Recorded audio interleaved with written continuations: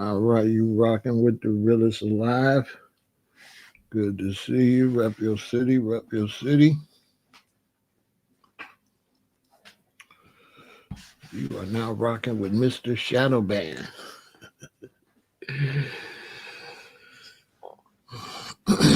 Of course, I don't know how to behave. They took down my TikTok. I got a new TikTok. Pharaoh said that live. So if you follow me on TikTok, they unfollowed you. So I got a new TikTok. Um, Nobody likes me, and that's okay. So how y'all doing? I'm representing Chicago, Illinois, shot dinner. Where we get dinner. Pittsburgh is in the building.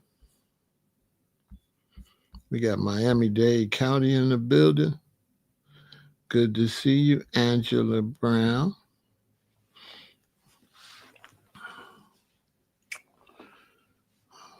Yeah, oh, Chicago, homegirl. Richmond, Virginia's in the building with one of the hardest working women in America. Always chasing that paper with her extra pretty self.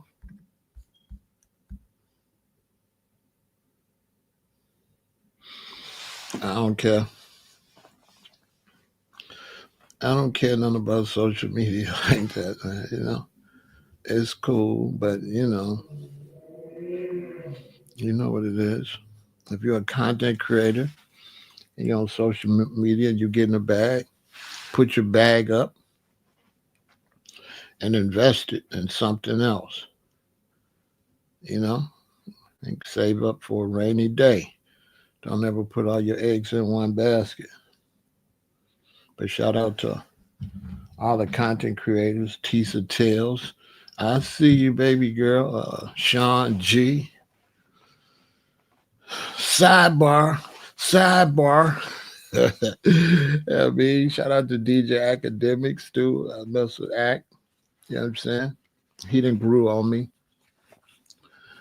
Act get a pass now. Anytime he get a little out of line. I mess with Act. I've been watching Act. Very entertaining. Act is academics. I like academics. So I've been watching everybody doing their thing. Salute to everybody. I'm glad that they're getting their bread off of this. The lawyers getting bread. All the attorneys, the federal agents is getting bread. The judge is making money. All the content creators are making money. That's a good thing. The people that's been abused are finna make a lot of money. Lawsuits, boy. The money's finna pour in.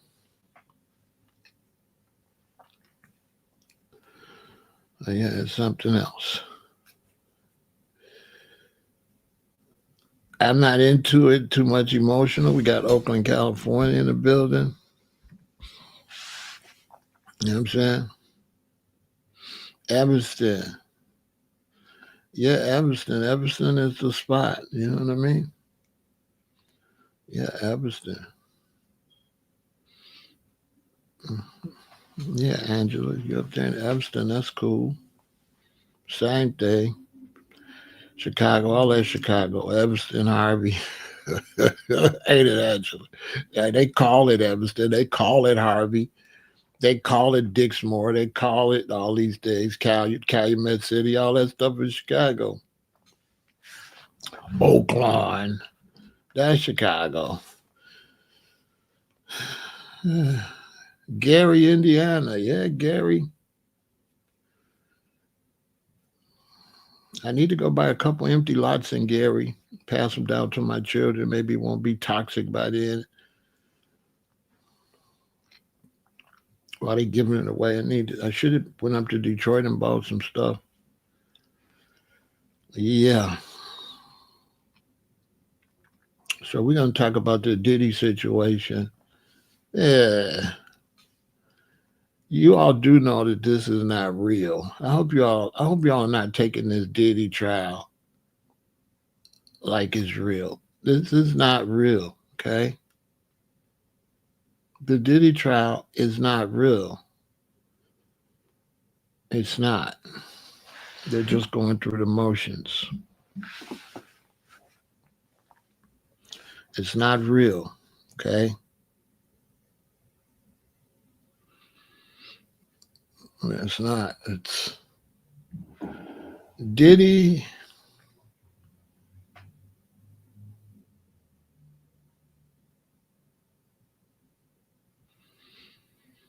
The Detroiter comeback.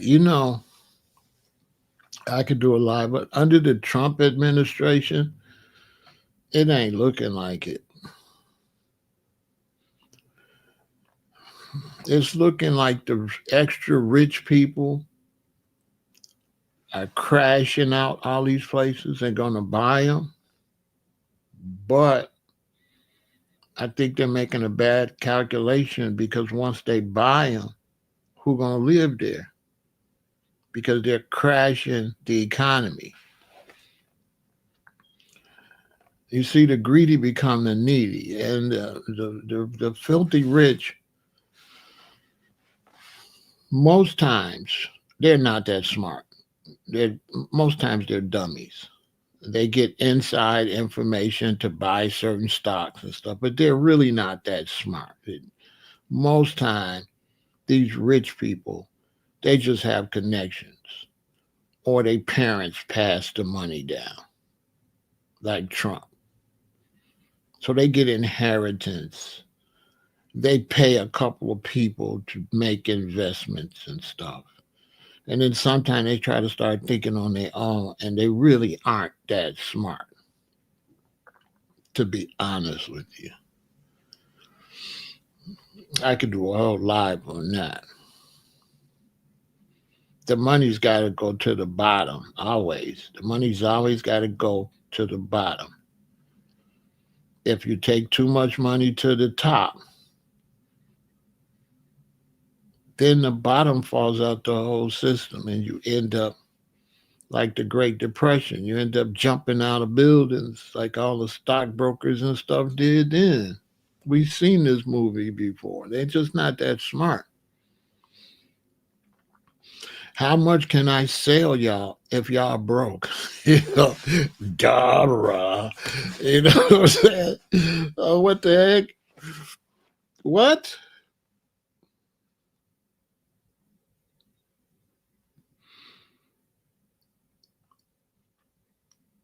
You want to hear what I said about Elon betraying Trump? He's not betraying Trump. Trump has betrayed everybody, and Elon is just mad over it. Come on, this is Donald Trump. You know what I mean? Y'all know Donald Trump fires everybody. Y'all seen this last presidency. You know he finna run through them people. It's Trump. Always love Alexis, cutie pie, with your extra pretty self. I seen you been posting pictures. I'm like, hey now, Alexis got some action going on over there. I didn't know you had all that popping. It's messed up when your niece is fine and it's illegal to mess with her. That's like my niece, my internet niece. I can't even holler at her. Yeah, so yeah, I mean, this is Trump. You know what I mean? You meet people where they at. Trump is Trump. That's why I'm not upset at Trump. How you gonna be upset at Trump for being Trump? Trump is Trump. And he gonna Trump out. You know what I'm saying? He gonna Trump out. You know what I mean? He gonna Trump out. I don't do Democrat, Republican, I don't do that. I don't do that. You run, I want this candidate, but this candidate win, cool. That candidate is the president. I don't have no problem with it. I don't carry no grudges. Once the election is over, it's over. It's a wrap. Period. I'm not gonna be like hating Trump. I'm not gonna be hating Trump just because I wanted to vote for Harris. I'm not doing all that.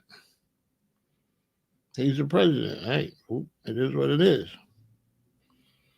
You understand? But we might talk about that late tonight. I'll break that all down late tonight because the only reason some black people are tripping because black people ain't doing what they're supposed to be doing. If black people are doing what they're supposed to be doing, it wouldn't matter who's the president. If black people gonna go support the Republicans and the Democrats, but black people ain't supporting black people, that's what you get in Cracker Jacks. You know what I'm saying? That's what you get in Cracker Jacks. Who's old enough to remember that? So, black people got to get their minds right. See, you unify, then you unify the unified. So you unify the black Americans, you unify the Ghanaians, you unify the Nigerians, you unify the Ethiopians, you unify everybody within themselves. Then you unify the unified. That's how you build an army. You can't unify with the Africans if the Africans ain't unified, if the Nigerians ain't unified. How you gonna unify with the Africans when the Africans ain't unified in their own country? So everybody in a prospective area unify based on your lineage. Once you get that strong, right, then you unify all these unified pieces. But if you're talking about, if you're all over the place talking about unity, it's not going to work. Unity starts from the ground up, basically. So if you want to unify black Americans, you got to unify blacks in Michigan, got to unify. Then blacks in California got to unify. Then blacks in Illinois got to unify. Then once we get unified in our states, then we unify nationwide. Real simple. You can stomp out the haters who make up fake stuff, black men, that make up reasons not to unify. Go out their way. Say, hey, black people, we need to unify. We're not black, brother. We Moors, Stomp them out of the picture. You know what I'm saying, bro? We get it, bro, but come on. We get it. We get it. How long are we going to wait for you all to be Moors? Nobody's going to be a Moor, bro. It's never going to catch on. Let it go. Brother's been talking about that way back since Noble Ali. It still ain't worked. Time to hang up the Moor, to hang up the fez. And come on in. Come on in. We ain't gonna never be none of that, okay? You're just teaching the young generation to make up some more stuff. Nowadays, all type of stuff. I'm indigenous something. I thought you were stupid. I thought your identity was stupid. I thought you were from the dumb Diddy dumb tribe. I don't know what you is. You know what I'm saying? So the Diddy trial, I've been watching it because I love watching everything. So I watch everything, whether I deal with it or not. I have to know what's going on. So I'm watching everything. I'm watching everything. When I say everything, I'm saying everything. If it's popular, I'm watching it. From Whack 100 to No Jumper. I just don't talk about it, but I see them. I see them. Shout out to Whack with the exposers. He's exposing people.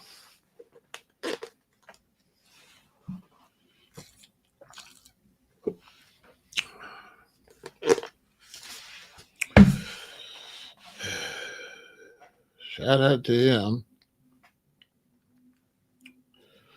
and all the other stuff going on. Hey, they got to do what they got to do. But this trial is crazy. This trial is crazy. This is just preliminary procedures. Okay, this is not real. This is basically what they have to do to cover up what's really going on. They already got what they want from Diddy. They've been got what they want from him, and now they just want to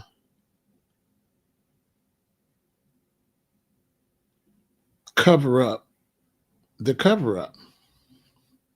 That's all this is. They made a lot of noise, and now they got to come up with some kind of way to explain all this noise instead of what's really going on.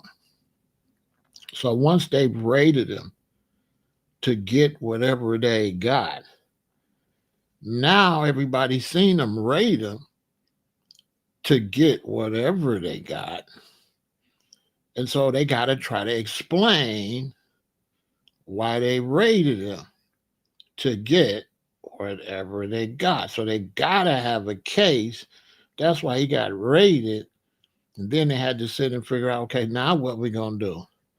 We could charge him for some stuff. We got to say something because everybody's going to want to know why we raided him. And we can't let them know why we raided him. And we can't let them know what we got when we raided him. So sit him down, lock him up where Epstein was at, just send him a little message like, listen, dude, if you got any more of that stuff, you need to turn it over. And we'll let you think about it. Tell your son to bring us the pizza boxes. You know what I'm saying? Like people ain't been listening. You know when he called, he said, did you throw out the pizza boxes? And then the feds is like, we left some pizza boxes. Son like, oh, you raided the wrong house? Have y'all been listening? His son said, you raided the wrong house? What was at the other house? See, his son ain't the brightest, you know what I'm saying? So now Diddy's like a running faucet. You know, his mouth is running. His mouth might start running. Everybody thought he gonna beat the case and all that. Let me tell you something. Diddy is done. Case or no case. It's over with. You read between the lines. If he beat the case and you think it's over with, that's on you. But this is not over with until it's over with.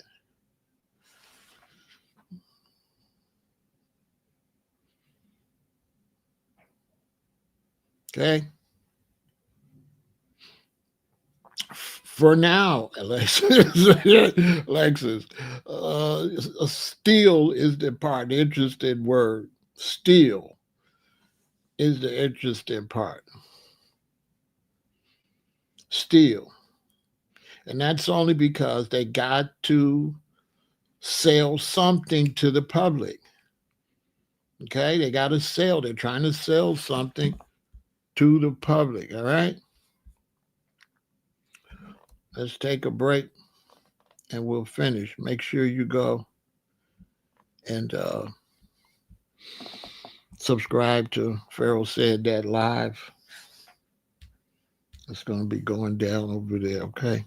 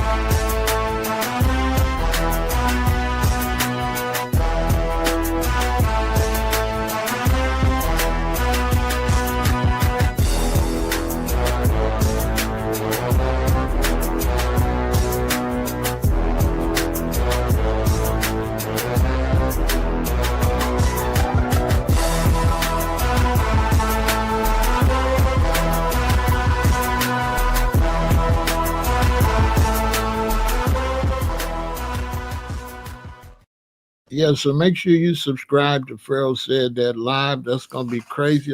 Can't wait to hear from you all. We're gonna have the phone lines. We're gonna have you coming into the chat. It's it's gonna be good, especially for a lot of the brothers and sisters. You want to express yourself. People that don't like things I've been saying on other channels or whatever. All our conversations will be an open house over there where you'll be able to go live and express yourself. It's going to be crazy. Lots of interactions, some crazy interviews you're not going to believe. It's going to be next level. Now, the Diddy case is okay. So it's like you ever watch football? I'm the quarterback. I go hike and I go back and the running back comes around and I fake him like he got the ball. He act like he got the ball. Then I throw the pass. That's what's going on with that. Okay. It's serving purpose, serving the purpose. Okay. They're doing a lot of things. They're using him since he got a big mouth or since he wants to record people. See, let me tell you something. You can't be recording people. You can't be recording people. If you sneak recording people and you record the wrong person, it's going to cost you. It's going to cost you. And he thought he was a big shot and he thought he could do certain things and record certain people. Okay? Anybody believes that this case is is the real case, you're being misled. This is not the real case. Okay? This is the overplay for the underplay. They needed some kind of case to explain that raid. And they're using this case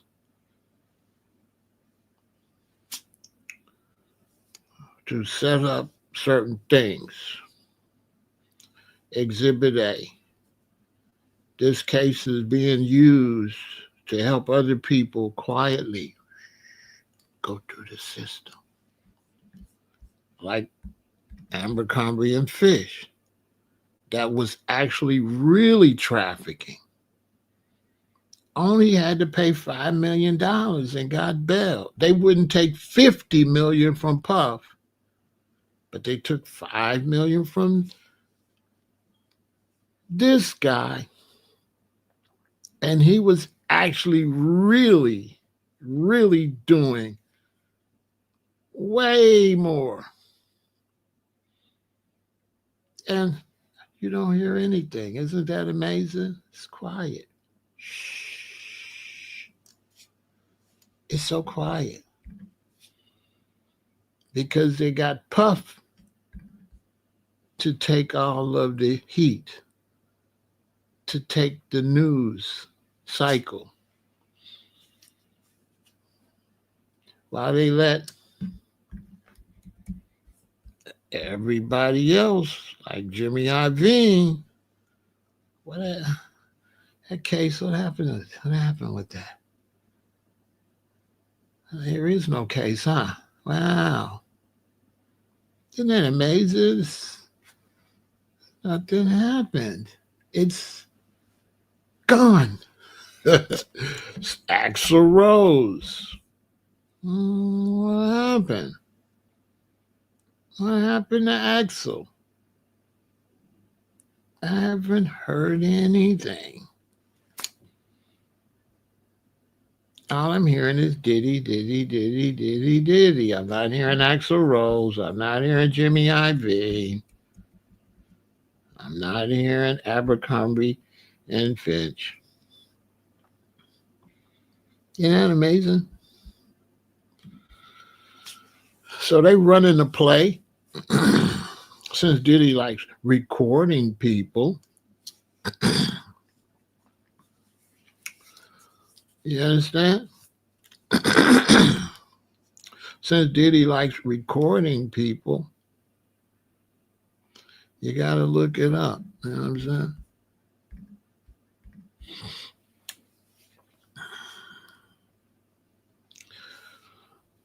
They did things. They did things. It's quiet.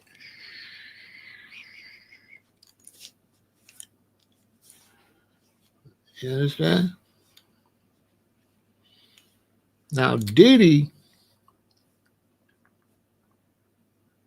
Diddy messed up. He's finished. You can cheer for him to beat the case and all of that, but the case is not his problem.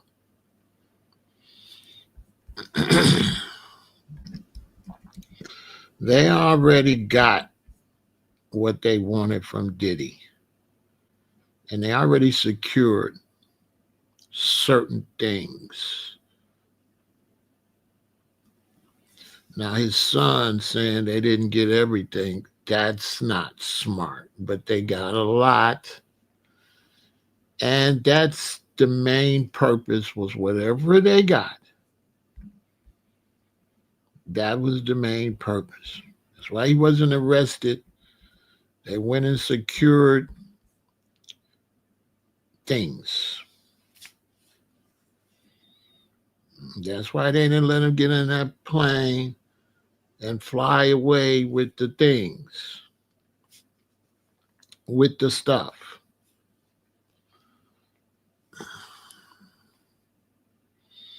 He got a little bit too big for his britches. You understand? I'm not going to say what he did for sure, because we talking high level pretty bad. You know what I'm saying? Playing with the wrong ones. You know what I'm saying? The money got to his head. He thought he could play with them like that. He thought he could do that.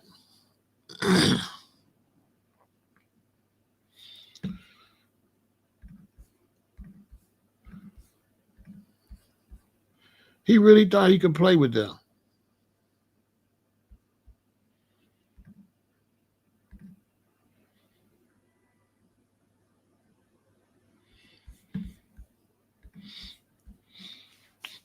Like the hotel footage with Cassie or Cassie. With Cassie at the hotel footage. Can't you see that everything was over with already? Can't you see nobody came out of none of them rooms? Those rooms was all empty. Can't you see there's no footage of the whole time he's been there and who's been up and down that hallway?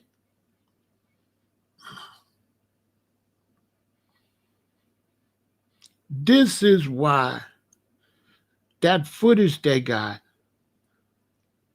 they was getting ready to get rid of all of that, not just for Diddy. And then that one guard went and recorded it on his phone before they got rid of it. He's in a lot of trouble because they want to know how much did he record and how much do he know? Because that whole event has been wiped out. Because anybody with any sense could see that whatever they was doing on that floor had been over with. And anybody could see that whole floor looked like it was rented out. And you're not going to rent all them rooms unless you got people in them. So who was in all them rooms? Who was in all them rooms?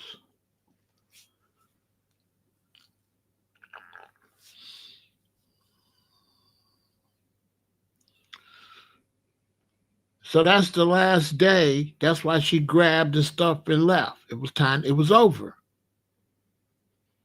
It was over. And you'll never know who was there.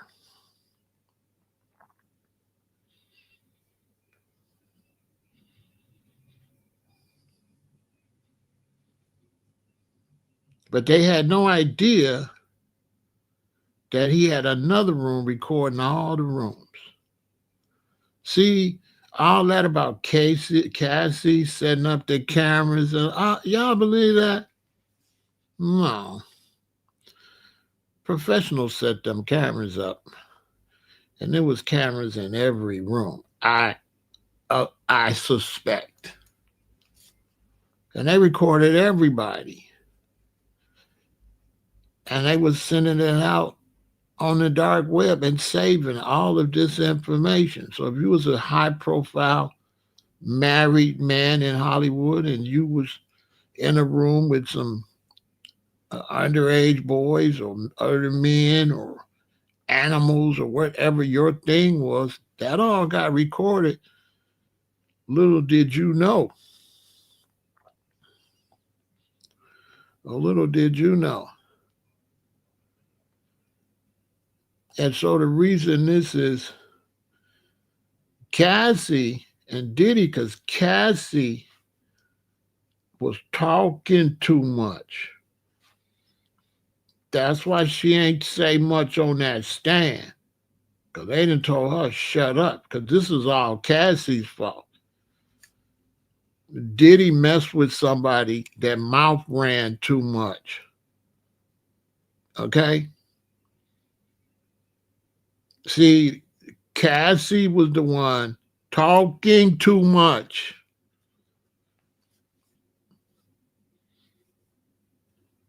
Cassie was talking behind the scenes.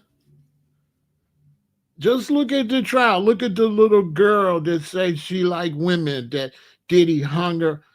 Who is she for real? What was she around? What was she around for real for though? Like what was she really around for? She got all these connections. She's selling all this illegal substances. Who is she for real?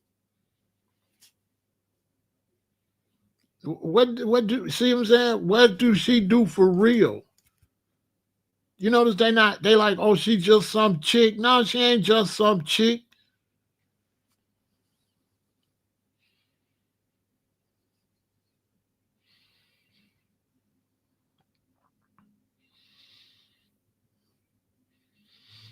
Yeah, that's why she got paid. Listen, what was she trying to run out that room with? Listen, what was she trying to run out the room with? What's up with the trainer? What was the trainer putting a bug? Because you know her and the trainer is rich now, right? What's the real relationship between her and the trainer? What was the trainer putting in her ear?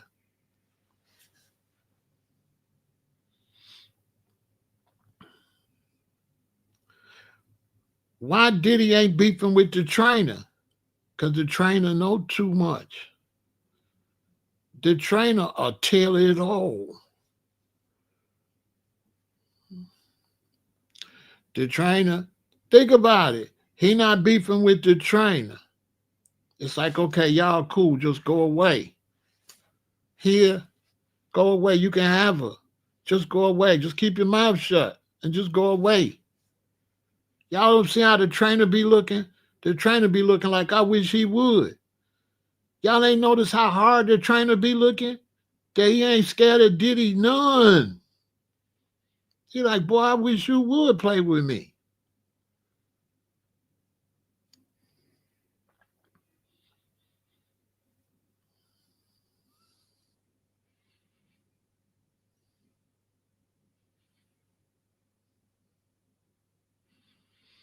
He ain't got nothing popping with that trainer. That trainer is the one that put the bug in her ear. Let me tell you about a woman. A woman not gonna just grab your stuff and run out of there. Somebody telling her, next time grab that stuff and run out of there.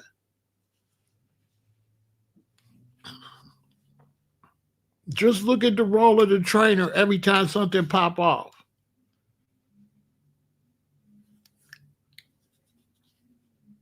It's the reason she with him. They was the ones plotting to do to Diddy what Diddy was trying to do to everybody else. You understand what I'm telling you? No, he's not pimping her. He the one put the play in motion. He the one put the play in motion. Listen, let's take a break. I'll break it down as much as I can without, I ain't finna say too much. You know what I'm saying? But I break it down. I break it down some. You feel me? Support the channel though.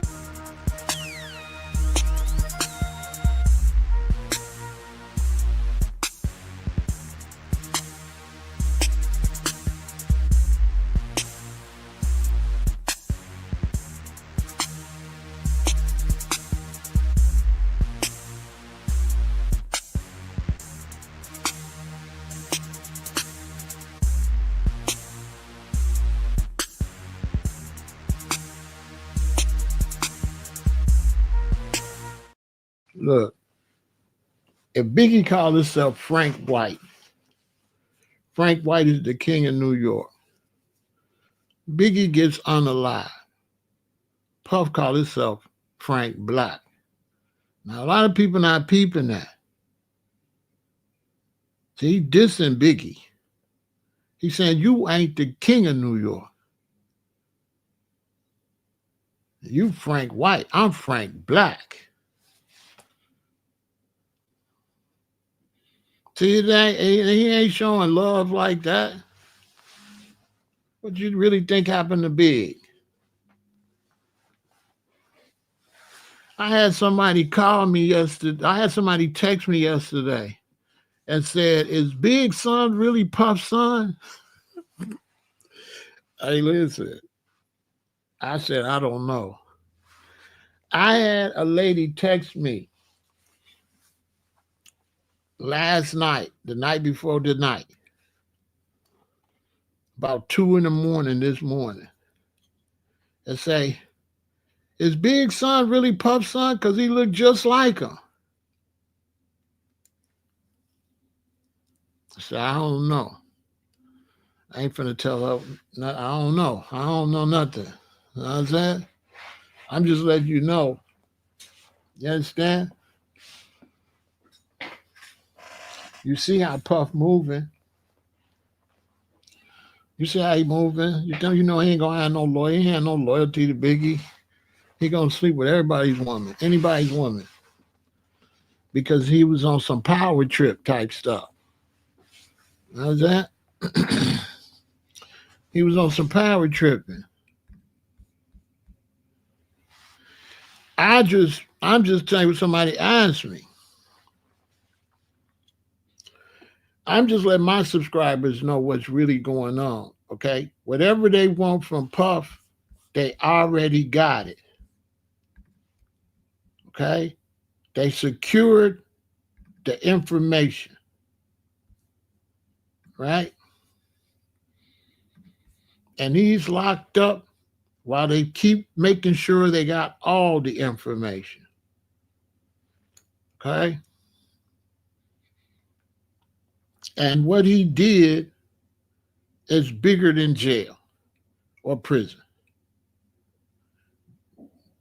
They don't want him in prison.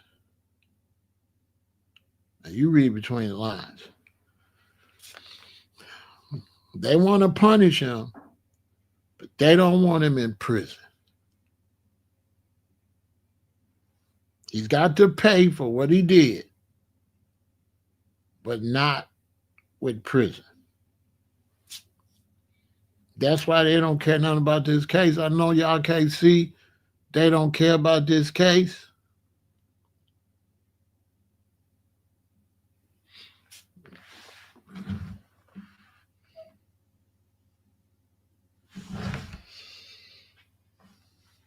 It might just be your thing because I'm watching on my phone. It's all right. Let me see.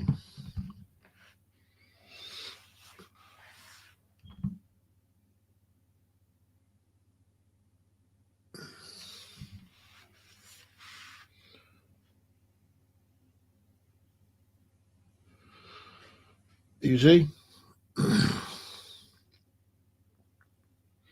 They don't.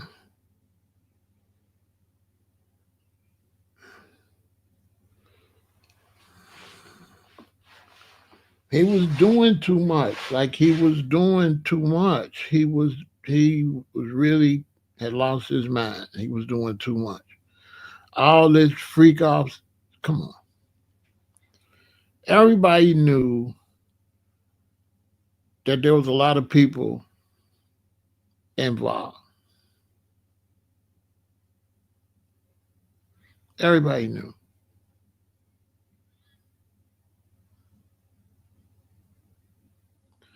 And Boxcar, no, Diddy's not that. Diddy is somebody else. Teresa. Like I said, Teresa, they want they don't want him in prison.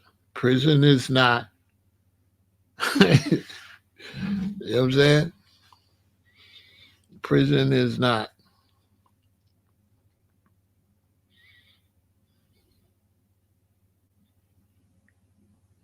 no. You know what I'm saying? They want you know what I'm saying, Teresa? He know too much.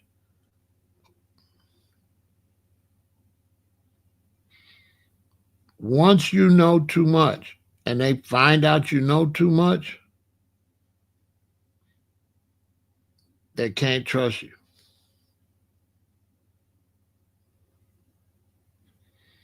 They can't trust you.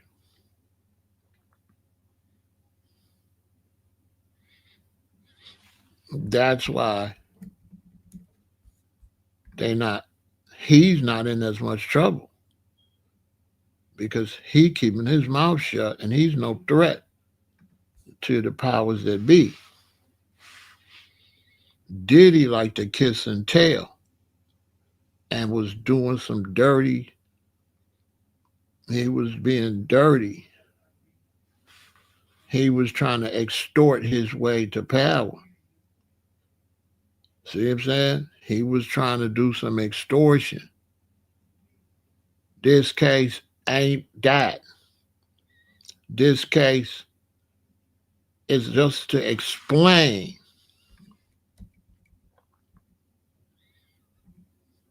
this. So you say if he got convicted, he's going to tell. He ain't never going to tell. He's not going to tell. He's not going to tell nothing. Yeah, he's not going to tell. Yeah, he's not going to tell. That's not going to happen. A lot of things will happen before he tell.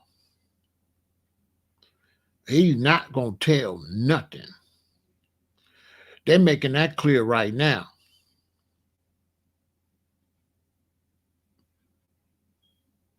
They're making that clear. He not just locked up for a trial. They getting some overstanding. They getting some overstanding. Look.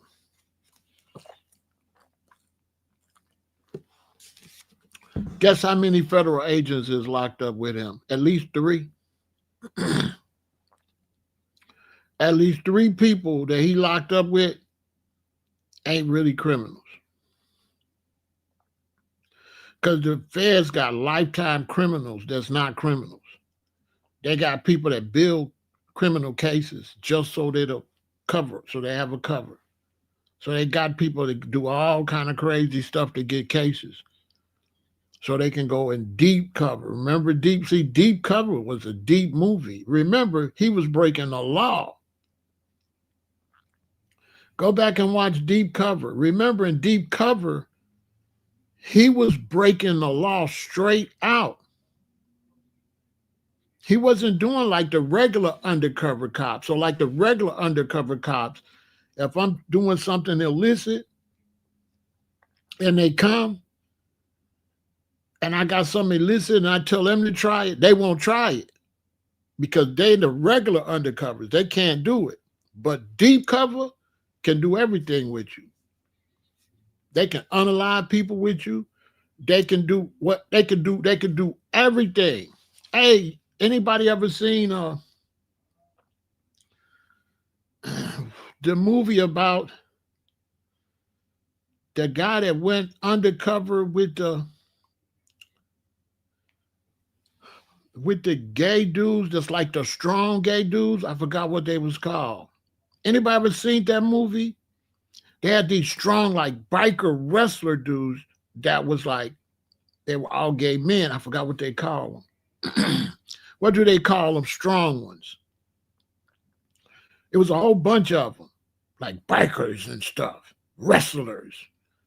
But they're gay,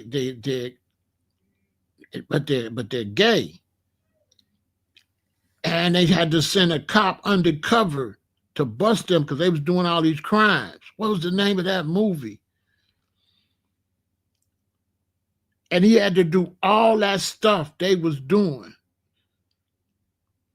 Man, I gotta find that. Hold on.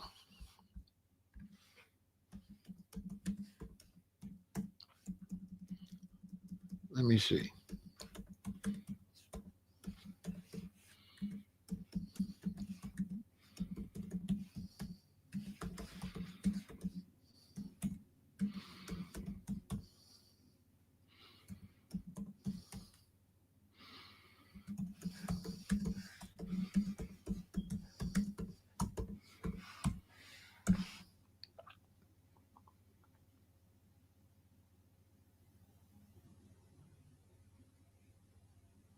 Is it Beyond the Law? I think it's Beyond the Law with Charlie Sheen. Have y'all seen that? Hold on, I think that's what it is. Have y'all seen that?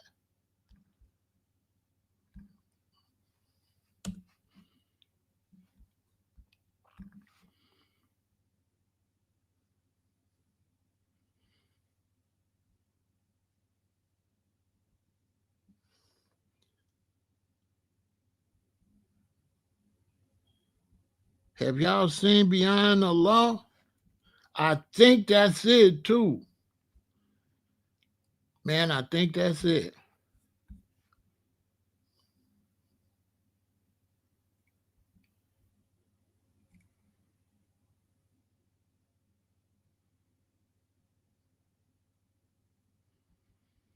I think that's it.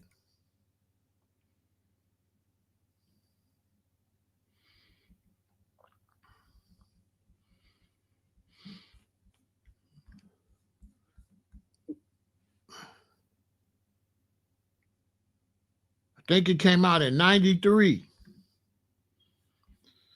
I think that's it. And they was, what do you call uh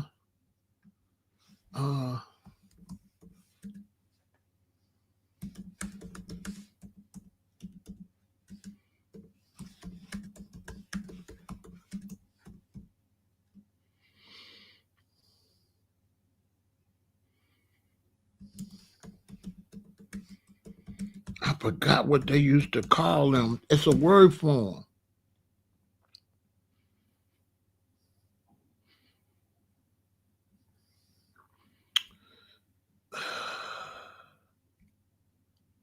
I forgot what they call them. They got a word for them. Hey man, that's a crazy movie. No, not the Bears. No, it's another. It's another.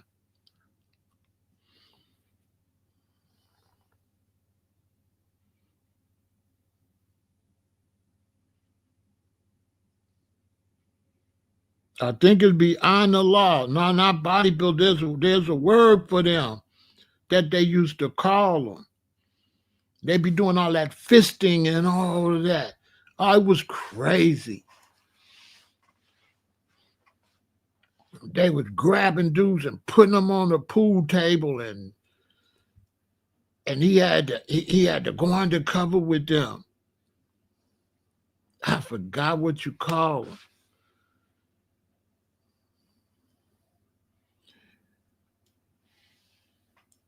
Go see that movie. Go watch that movie. It's a lot though. They ain't gonna describe it really. They like he undercover with some bikers, but they wasn't bikers. They were gay bikers.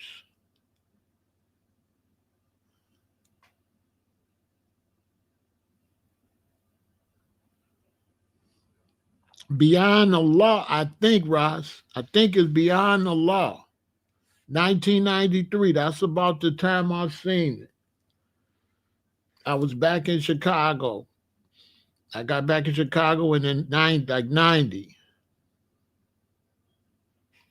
A dominatrix? No, it's another word. Not deep cover. No, this is Charlie Sheen. This is Charlie Sheen.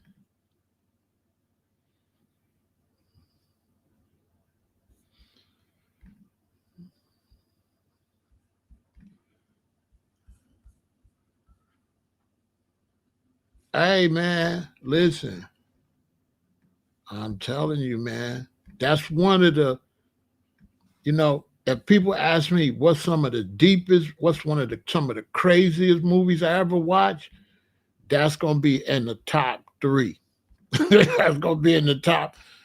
You notice nobody says nothing about that movie? You notice that movie didn't really make no noise? You know why? It was too deep. It was too deep. They buried that movie quick. They're like, man, we cannot let people see this. They said we can't let people see this. Man, this gonna blow your mind.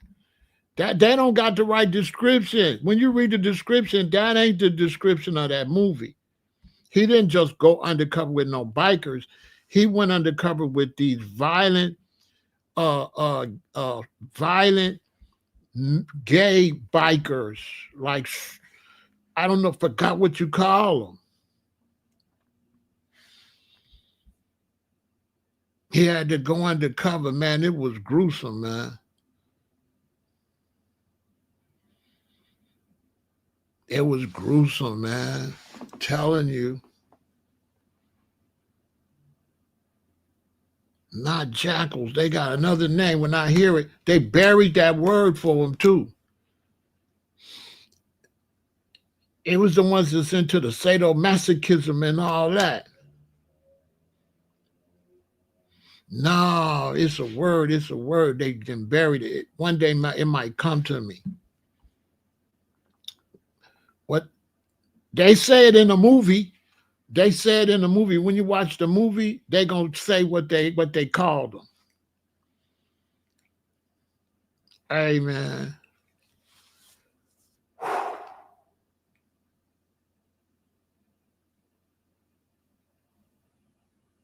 Man, let me tell you.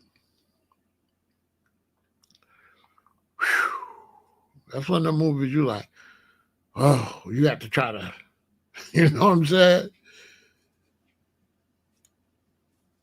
That movie way deeper than deep cover. He had to go deep cover on some crazy stuff. You understand? These was some violent, you know what I'm saying? Like they was unaliving people right there while they was doing that to them and all of that. It was like extreme violence.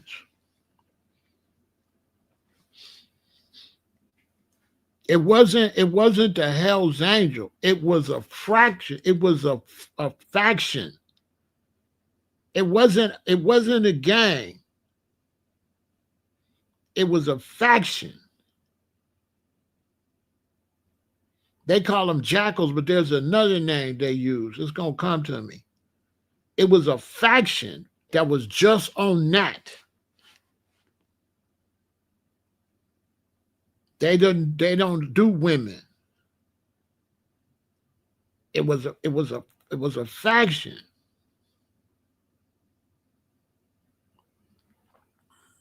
It was crazy.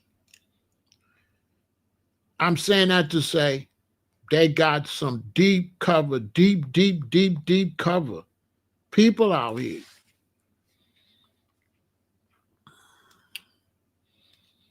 And they was all around Diddy and he didn't know it.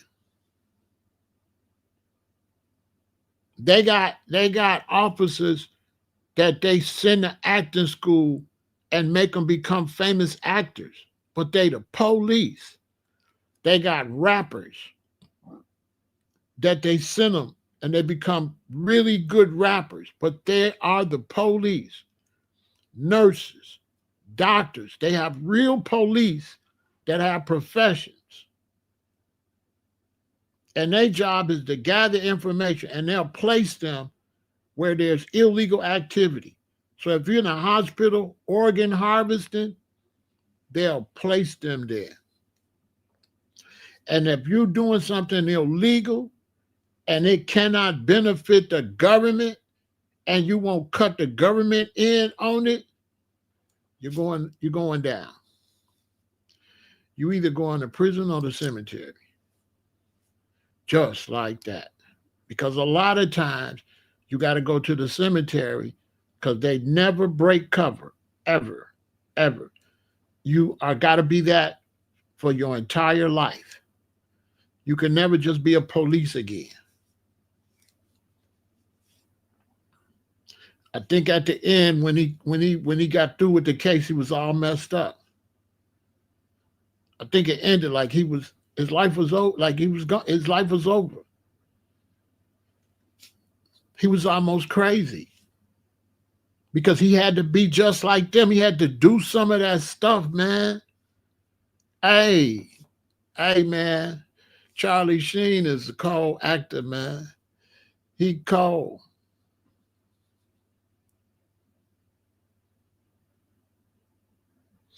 He cold. He played that, man. He played that role, man. That was a scary movie.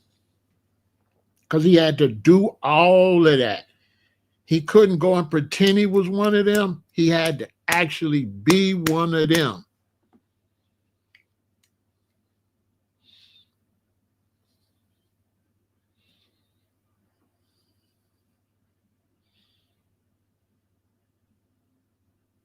I'm telling you, you can't be kind of one. You got to really be that.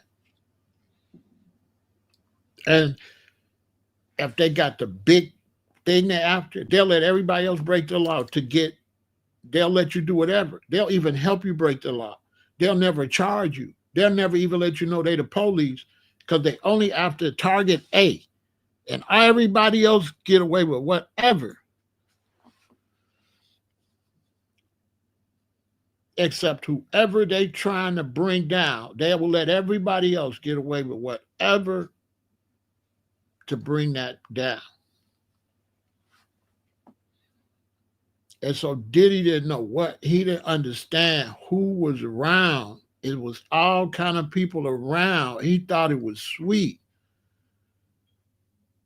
He didn't got himself in something that never gonna go away. When you step in the wrong stuff, it don't never go away. It follows you, your wife, your mama, your daddy, and all your children and your grandchildren. Just how they get down. Look at the Kennedys. Go back and look at the Kennedys. Plane crashes, ski accident, unalive, Robert, gone, John, gone. Ted, car crash, they wanted him gone. With his girlfriend, she pregnant. Boom, got him. But he wasn't supposed to make it. He wants for, man, you step on the wrong feet, you finish.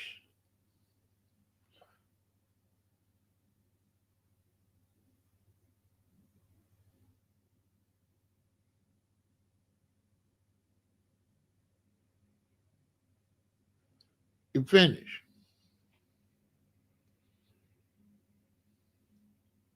You step on the wrong toes, you finish. These people not playing. Diddy crossed the line and got into that dark world and started filming.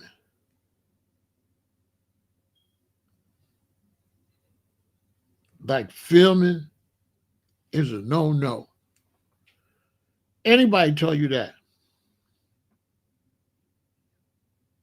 If you come to Chicago and I take you to some of the hoods, you bet not pull that phone out and take no picture. Or me and you might not get out of there. You can't take no pictures, man. Pictures, listen, whether it's on the streets in the hood or with the big crime, you cannot take no video and you cannot take no pictures. You pull your camera out in the wrong hood and snap a picture, you will not get out of there. They're going to rush you. Hey, they're going to rush you. You can't take no pictures.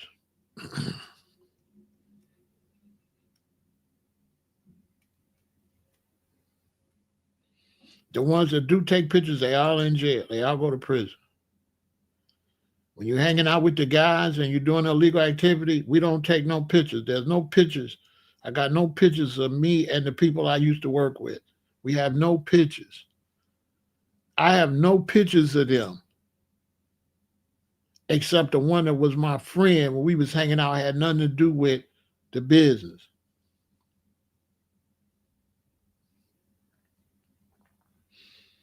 Can't take no pictures. Can't say no names. Can't tell no stories. You could tell stories, you can't say no names. If it get back you said dude's name, you're out of here.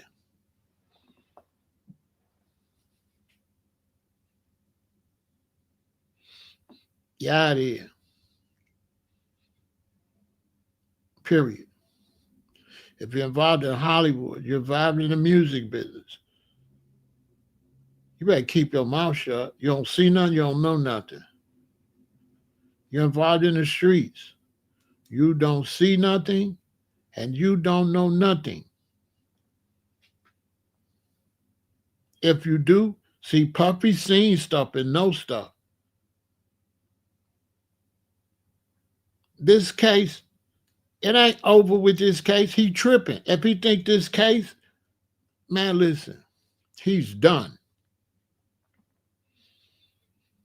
He is done. He knows too much, and he let them know he know too much. They not bruh, listen. They got him in there. What is his punishment right now? His punishment is he can't talk to nobody. Any professional world like that. Listen, what's his punishment right now? Right now, he has been silenced.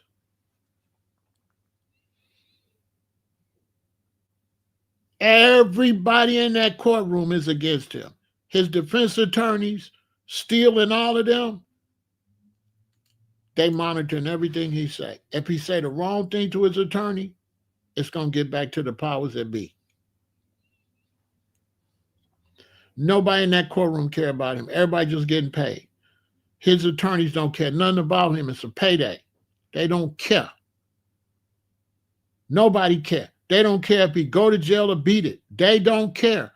I'm telling y'all want to see why this trial weird like that? Because they don't care if he go to jail or beat it. He's done anyway. He was just locked up to secure the information, to make sure he wasn't out here with the information. That's the only reason they locked him up. But he got to go. He's out of here. Remember, I said it first. Diddy is finished. Done. It's over. He done stepped in some shit. You know too much.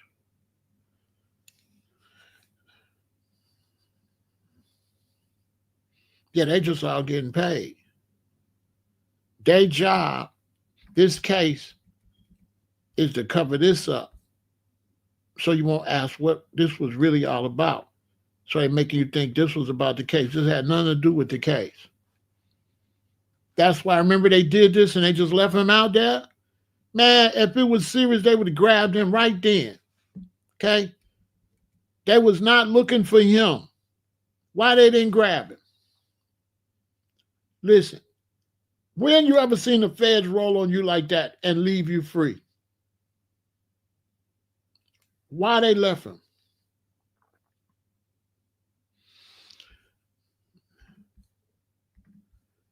Why they left him out on the streets all the time?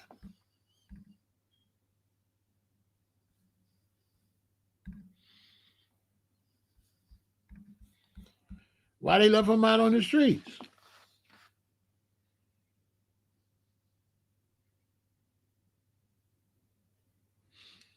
Who did they grab?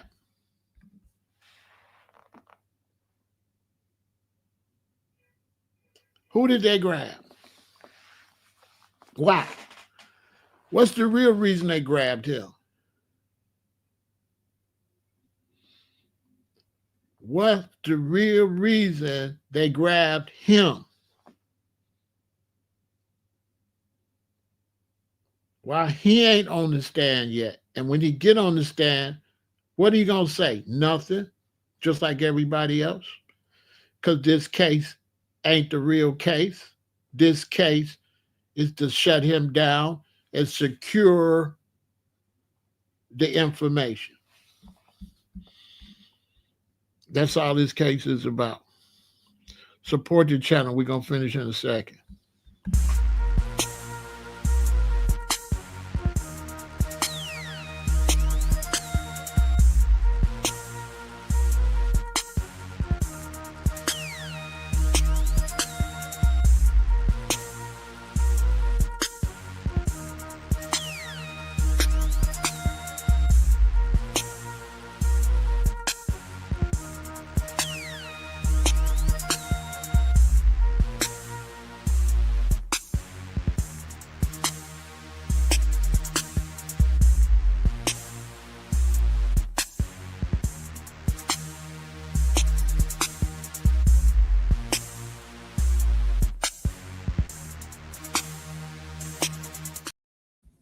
Y'all didn't see Cassie's testimony was wishy-washy. Y'all can't see that? Y'all can't see the jury is all bogus. It's not a professional jury. They making faces, they talking, the judge don't care. Y'all can't see how sloppy the case is?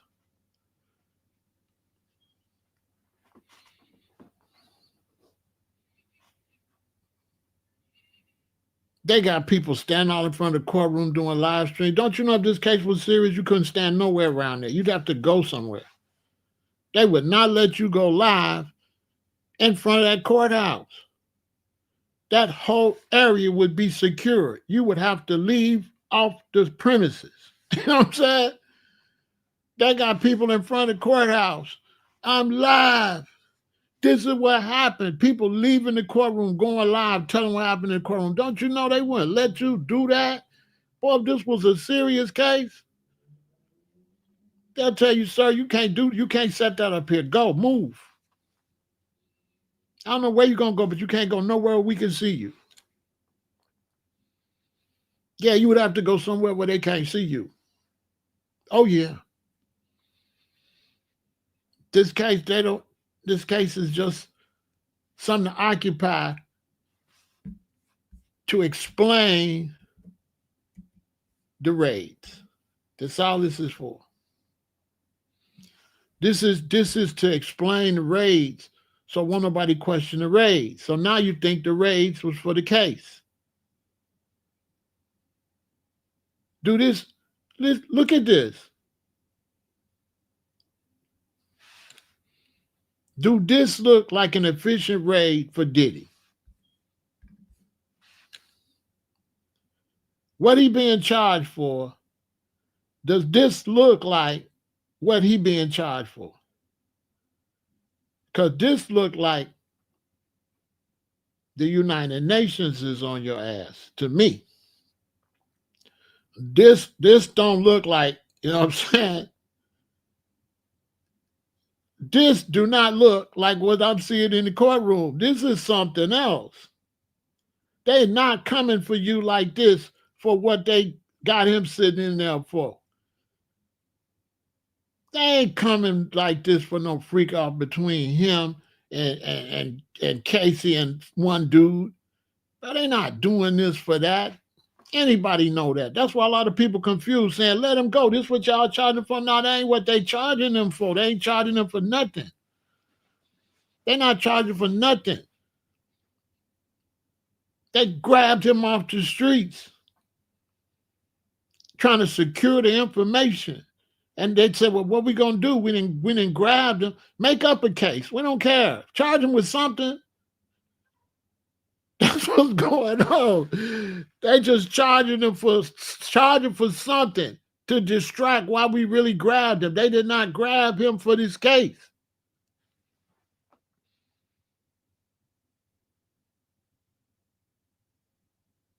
That's why they did all of this and they left him on the streets. Why? To try to follow him to the information to see if he got more information so they could grab it. Ain't no way, man, listen, man, ask anybody. I don't know anybody that they came to you like this and you didn't go to jail that day. That day you in cuffs. That day you in cuffs.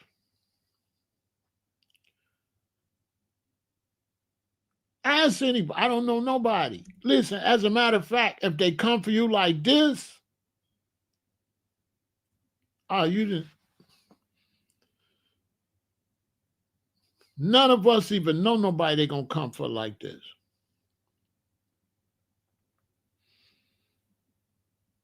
When they come for you like this,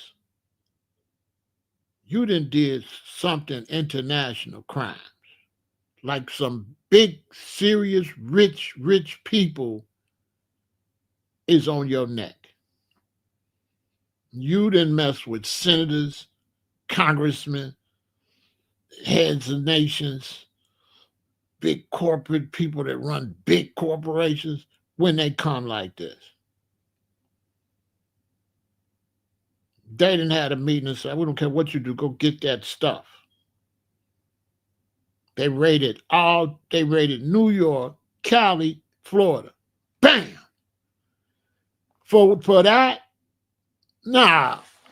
That's why everybody think the case is weak. They don't care what you think.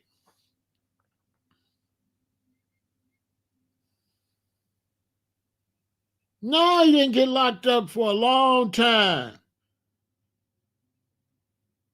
He didn't get locked up, what, for a month or two, right, y'all? Okay, wait a minute. Man.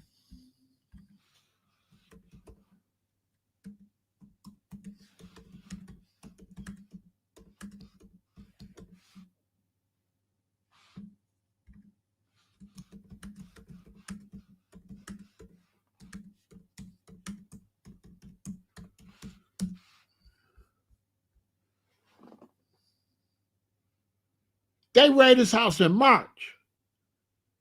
They raided his house in March 2024. He was arrested in September. They raided his house in Los Angeles and Miami Beach, March 25th. He was arrested September in New York. March, April, May, June, July, August, September. 6 months. 6 months. 6 months. Come on now.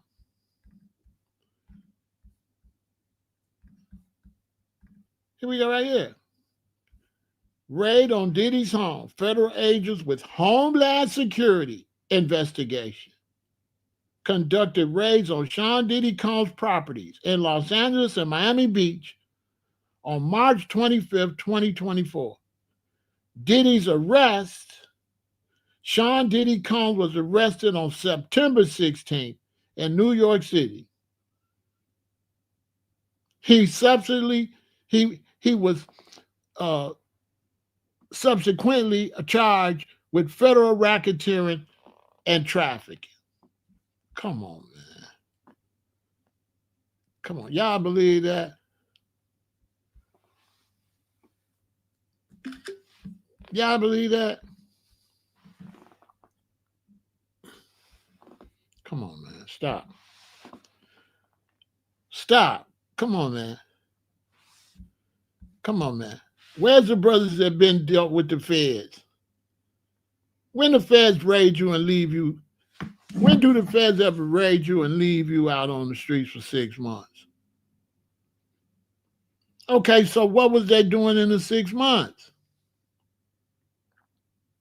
What was they doing for 6 months?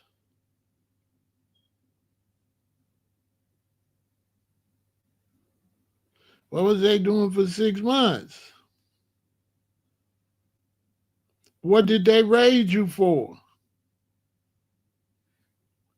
What did they raid you for? Who sent them? Listen, who sent them? You ever been busted? You either get busted two ways. You sloppy and the police find out, or somebody tell and send them. Who sick the government on him? This ain't the police. It's Homeland Security. Bro, who believe Homeland Security gonna arrest you for a freak off?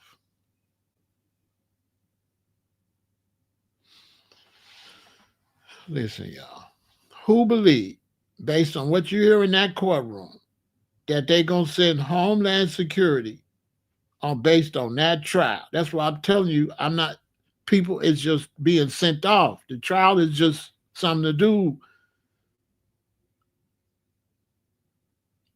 The trial is just something to do to cover all this up. They got to do something. They like, we did all this. We got to do something, so they won't find out what we really went to get.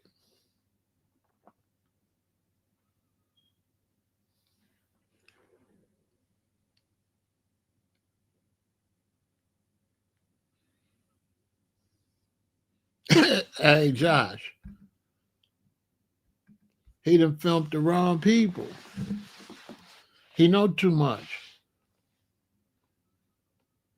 It's like I'm with my man. My man got all the birds.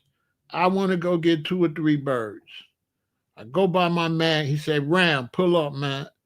I'm at the spot." I go to the spot.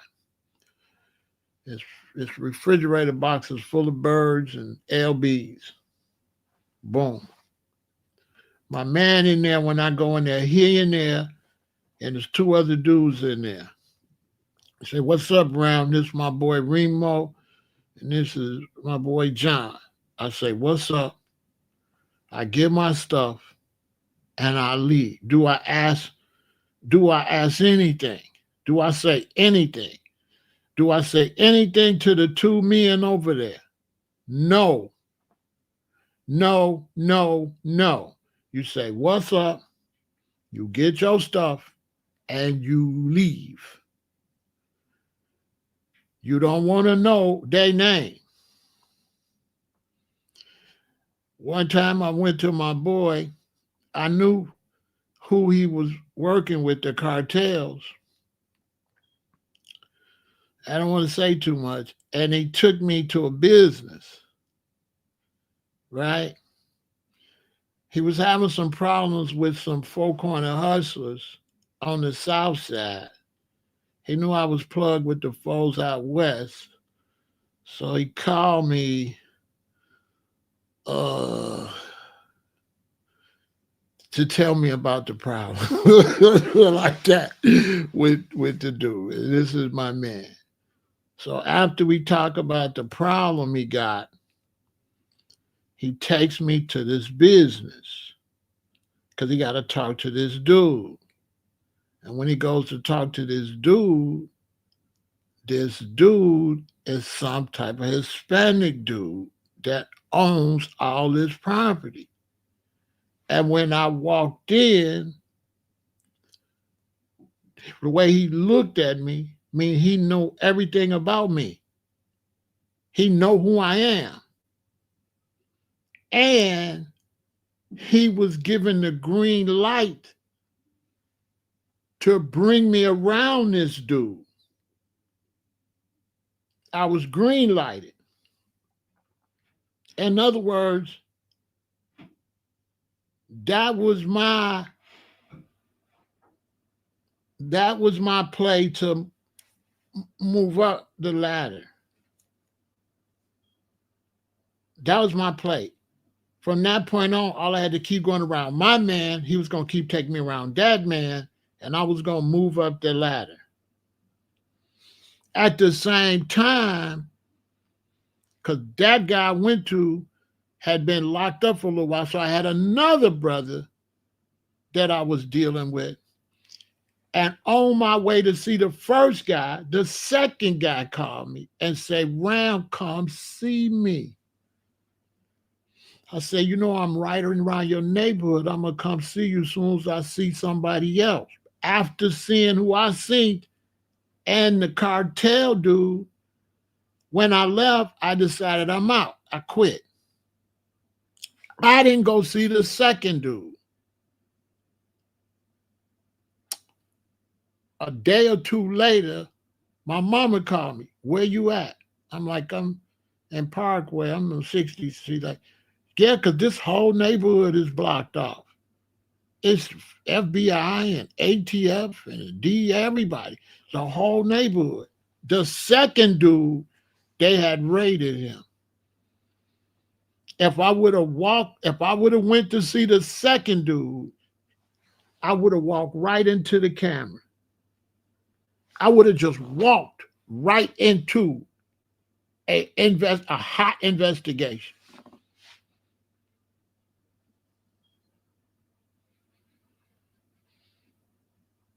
I would have walked right into it.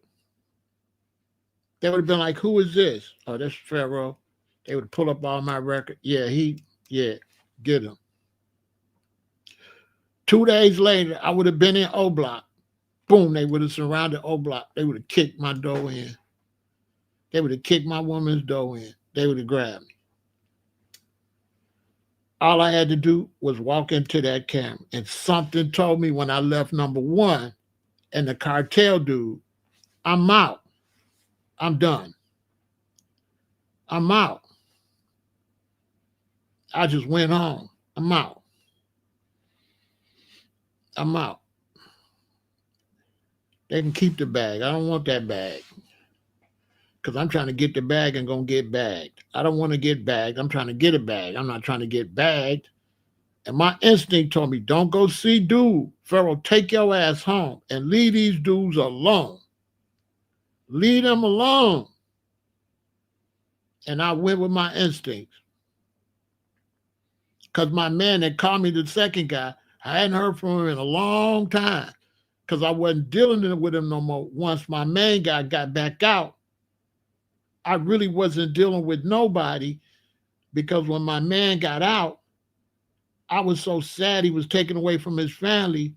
I didn't really want to work with him and cause him to go back in. So I'm like, well, if you go back to prison, Pharaoh ain't going to have nothing to do with it. I'm not going to mess with you no more. That's when I started stepping away.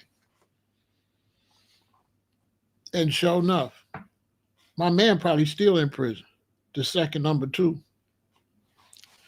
He probably still in prison. They got him, his mama, his brother, his baby mama. They surrounded the whole neighborhood. Grabbed everybody. Everybody worked with him, everything. Confiscated. He had homes all over the country. I think they took millions of dollars in work. Property all over the United States. Yeah. They gave that man like 20, 30 years. He probably just getting out. I don't know. I don't care. I don't want to see him. I didn't write him. None of that. I'm not writing no letter. Bro, I'm not writing no letter to you. I'm not writing no letter. Hey, feds, it's me writing a letter. Come see me too. I'm not writing you. I'm not talking to you. It's over with. I'm not coming back around you. You hot. You hot.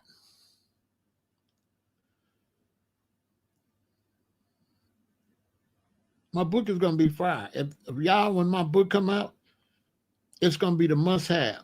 It's gonna be a must for all you ladies. You ladies, my book is gonna save your life. All you brothers, my book gonna save your life.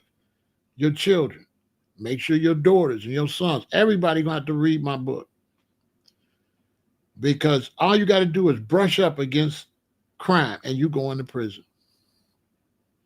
You don't even got to be in it like that. All you got to do is associate with it a little bit, and you gone. You going bye-bye. And it's just a shame that the most organization we got is crime. We don't got no organization when it comes to gas stations, stores, business. But crime, oh, we well organized with that. We got big teams with that. Big teams. Yeah, you're going to get the RICO. You're going to get the RICO. You're going to get done dirty. And let's say when I go see my man and this guy suspect is a cartel, let's say I get in good with him and I know him now and I get raided. Guess what he going to say? Get rid of him. He know too much. I'll never make it. I might make it to the penitentiary if they be like, he's solid. If they know a Pharaoh 100% solid, I'll be all right. But if they get worried, I gotta go. They not taking no chances. Because you gotta understand, Chicago worked directly with El Chapo. Everything came from El Chapo. Chicago was under El Chapo's cartel. That's why in Chicago he was called public enemy number one in Chicago.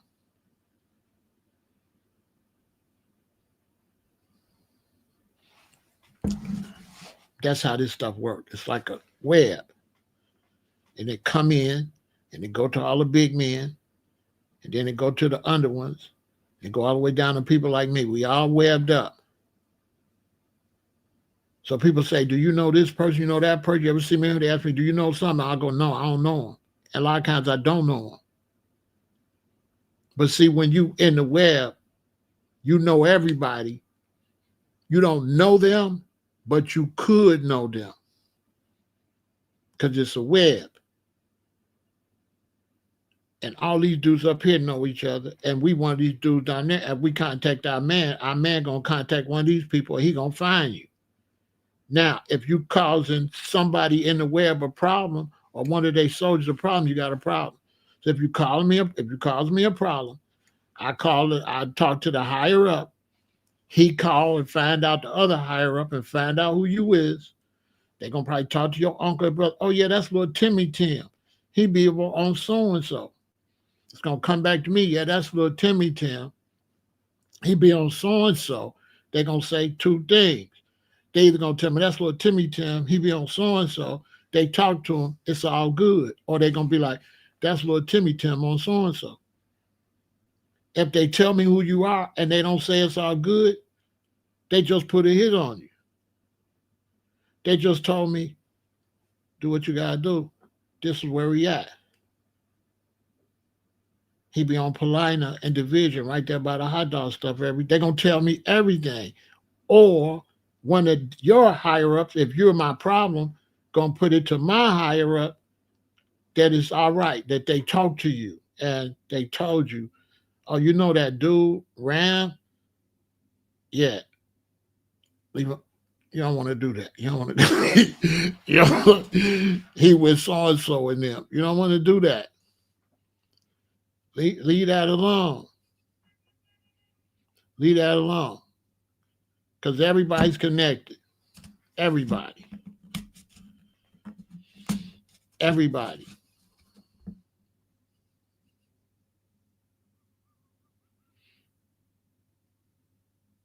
You say, did it get 50 years? They're not interested in him doing no time.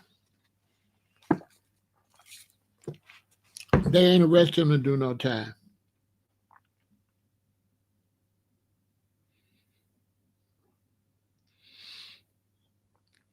When you in too deep and you know too much, you can get out as long as you keep your mouth shut. As long as you don't talk too much. As long as you don't name drop. As long as every time they see you, you mind your business, you are fine.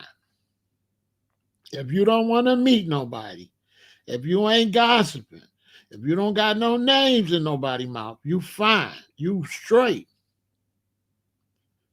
You straight. That's going to get your number one respect. You stand up. You don't gossip. You don't socialize. You straight.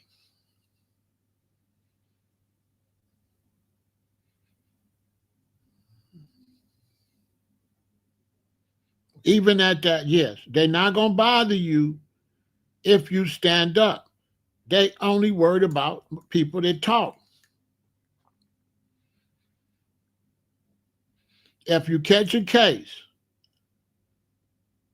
and they catch you a bunch of stuff and you say it's not yours, you straight. But if you snitch on yourself, you will snitch.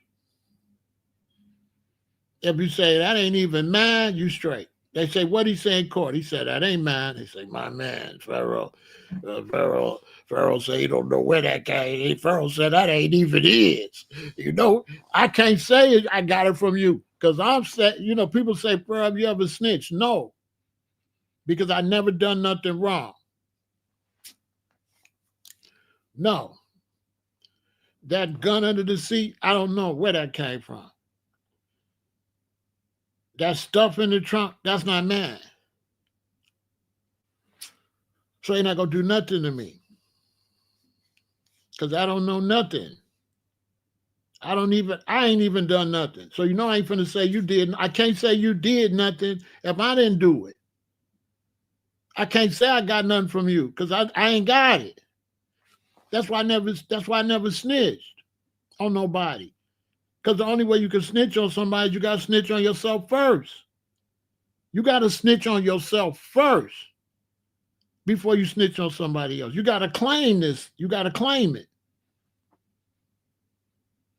They're going to ask you, so Pharaoh, where'd you get this from? And you got to say, I got it from. When you say, I got it, you done snitched.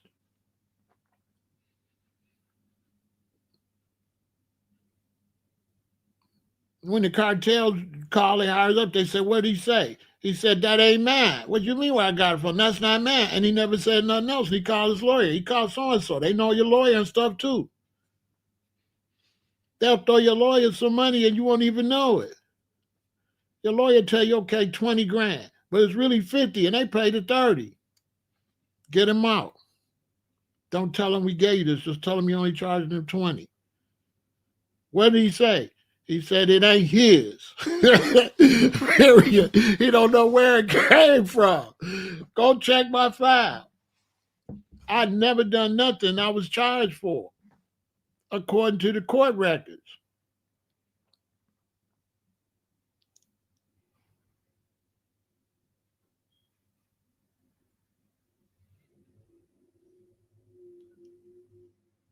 No, it's not hard to say you. You don't have to say you out the game. You just stop. You don't have to say anything. You don't have to say anything. You just stop.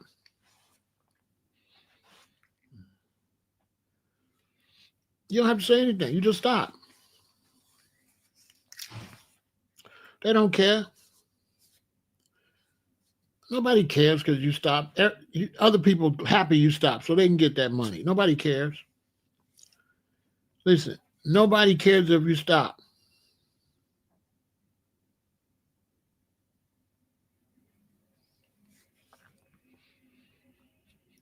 There's plenty of people getting money. The next soldier gonna step right up in your spot. No problem. He gonna be happy.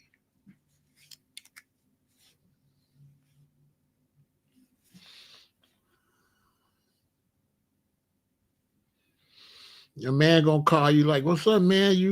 I got, you need to come see me." Be like, "Oh man, I got to do with these kids, man, and all this, man. I got so much going on, man." He'll be like, "Okay, cool." You know what I'm saying? He gonna say, "Okay, cool." They don't care if you stop. What they don't like is this running your mouth. Nobody cares if you stop. If you would stand up, you was cool with your higher up, you still cool with them forever, you good. It's like a family.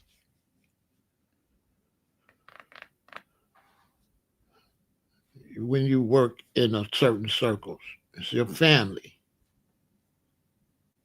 You all could send each other to prison. You all take a penitentiary chance together. You all try to take care of y'all children, try to take care of y'all wives. You know about everybody's family. You're not necessarily up under the family, but you know the family. You know my wife. You know my children. I know your wife. I know your children. When I come over, your children say, "What's up, Pharaoh?" When I'm at the bank, I see your daughter. She say, "Hey, Pharaoh."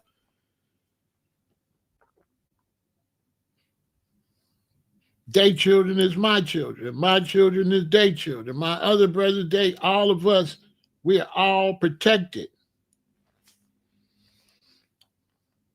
And we wish the best for each other. And if you don't want to do it no more, that's fine. We respect that. We just don't respect snitches. We don't respect nobody gonna get everybody in trouble. You're not getting me in trouble if you stop. When the stuff come in, the man got 20, 30, 40 people ready to get the stuff. If I don't want to get none, he don't care. It's still finna fly.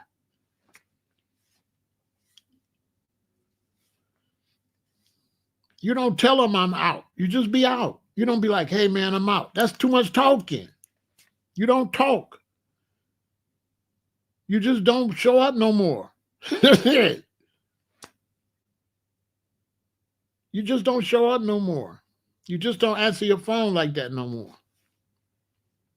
You wait a little while. You call some out checking, just making sure you're all right. Ask about their health and stuff like that. Get off the phone. They already know what it is.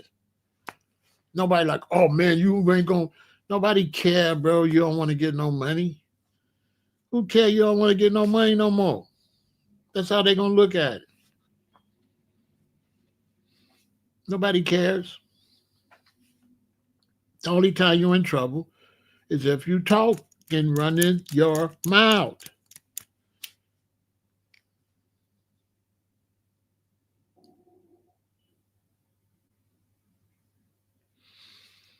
He don't care if she quit. She quit, she quit, she come back, she come back. Whatever. Bada boom, bada bing. Nobody cares. Diddy was running his mouth. He was talking too much. He had Cassie that talks too much around. She's really the problem.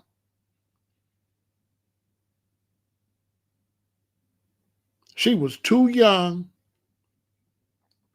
He brought her in and let her see too much, and her mouth was running.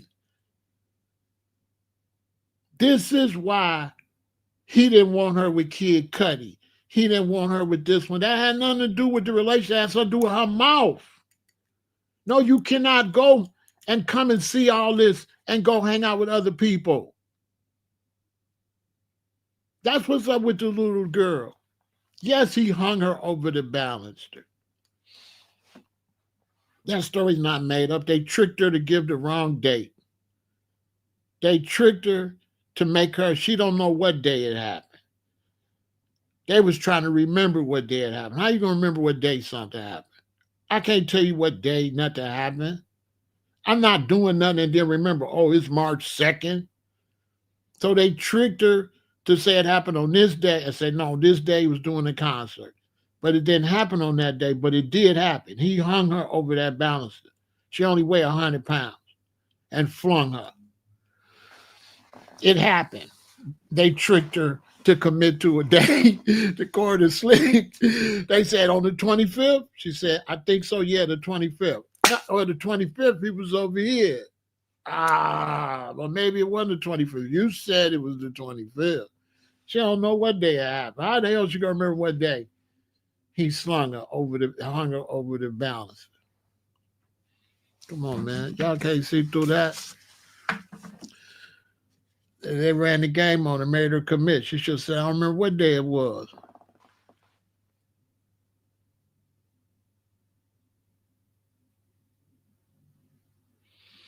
I mean, no. No, Diddy wasn't supposed to be wise about it. No. Because Diddy started getting high on his own supply. So period. Period. Once you start become an alcoholic, become a fiend, it's a wrap. You're done. You're done. If the mob find out you using in any kind of way, you're done. So if you have any habits, gambling habit, sex habit, drug habit, alcohol habit, you're done. The only habit you can have is eating too much. You can eat. You can be fat. You have any kind of habit, you're done. How much time I think he'll get? I think his time is up. I can't tell you what I think. He not finna get no time. How much time did Jeffrey Epstein get? I put it like that. That's how much time he finna get. Okay. That's how much time he finna get. I'm trying to tell y'all and coach, y'all ain't listening. You can't have a gambling problem. You can't have a gambling problem. Now he's done. This case has nothing to do with what he did wrong. This case is for the public to give y'all a reason why they did this. This is just a cover up to explain this. They're like, we gotta explain the raise. They said, well, arrest them for something, but do not tell them. We're not gonna tell them what is really going on. That's why he was arrested.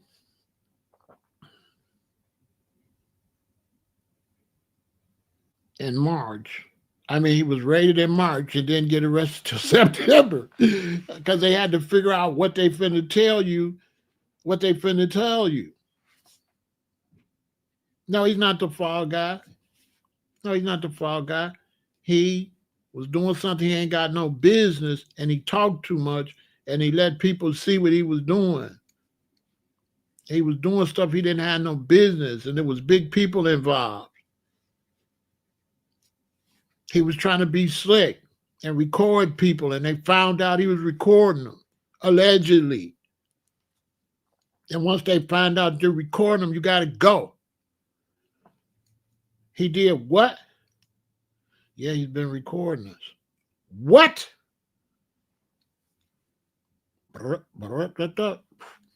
Oh, you recorded the wrong people. Everybody knew that freak off was a lot of people. Okay, let me ask y'all something. Y'all wasn't surprised when you found out freak off was just him and Cassie and one dude. Everybody was like, wait a minute. Because that didn't fit what we thought. All right, then think about it. Was we thinking wrong? Or are they running the play to water it down to make you think that's what a freak off is? To hide the real freak offers. Where are who are the real freak off people?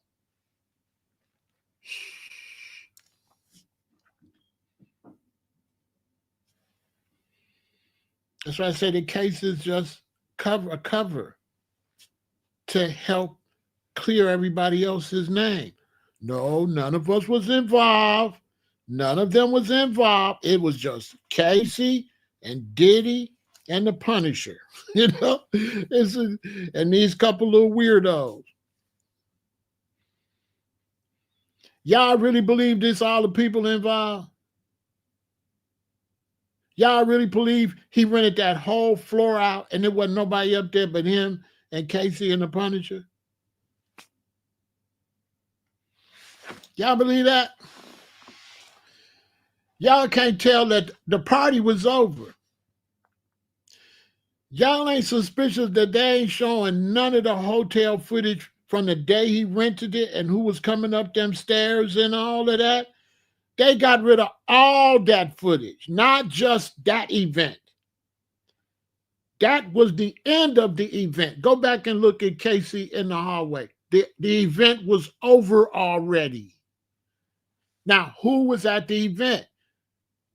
And what has she grabbed and tried to get away with? Listen, what was she trying? Why was he so mad? What did she have? What did she steal? What was he really mad about? Come on, man. Y'all ain't stupid, y'all. Why was he so mad?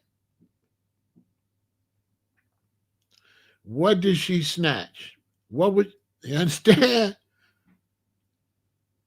Nah, he ain't gonna be nah. She had them tapes. She had them tapes. She had them tapes. She had something where everybody on them tapes would have had to pay her. And who was behind it? Who was behind it? Allegedly. Or what's my theory?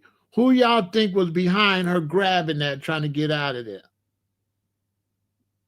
Who was the mastermind trying to run a play?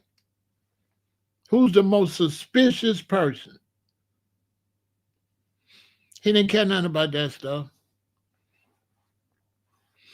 They ain't had nothing to do with it. The trainer. Y'all ain't looked at the trainer close? Hold on.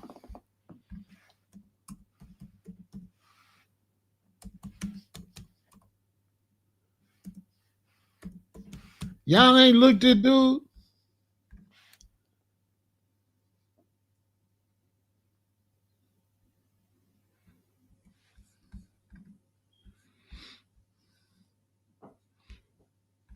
Listen, man.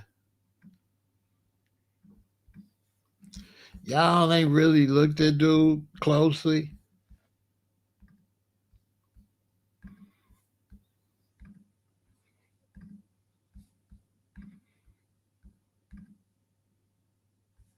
I don't know why my cash app and stuff ain't going crazy. Look, you ain't gonna get this nowhere. All them other content creators, they doing all right. They don't know no better. They can get their money. But that trial, that's not it. The trial is just something to catch your attention so you won't really know about what's really going on. Let me ask you something. What do you look like for real, though? Look at him. What do you look like?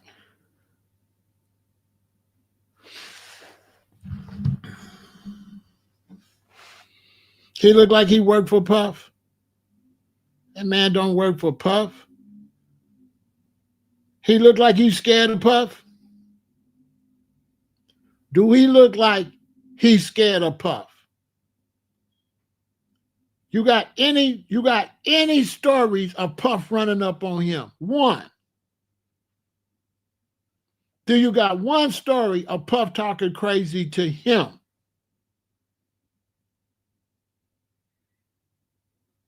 How much money he got now because he married to Cassie?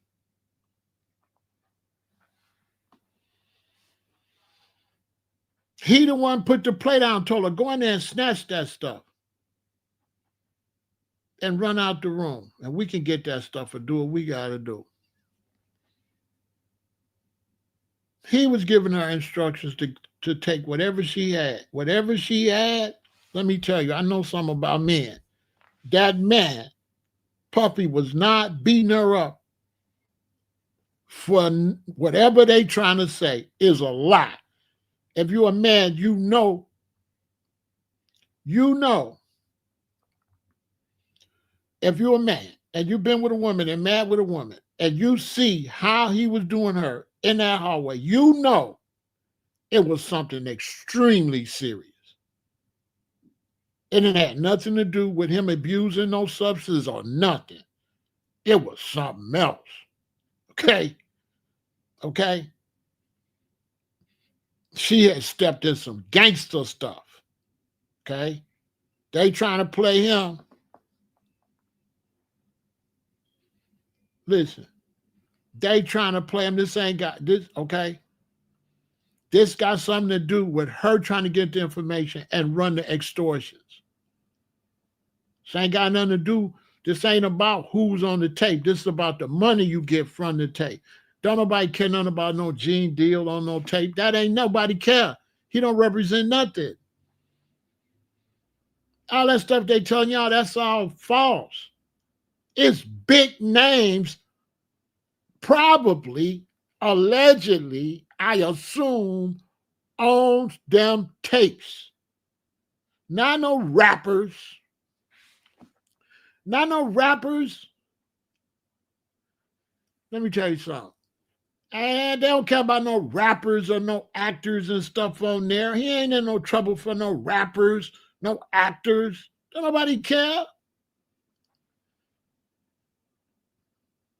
He not in trouble for no rappers and no actors.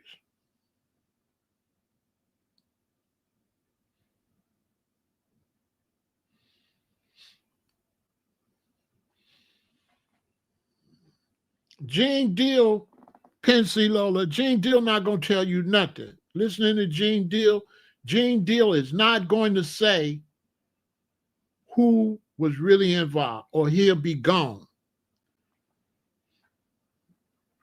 Gene Deal is going to keep his mouth shut and play the game they want to play and make y'all spin y'all and make y'all think it was just some old rappers and stuff. Ain't nobody finna tell y'all who this is really about, including me.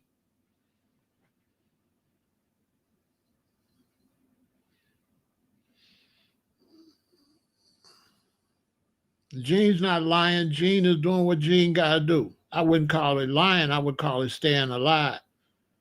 That's what I would call it. Doing what you better do.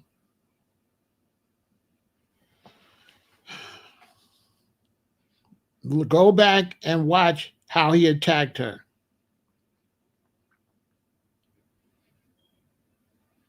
And you tell me they trying to make it like, oh, he was just high. Oh, come on, man. She had blew his high. He wasn't high no more.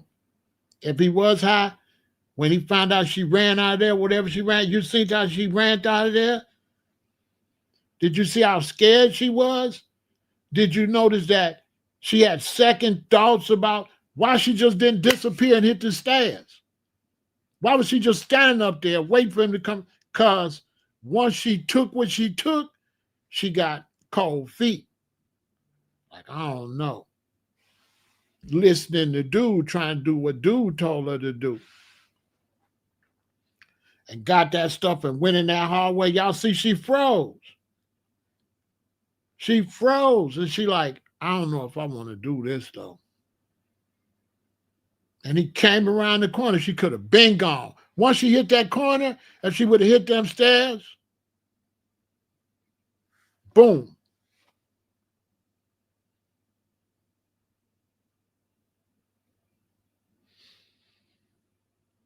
Listen, when she hit that corner, she could have hit them stairs. She would have been gone. He wouldn't have known where she was at. By the time he got on the stairs, she down there in the lobby. He can't do nothing. She out the door. She stopped. The elevator never came. Why? She had second. When she snatched that and she realized what she got, because somebody told her to do it. And sometimes when you send somebody to do something, they'll freeze. Now, if she wanted to snatch it, she would have snatched it and gone. But if somebody instructed her to snatch it, she might get the courage to do it, but she might lose her courage when she hit the corner. You can see she lost her courage. That man wasn't doing that. Man, listen. And don't expect the court system to tell you, or nobody to tell you. They're not going to tell you what really happened. This whole thing is to protect certain people that own the court, that own the government, that own all this. Diddy had got what my grandparents used to call too big for his britches.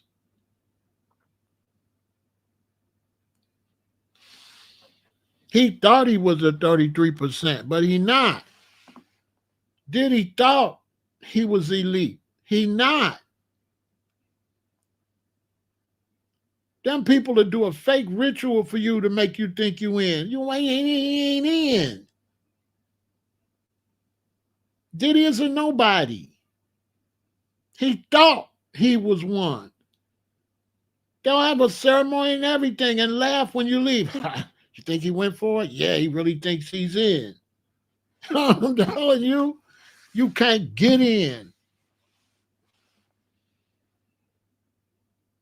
You can't get in. You got to only get in. You got to be a blue blood. You got to have a bloodline. If you ain't got the bloodline, you ain't it, period. You got to be a blue blood. Listen, you got to be a blue blood. You cannot get in.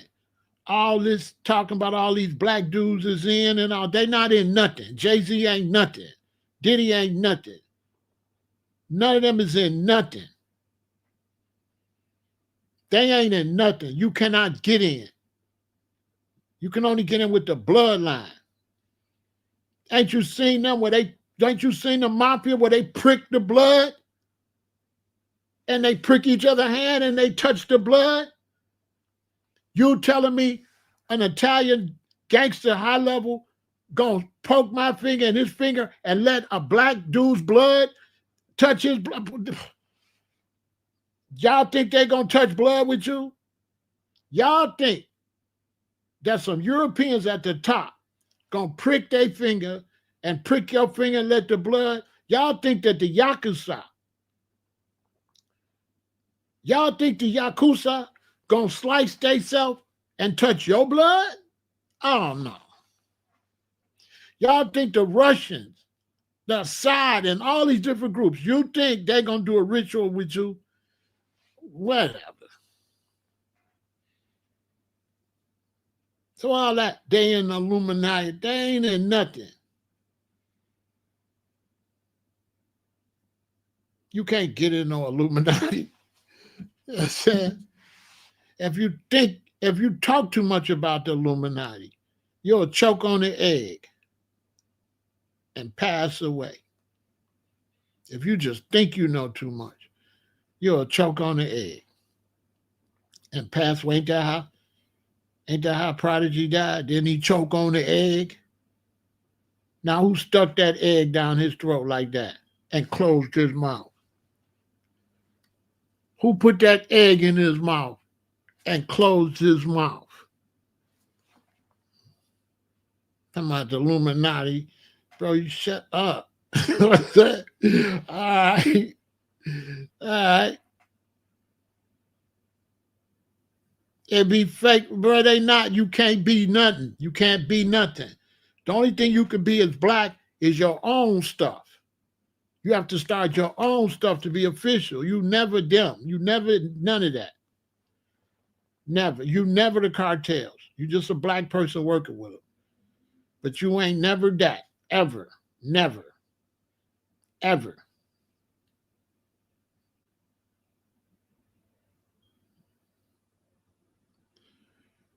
They'll give you a fake stuff and make you think you in. You're not never in. Period. You a pawn. If you don't shut up and play your role, you're out of there. Period. He got too big. He thought he was really somebody. He gonna talk crazy to the liquor company, the real top gangsters, top European gangsters. He won't tell them what they gonna do with his liquor, and then he want to go start trying to expose them gangsters like that. You know what I'm saying? All them gangsters got together and say, this guy here, this guy, he's doing too much. He's got these films. He's you know, he's exposing the people he exposing. The big dogs he exposing is little dogs. So if he record a big Hollywood dude, if this Diddy and he records a big Hollywood dude, what he understand is the Hollywood dude is big to him, but this Hollywood dude is not big to the real gangsters. So now the real gangsters got to protect they little mans from your little bitty self. So even the people that he was messing with, it's not them that's after him. It's their higher ups protecting their business interests. Yeah, I heard he's doing this to so and so and this to so and so. He's doing too much. He's doing too much to our people. It's got to go. Because they'll never mess with him. They'll never go to none of his parties. The real higher ups ain't been in none of that shit. You know what I'm saying? The real higher ups ain't been in no Jeffrey Epstein shit. The real higher ups ain't that no Jeffrey Epstein stuff. The real higher ups don't do no weirdo stuff. They're just telling y'all that. When you get to the very Abercrombie, that dude ain't nobody. He's a worker. When you get to the very top, because people try to make you think at the very top you're doing all these stupid rituals. No, when you get to the very top, you're a family man, wife and children. You keep your nose clean. You don't do nothing to get to the very top. They don't do rituals or none of that. At the very top, they clean.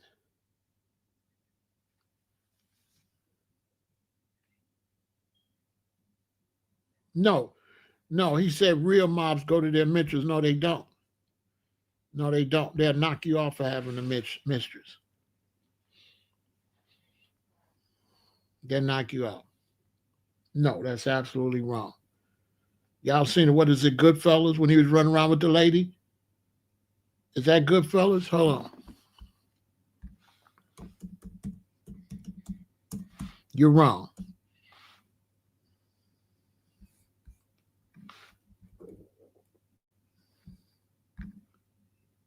You're wrong. You're 100% wrong. Look. Remember Ray Liotta and Goodfellas? I remember he had the mistress. And what happened? What happened? The boss came and told him what? Go home to your wife. And he was with the mistress. And what happened? He brought, everybody had to be unalived.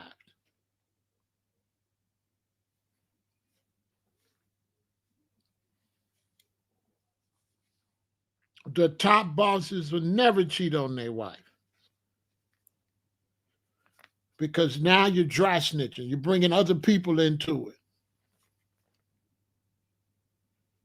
Listen, you run around like that, you ain't nobody. Let me tell you something. Even on our level, if I'm hustling with you, you know my wife, I know your wife, we know his wife.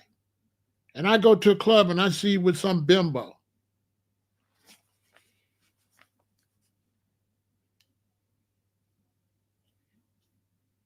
Okay, you gotta go. Yeah, you gotta go. You gotta go.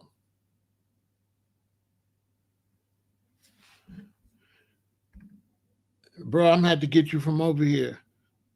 You know, I gotta put you on a little time out. Don't listen to Pensy.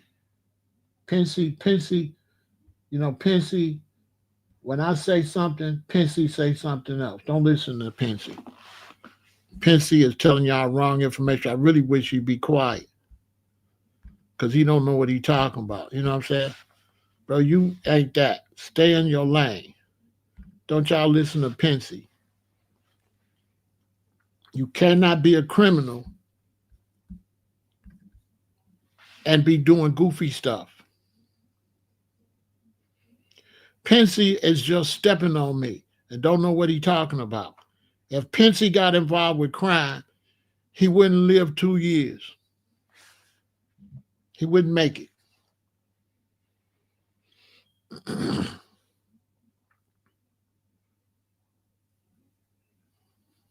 Listen. First off, you're not even brought in if your relationship is shaky. Typically, when you're brought in, the wives are brought in secondary, right?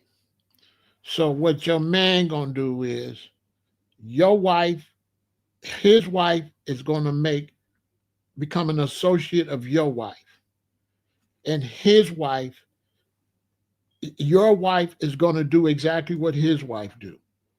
So when we had our little crew, my wife was friends with my man's wife, right?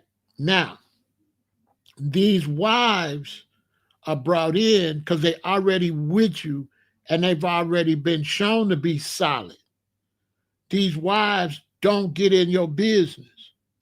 So when I was running the streets, my wife was not in my business at all. All she did was wife stuff, raise the children, take care of the house, fix some food, be there for me when I want to be emotional as far as sex, because I'm not emotional as far as feelings. When I want to be sensual and all that, that's it.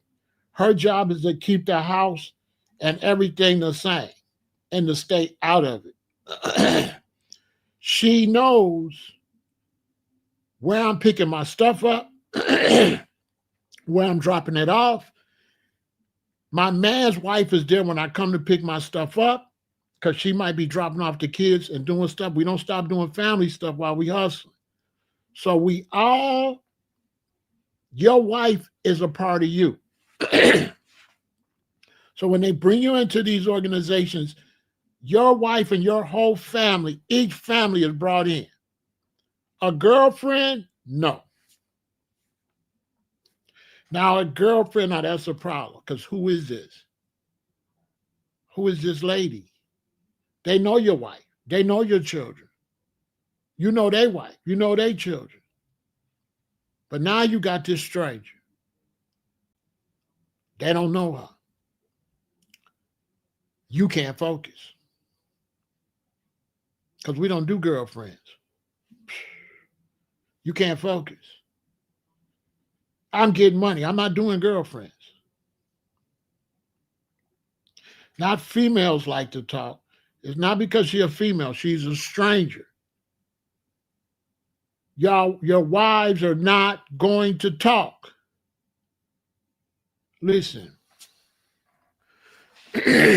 When you in the streets and you hustling and you got a wife, You know why you and your wife together? Because she's already solid. They already know she's solid, that she with you. If she ain't solid, she ain't with you. Now, my wife is solid. I'm with y'all hustling.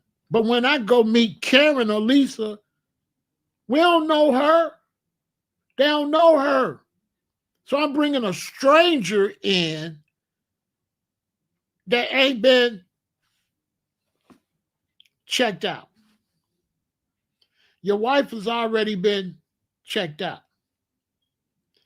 Girlfriends is not.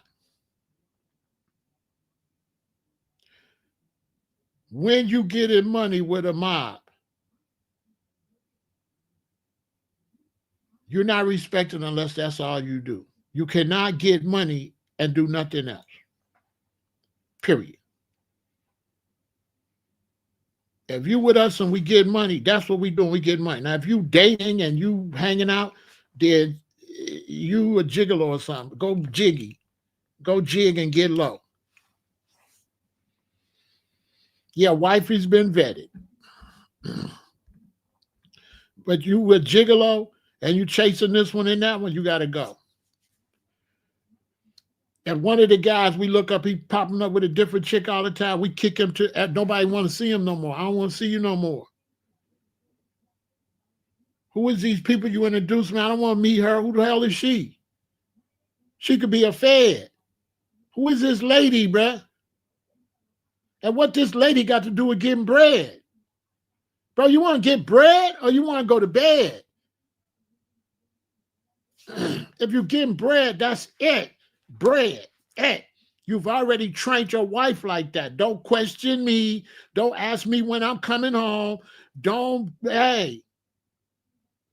If we on our way to the movies and somebody call me for some bread, I'm finna turn around and drop you back off. We're not going to the movies. Go to Blockbuster. We're not going to the drive. We're not going nowhere. Now, if you don't want to go and hang out on Monday, you can't be with me.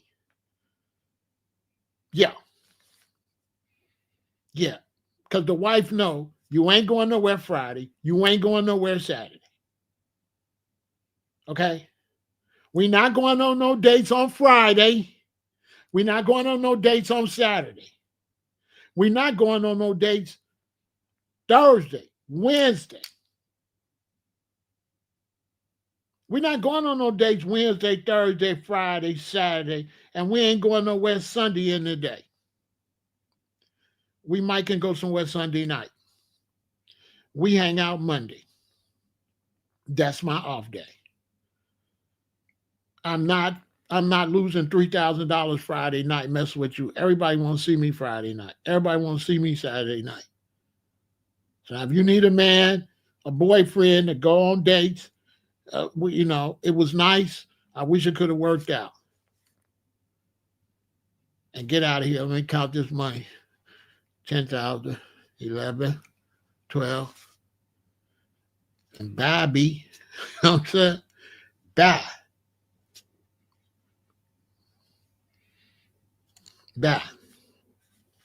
Because your wife is third.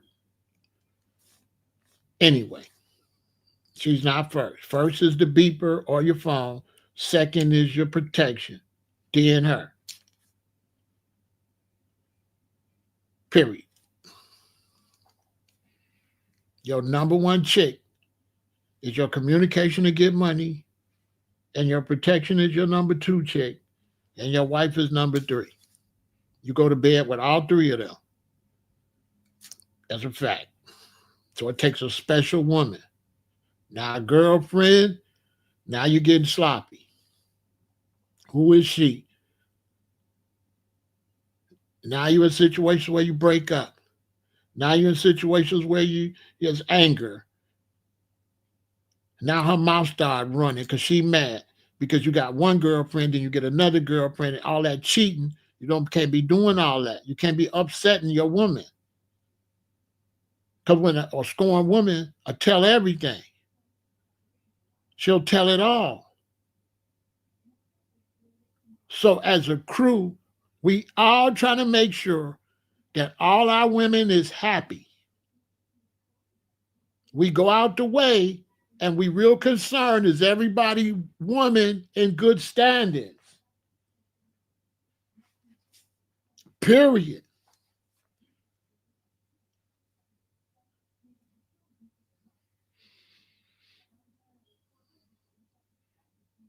She's not going through your phone because you never lay your phone down. You never lay your phone down. She don't know your code to your phone. She cannot open your phone. She never go through your phone. If you want to be a gangster, you want to be a top hustler, then it's you got your own world that's locked down from everybody. She not gonna touch that phone. Understand, it's really gangster all the way around. It's not like gangster on the street and husband at home. No, she's married to a gangster, and everything is gangster.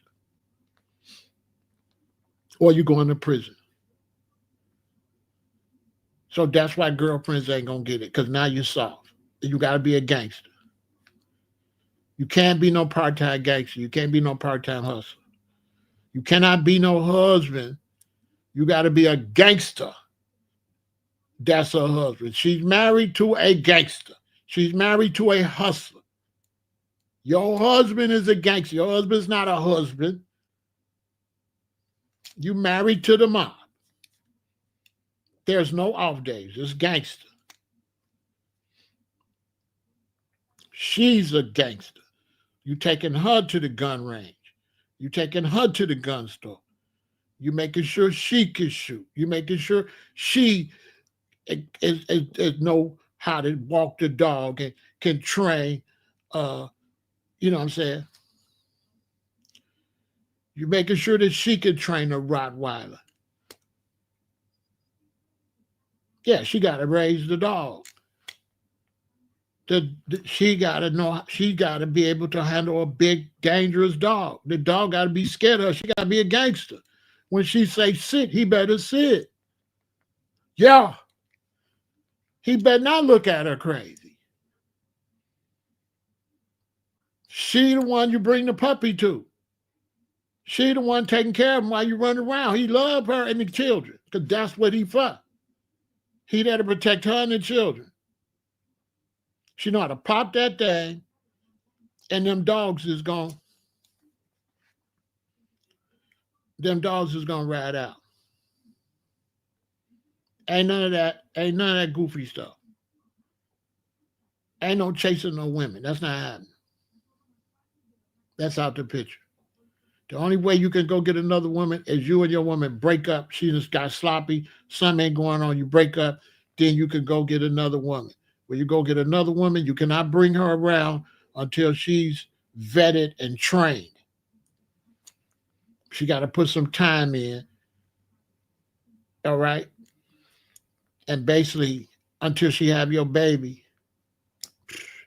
She had your baby. Okay. She had your baby. She raising a baby. All right, cool. You ain't got no baby. You ain't nothing.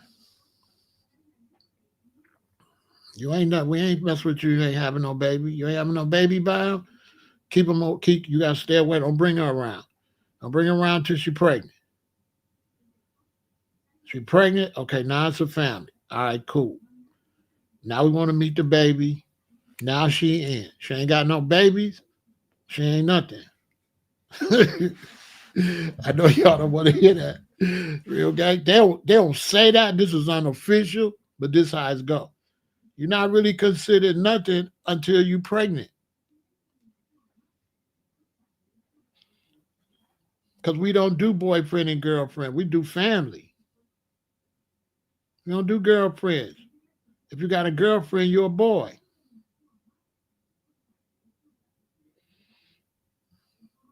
God is the Almighty. We don't know nothing about God.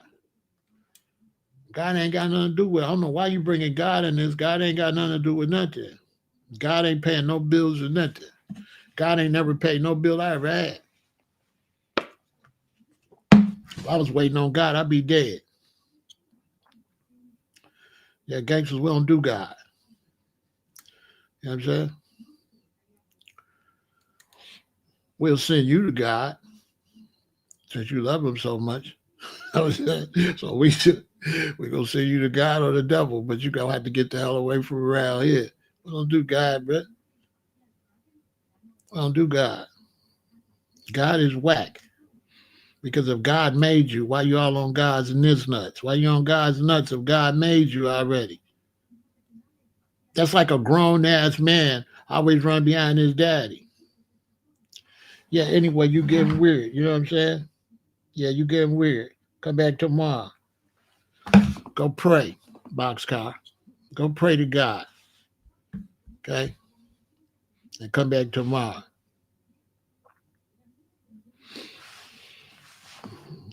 Someone not about no God. How you gonna come in this conversation talking about God? There's God. There is a God. But God made you to do what you do. Don't try to make it like God's retarded and made you retarded where you can't do nothing. What kind of God is that? If God made you and you need God, that means God sucks. Why would God make you to need them? Let me tell you something. Let's say you say God is your father. Let's say you a father. Do you raise your son to need you? Listen. Do you raise your sons and daughters to need you forever? Yes or no?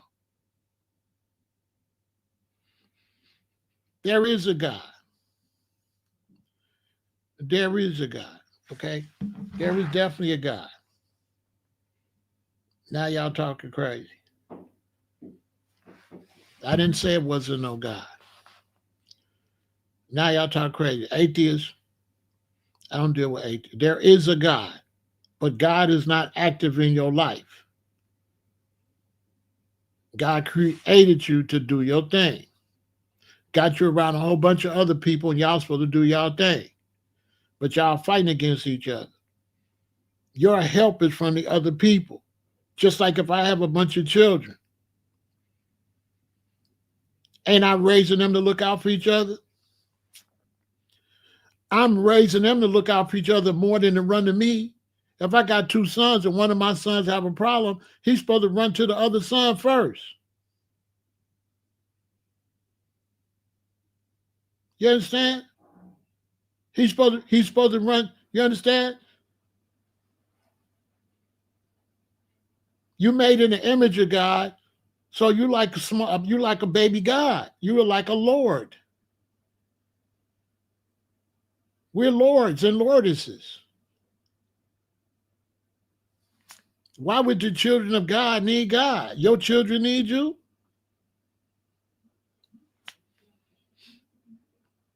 When you're a baby, you don't need God. Your mom and daddy do that. Your mom and daddy raise you. Your mama change your diaper. Your mom and daddy feed you. Keep a roof over your head. God don't rent no house or nothing for you or pay no mortgage for you. But that's off subject. I want these weirdos off subject.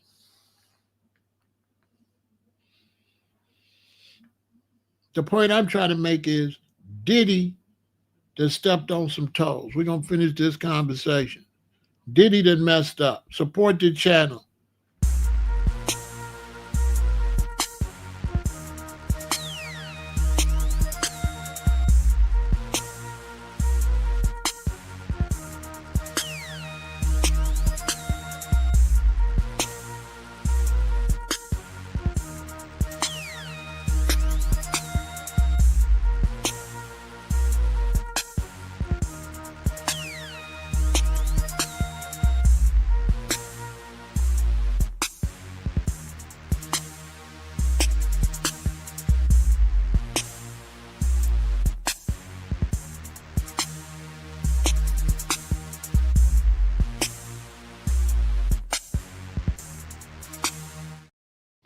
So I'm going to repeat. This trial is nothing but a way to try to explain the raids. They already had the raids. They already went in this house. There was already speculation what's going on. So they got to do something based on the raids. They got to do something. That's all the raids is. They got to do something. But the raids, this has nothing to do with the raids, the trial. The trial has nothing to do with the raids. Nothing at all. That's my main point I want everybody to understand. The trial has nothing to do with the raids. Okay? The trials is a way to explain the raids. They got to do something. They got to do something.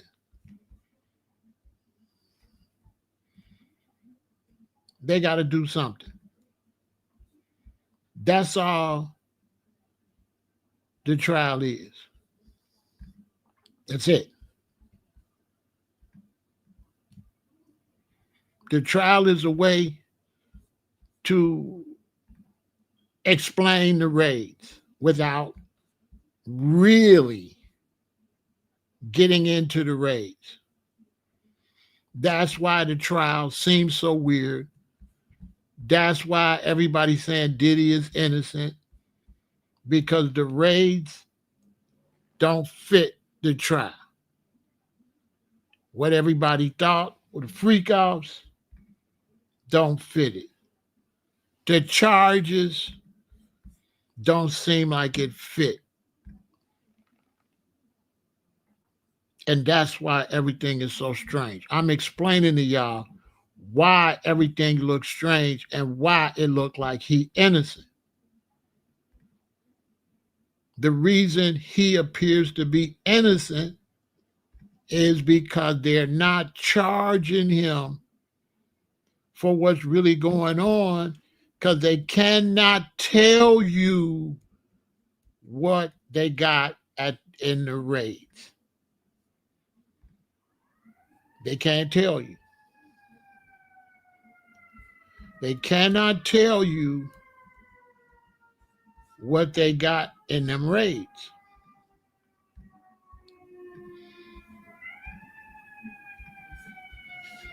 And they just running a play for the news and for the world to brainwash the world. That's all this is. All this is a distraction to distract you so you won't really know what's really going on, and to protect the people that Diddy put in danger. The people that Diddy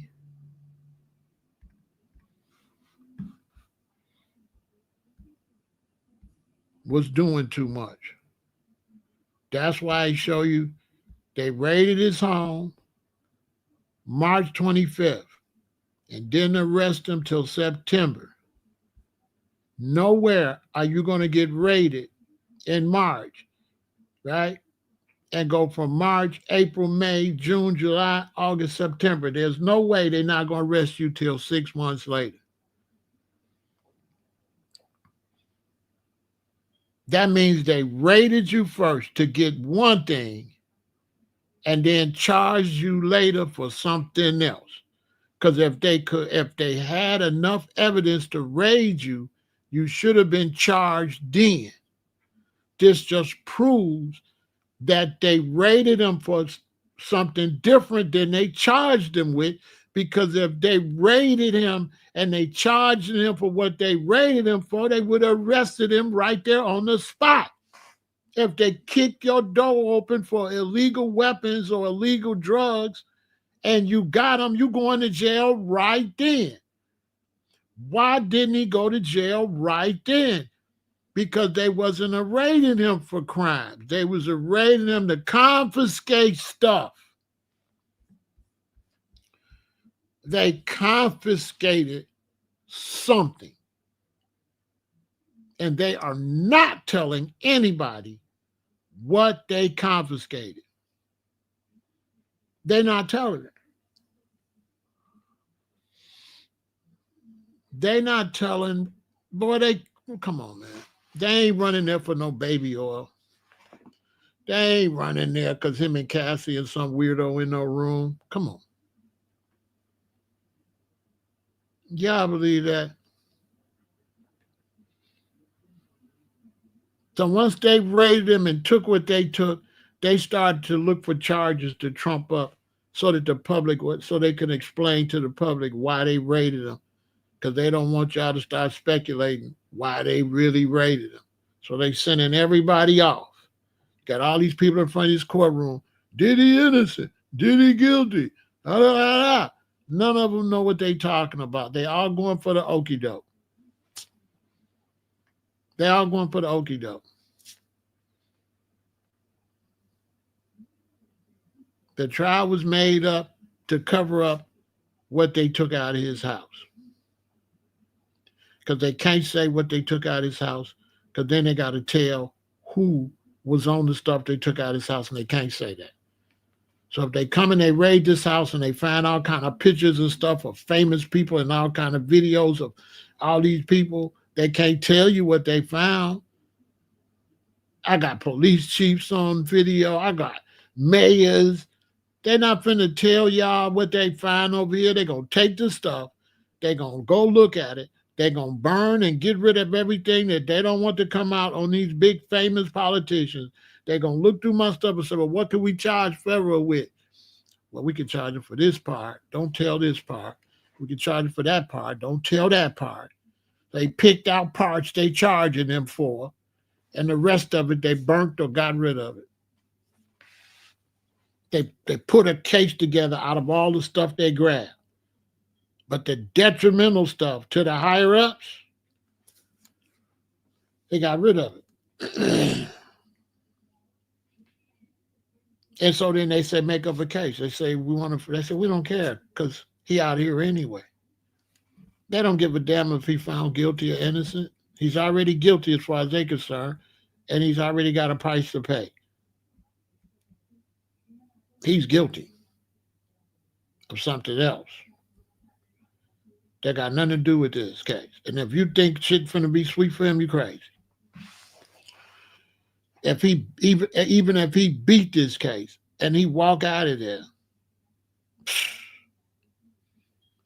because he done did something so egregious that they could prove him innocent and get up there and the jury come back and say he guilty. That's how much he done messed up. He done messed up so bad that even if they proved to the whole world he innocent, they can make that jury come out and say guilty and give him 30 years. Because he done stepped on the wrong toe. Everybody be like, it's bogus. They did him foul. Then he can go up for appeal, denied.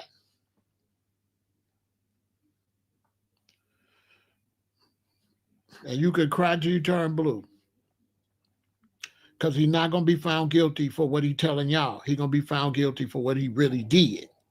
And they're not telling you what he really did.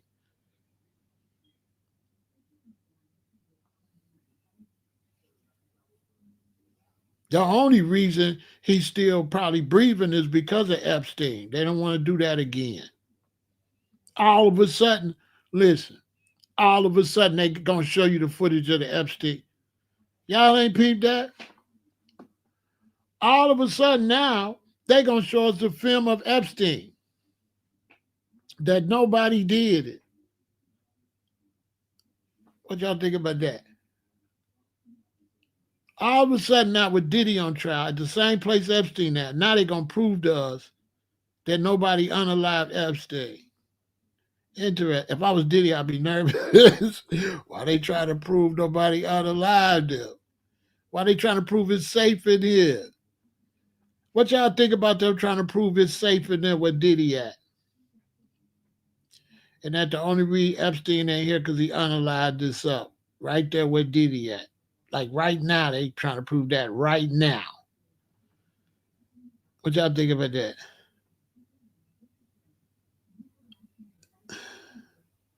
What y'all think about that?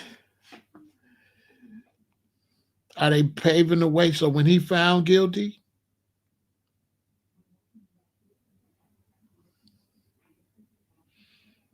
I'm telling you. Why he didn't get no bond? Why he didn't get no bond? Why he got a bond, but Diddy didn't get one? And his stuff was super egregious. You don't hear nothing. You know why? Because he was with models and somebody ain't nothing. And who was Diddy with? And who was Diddy filming? Because let me tell you something, what a street do. Soon as I heard recordings, see, if you're from the streets, right? Soon as I heard recordings, soon as you hear Diddy and you heard he was recording, that's all you need to hear.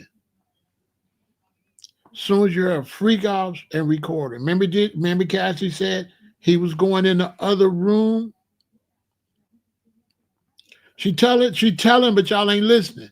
He going in the other room and watching them, which means he got the recording set up in another room that's recording them. So how many rooms is he recording in? Look, they got her saying she brought the cameras and set up the cameras to protect who really setting up the cameras. Listen, who really set up the cameras? How intricate was the camera system? What's the real reason they was there for 4 days and 3 days?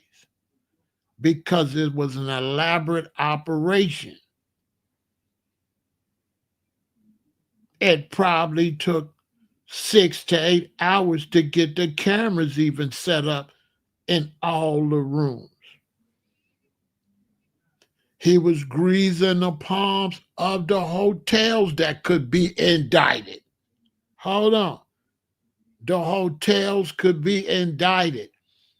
Y'all didn't see when the security came up there how they was trying to protect Diddy and how they was working with him and how they already knew what was going on?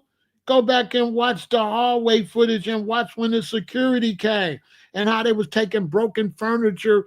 They showed the people come up to take the broken furniture and stuff out. What he was doing, he was paying the hotels to do this stuff. So the hotels is in a lot of trouble. If the whole story come out, they're going to be like, y'all let them do all of that in there in the hotel? You go try to do that in the hotel and bring bathtubs in with oil and all these cameras and all this stuff. A lot of people could go to prison, man, if they really had the real trial. All these hotel owners, they go into prison. All the security that deleted footage and turned cameras off, prison.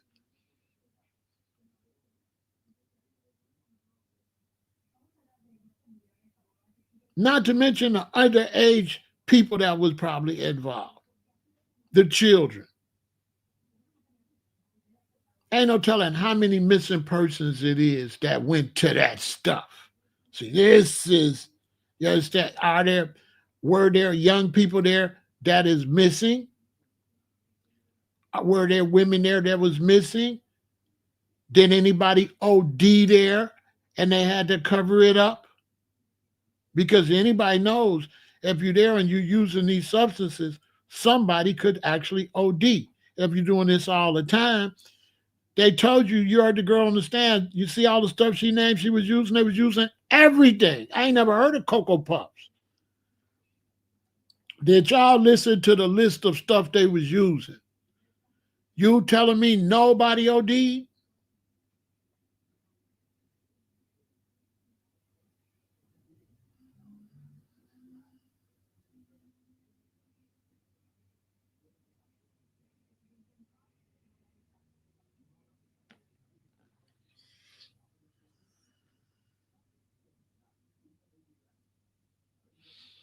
Man, they was using everything. They using that stuff they saying Elon Musk was using. They was naming everything. The little Asian girl that said all about it. Did y'all hear all the stuff she listed they was doing?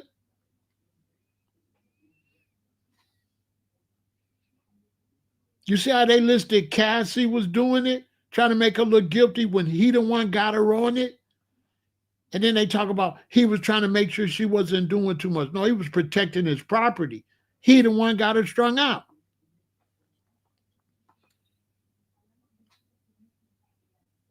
He was, listen, if you had a business and you was ordering all them illicit drugs and paying for it with your business credit card, you'll be under the prison for 40, 50 years.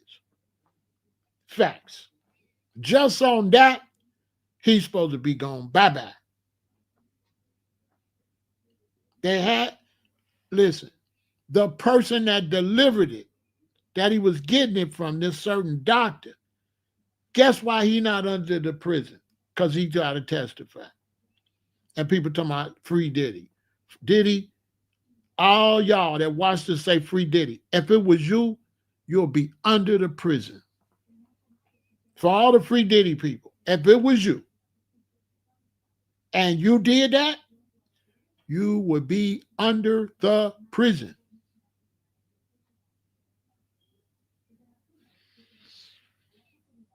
That's because anybody gonna do anything when they off substance, when they off illegal substances. That's why they was doing that. That's why they was throwing knives and stuff at each other. They was on stuff.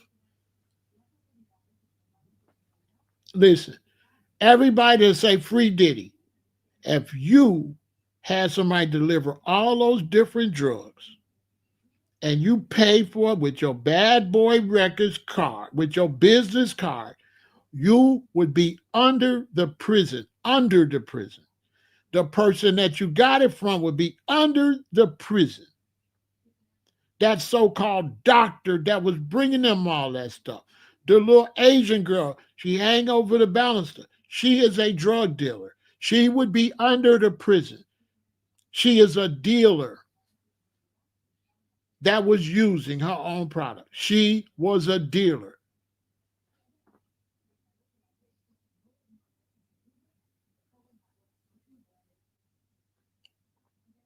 She is a dealer.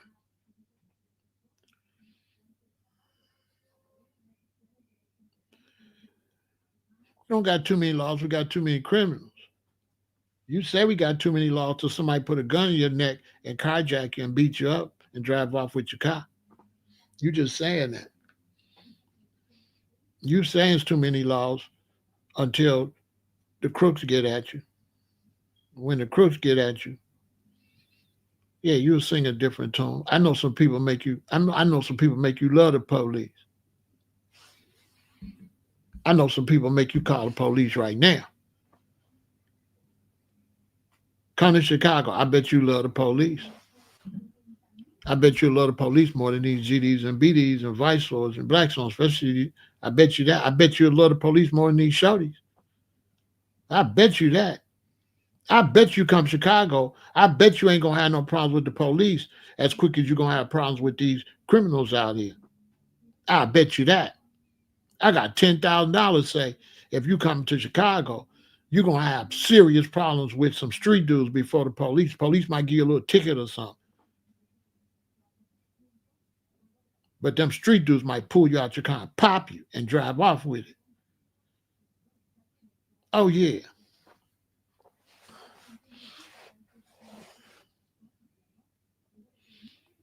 He said we gotta get along with everybody. Yeah, right. You know what I'm saying? And yeah, and Snow White and the Seven Dwarfs and all that fake stuff. Yeah, good luck with that. Come to Chicago. Write it on the side of your car. We gotta get along with everybody. Nobody want to hear no make believe stuff, bro. You over here want to talk make believe? Go to the make believe channel. Go watch Alice in Wonderland or some Snow White. You're on the wrong channel, bro. I don't do make believe. You're on the wrong channel. I don't do make believe. Go watch a make believe channel. Why you want me to be make believe? Why is you watching this?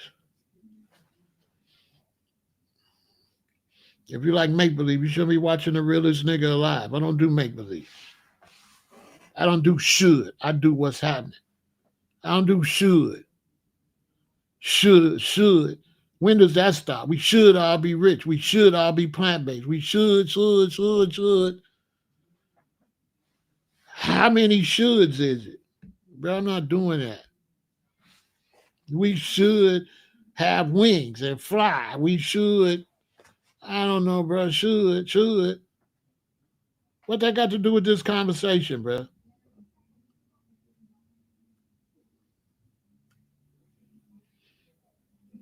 If you believe we should do all this magical stuff, the only thing you should do is stop. You should shut up talking to me. Shut up talking. Oh, that's what you should do. Okay?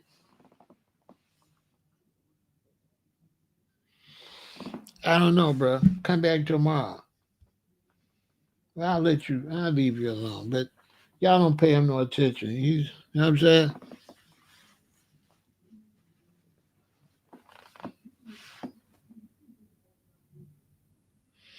Let me tell you something.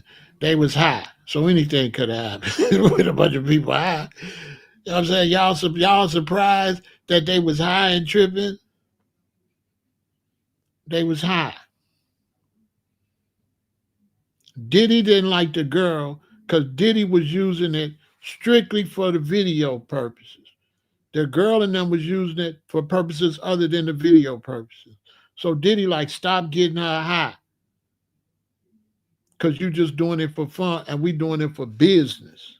I'm getting her high so she perform on this tape, on these videos, and make this money. Okay? He was making millions of dollars with that. This is what they don't want to tell you. Y'all really think he was doing all that for free? Y'all really listen.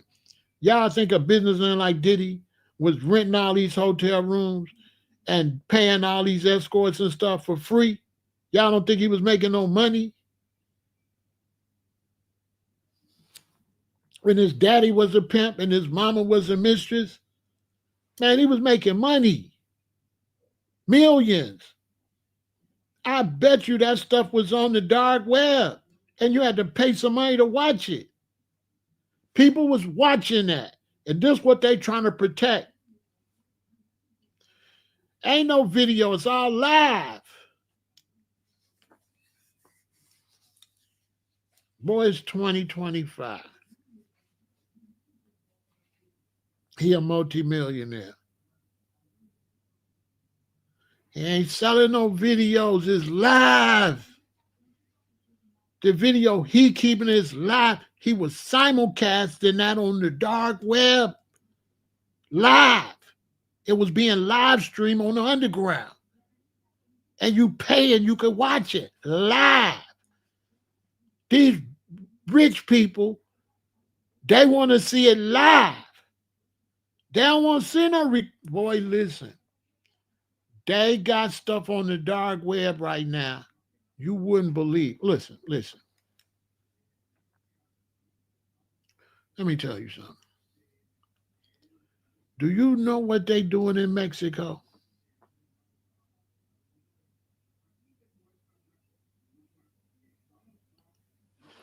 Do you have any idea what they doing in Mexico? You wouldn't believe it. There's places in Mexico that when you go get a room, you can order how many women you want in that room. 25, 15, 10, 2, 1. Come with the room.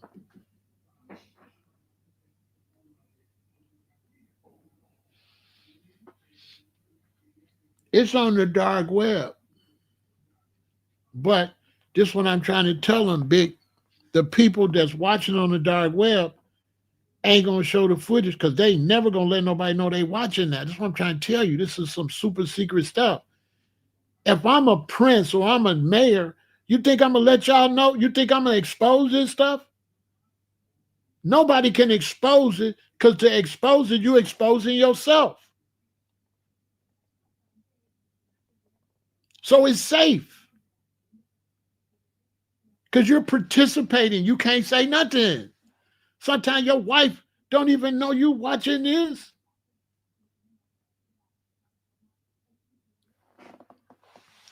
How you get in that part of the web? You gotta pay, bro. You gotta pay. You gotta be sent the link. You got to send me the money. I send you the link. Soon as the thing is over, it go dark. It's gone. You cannot rewatch it. It's gone. When you hit that link, it don't work no more.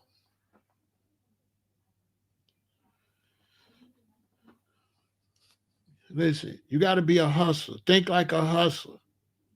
How would you make money? Okay, let me explain something to you. Cassie got a 10 album deal. She only did one album, right? All right. Why was Diddy doing her hair, taking her to all these events, getting her in movies, making her appear to be a star? Because he gonna make more money on the dark web if she's a star. If she's a nobody, who gonna want to watch her? So if you make her a star, and then you get her to do these illicit activities, you can get $1 million. You can get 250,000 for a view. With the stuff he had her doing, you might have to pay $1 million to see that. Remember, she said she had the men doing in her mouth and all that. That was for sale.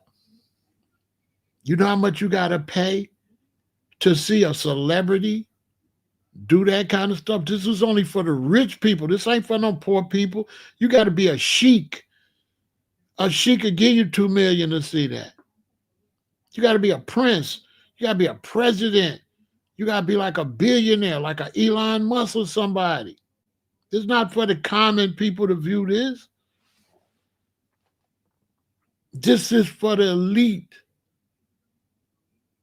Do you know what's going on in Saudi Arabia? Back where them sheiks is at? Where they got cars painted with fingernail polish? You know how much money? Man, listen.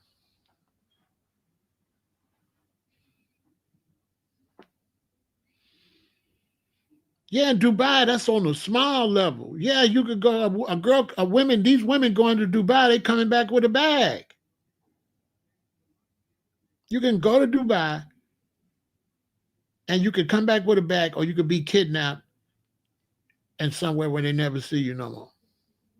Because you're in their country, they can wrap you up and fly you right out. He's a big time sheik.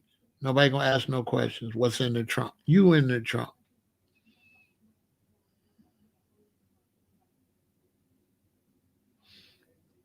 Some of them ain't coming back, Jay.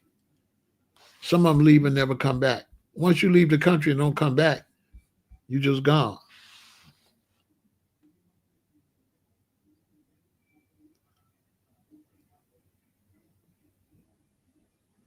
She wasn't the only one. She wasn't the only one. He was gonna let her go. He was gonna build up the new ones. That's why she got mad. He build you up. He used you. After so many people watch you, your value go down. He get rid of. He bring in the next ones. He was prepping the next ones. Who he's bringing in? Young Miami, right? Prepping them for the same thing. He's gonna build a new one. After a while, she 30. Nobody want to see her no more. She done been ran through. They want to see somebody new. That's when she got mad, when she realized that she was just ran through for money. That's when she got mad. I'm giving y'all a play. That's why she mad. Her value wasn't no more good.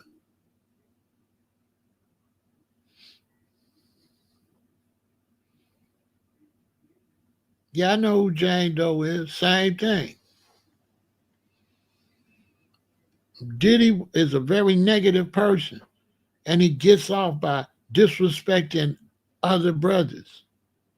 He'll go out his way to sleep with your woman. He's a demon. Diddy is a demon, is negative. All these people talking about free demon, Diddy, The same brothers talk about free Diddy. He'll have their daughters doing what they, you know what I'm saying? He'll do that to your daughter. He'll do that to your mama. He'll do that to your baby mama. And you talking about free somebody that'll take your baby mama and do that. I'm just watching, brother, talking about free Diddy. How you gonna say free Diddy when Diddy will do your daughter like that?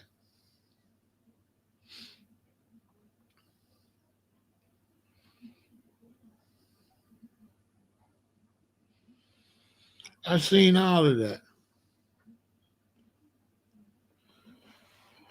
I've seen all of that. Listen. Black people, listen to me. Let me explain something to you.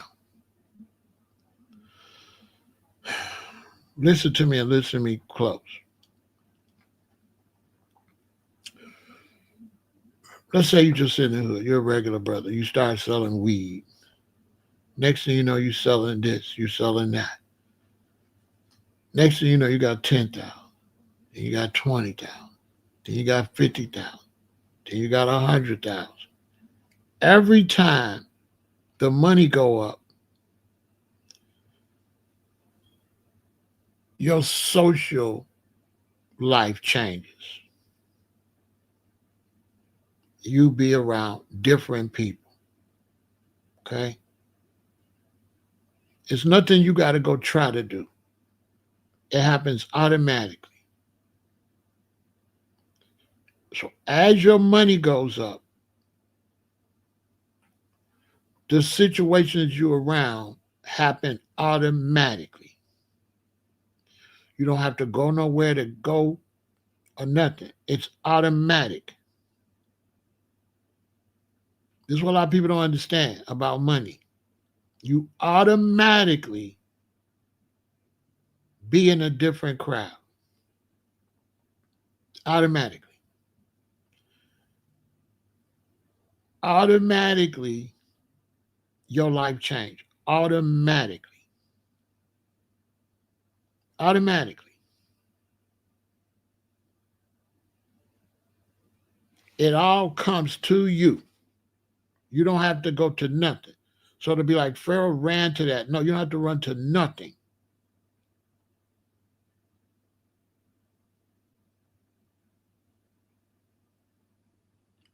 When you go out in the streets and they can see your status, see your clothes, see your car,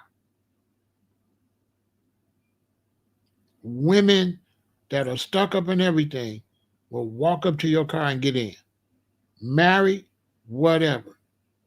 All her morals go out the window when she see the money. They damn near try to jump in your car while it's rolling. So now all of a sudden, you can drive down the street, you can see the baddest woman, you can roll your window down, say, "What's up?" She gonna walk right over to the car. You're like, "What you on?" She's like, "I ain't on nothing." She gonna get in. Everything she had planned for the rest of that day is over. Not only she gonna get in, she gonna go back to your place and she gonna do all type of stuff. You ain't gotta say nothing.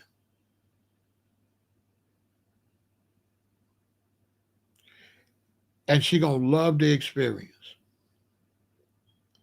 And she gonna be happy that you let her come be with you. And you're not gonna have no problems until you keep dealing with her. And when you keep dealing with her, then she's gonna develop expectations. At first, her only expectations is that she could just be with you just to experience what it's like to be around money. That's it. She don't want nothing. She just wants the experience. But once you keep her around and she gets used to experience, now she gets to the point where she don't want to leave and go back to her regular life. So she turns to a hater. Like, you ain't just going to take me around your great life and send me back regular. I want that life too. So this is why, they say you don't be a vampire until he bites you 3 times. This is why, you only sleep with them once. If you want to push your luck twice they're going to be, but one time, hit it and quit it, you won't have no problems. You pick shorty up, She wild. You take her, you knock her back out. That's it. If you pick her up twice, she gonna start being a little something. You pick her up 3 times, she might tell on you. She might set you. She might, now her feelings is in it. Now you're in trouble. Now Diddy had no choice because these was workers. Cassie was a worker. That's why they looking at Cassie and saying, Cassie, one minute you said he did this to you, but the next minute you participate because he had turned her into a worker. He got her when she was young and he turned her into a worker. And the money he was giving her and the lifestyle he was giving her, she can't get on her own. And he got her addicted to substances. So he basically pimped her out and took over her body. Okay? So this is why he didn't like the little Asian girl, because he didn't like her giving her the drugs. He got to be the one giving to her because it's about control. If she starts supplying her, then Cassie will start running behind her. That's why he told the girl, stop giving her this stuff. Not because he wanted to keep her clean, but she going to run behind her connection. He didn't want her to be the connection because now she got the power. He want to be the supplier. She got to come to him when she wanted. Now she going to this little Asian girl. That's why he grabbed her and hung her over the baluster. Like, you all in my business, you know. This millions of dollars. I drop you off this baluster.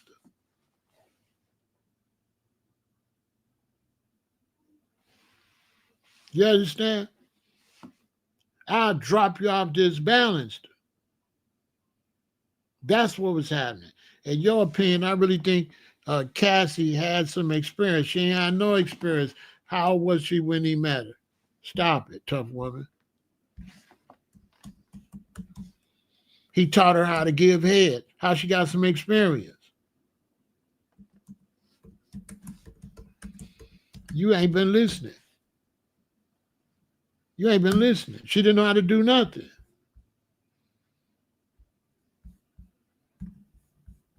She didn't know how to do nothing. Y'all let me teach over here. Look, Cassie Ventura was 19 years old when she met Diddy. You're trying to tell me at 19 years old, she knew the stuff she knew now? Stop it. Y'all stop. Y'all stop. Stop. Stop. Let me do what I'm doing. Stop jumping in my conversation with the wrong information. Stop. Stop. Tough woman, stop. She was 19 years old. You got daughters? Was you 19? Ain't nobody know none of that at 19. Nobody. What she was doing, no 19-year-old knows none of that. She was 19, he was 40. How you gonna say it ain't all him and he 40 years old and she 19? Stop it, tough woman. Stop. Just stop. Please. Don't mislead my audience, okay?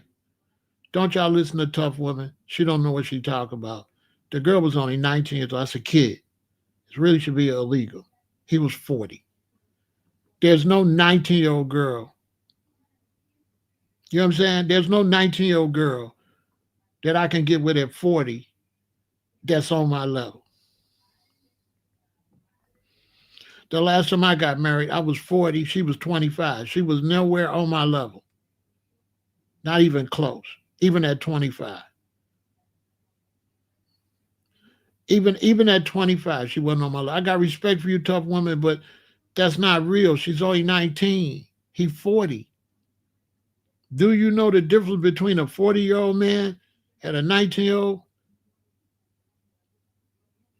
As a matter of fact,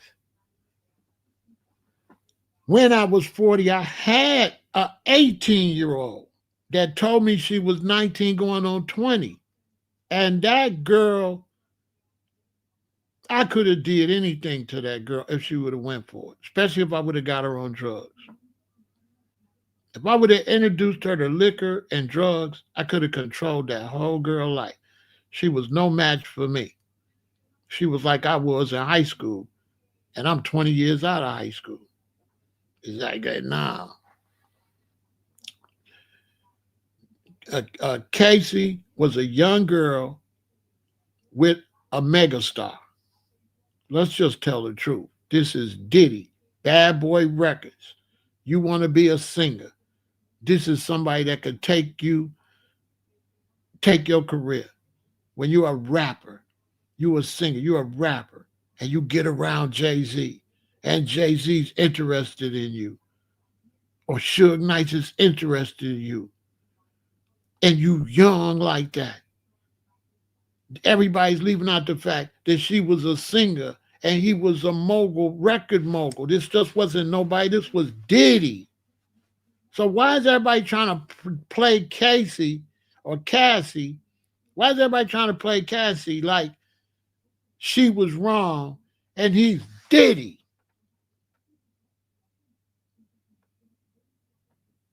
This is Diddy.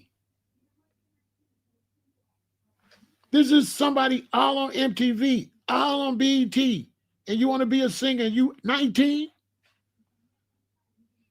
He took advantage of his reputation and his power in the music industry. The man's a vampire.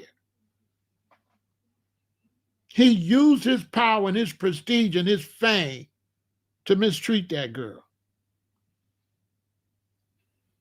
And all the brothers that signed with Diddy wouldn't do it if she was their daughter. I ain't trying to hear nobody. If that was my daughter, you always see her talk her mother, because there wasn't really no father in it. If that was my daughter, Diddy would have been out of here. Listen, I don't care nothing about what none of y'all talk about. If my daughter was 19 and a 40-year-old man that was famous like that got my baby out there like that and got my baby doing all this shit and teaching my baby all this negative stuff and get my baby on drugs, he'd be out of there. I ain't like y'all. Y'all phony. Not all y'all. All y'all that say anything positive for Diddy, especially if you black, you everything wrong with the black community. Everything. If you give him any kind of pass, you're a scumbag. Because this is a 40-year-old preying on a 19-year-old straight out of high school. A kid.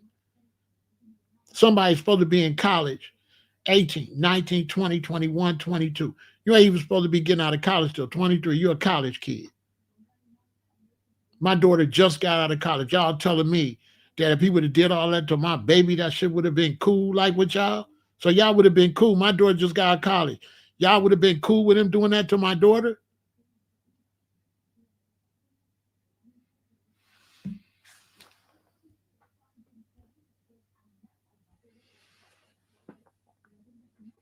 Y'all would have been cool with that? Y'all would have blamed my daughter?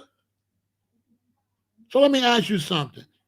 If you got two sons, you got a son 25, and you got a son 17, and a 25-year-old talked to 17 to go do a robbery, and they get caught, you going to blame the 17-year-old?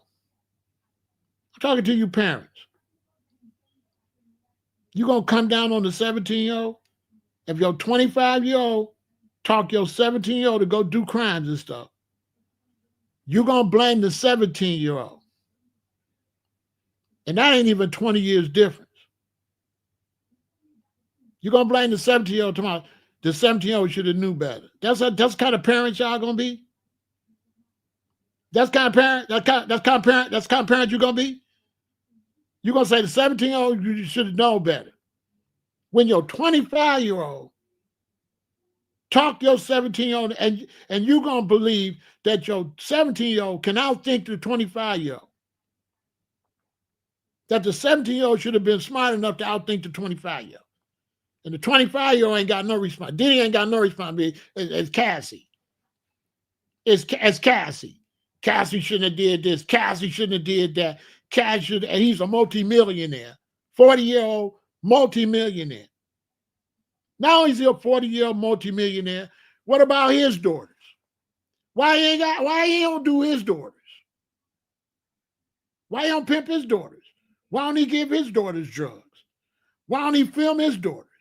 Why he don't taking his daughters to do freak outs? If it's cool,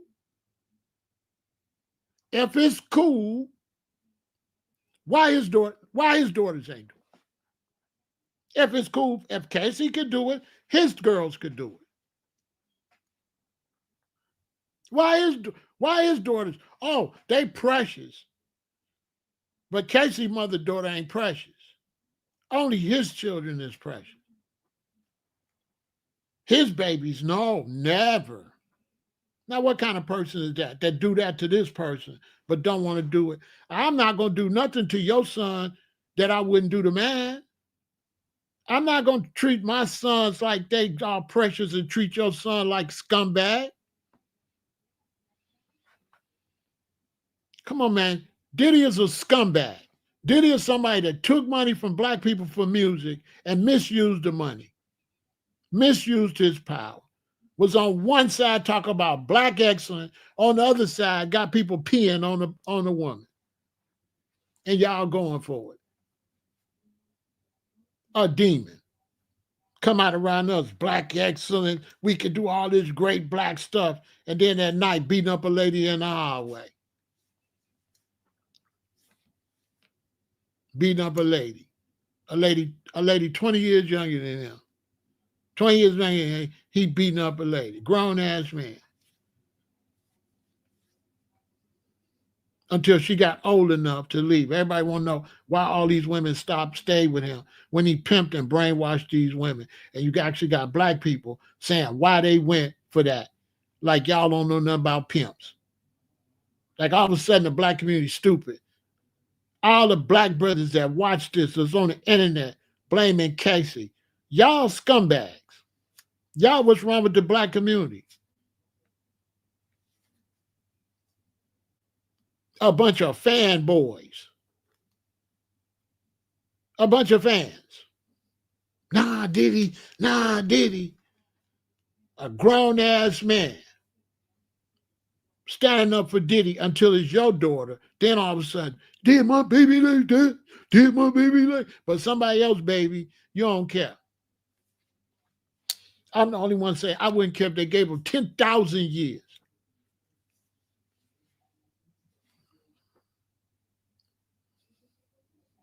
I wouldn't care if they gave him 10,000 years. Period. I got 3 daughters. I ain't like none of you phony black people standing up for him. I don't like him, and I don't like his supporters. Diddy supporters, black supporters of Diddy is what's wrong with the black community right now. And some of these black supporters of Diddy, they going to flip later, and they going to be some righteous, the black community, after you cheerleaded for a scumbag that named his record label Bad Boy. But you don't want your son to be no bad boy. You want your son to be a grown man, a good man.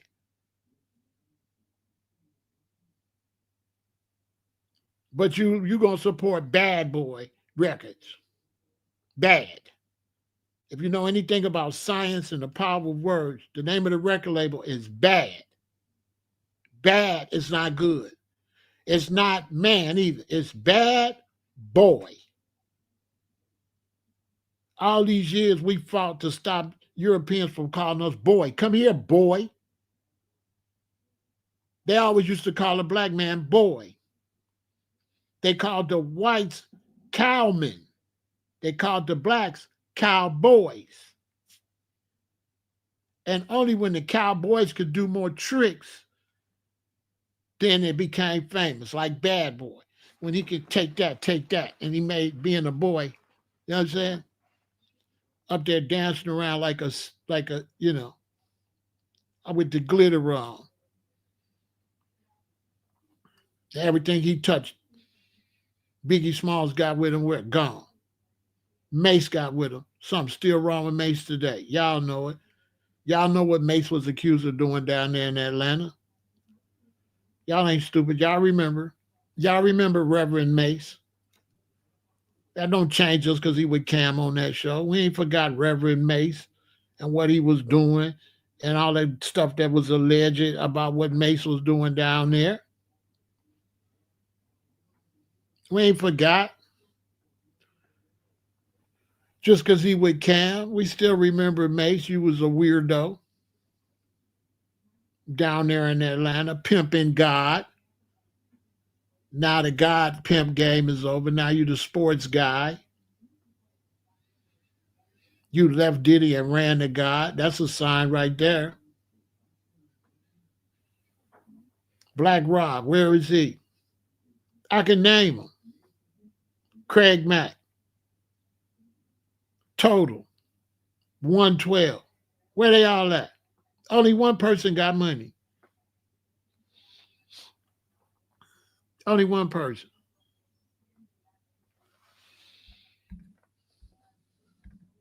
Got money.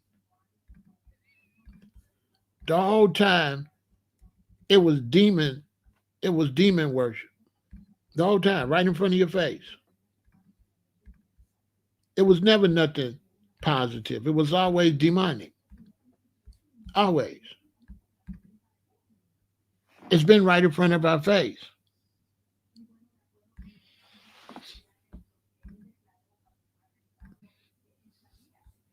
It was right in front of our face. It was always demonic. It was always dark.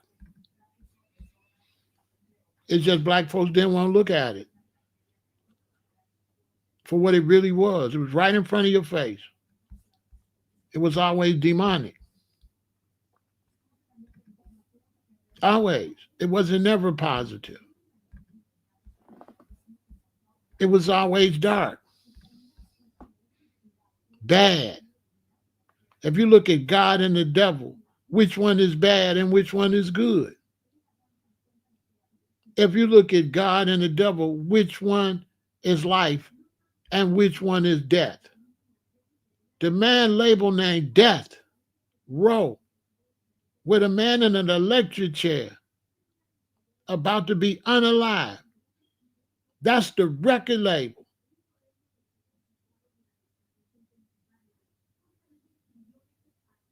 That they was pushing.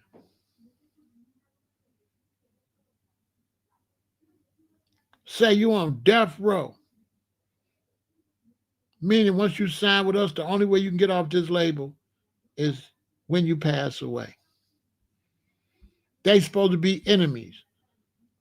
Look the same to me. They supposed to be enemies. Why they look the same?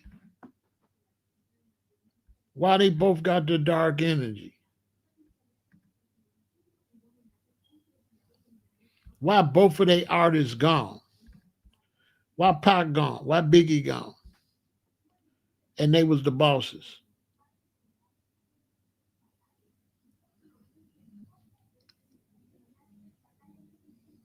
Some people have said they was working together to rob their artists. They was pretending to be enemies. Who set Biggie up out there in LA? Who set Pac up? Who was really behind it? I wouldn't be surprised if it was them two.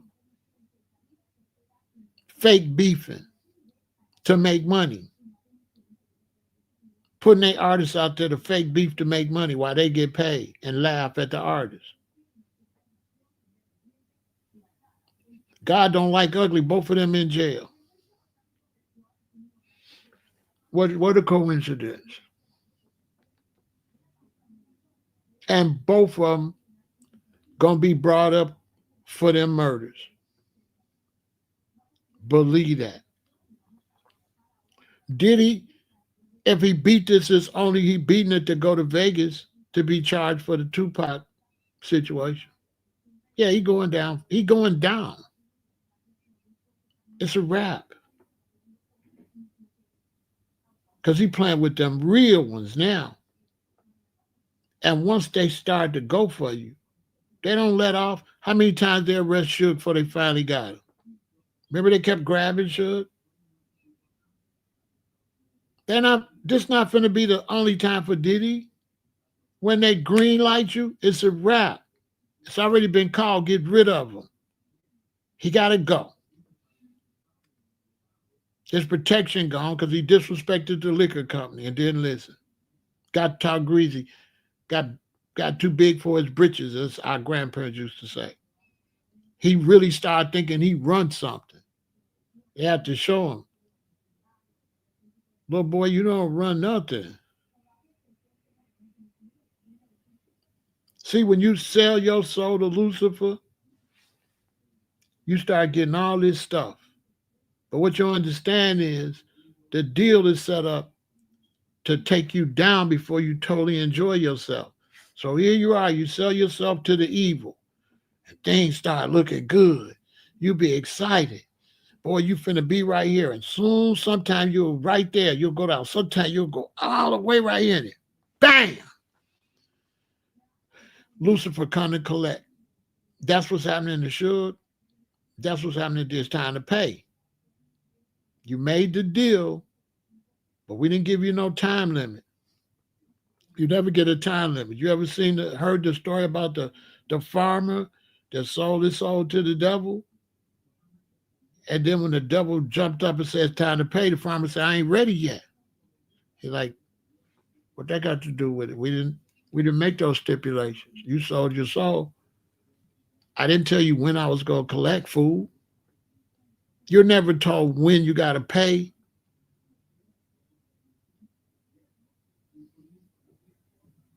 But you got to pay.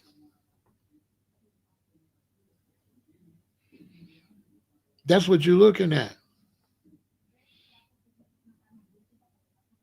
Now, it's supposed to be a lesson to black men, especially, to teach his woman and his children. He's supposed to look at this and say, look, y'all, see this?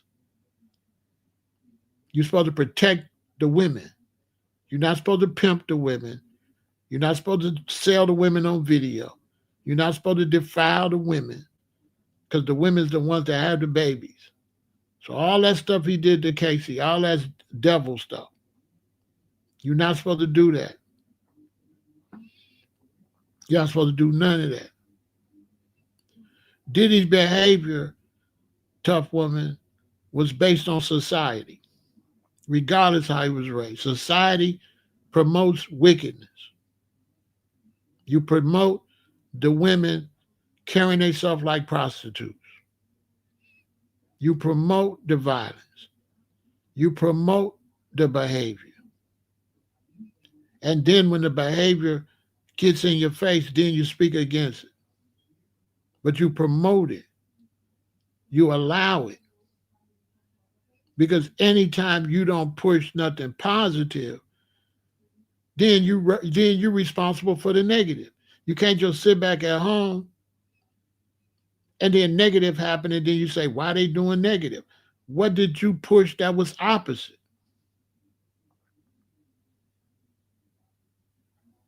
Your whole meal represents death row. Your chicken is on death row. The cow you eating was on death row. The pig you eating was on death row. You eat death. You talk about the devil and the pitchfork. Every day you got a fork and a dead animal. All designed to make somebody rich. Regardless, they don't care about cancer or what happened to you. They making $1. And like a sucker, you like, it tastes good.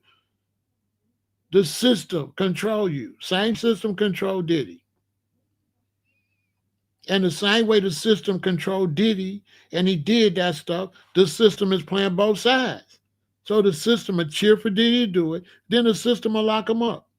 The system will cheer for you to eat all this stuff, then the system is the pharmacy, the system is the hospital, the system is the obituary, the morgue. They're on both sides. They're on the side that feeds you and make money for feed you, then they're on the side that make money when you get sick. They even make money when they bury you. How much is a funeral? How much is a casket? How much it costs to bury somebody? They win with whichever way. They win. They win regardless.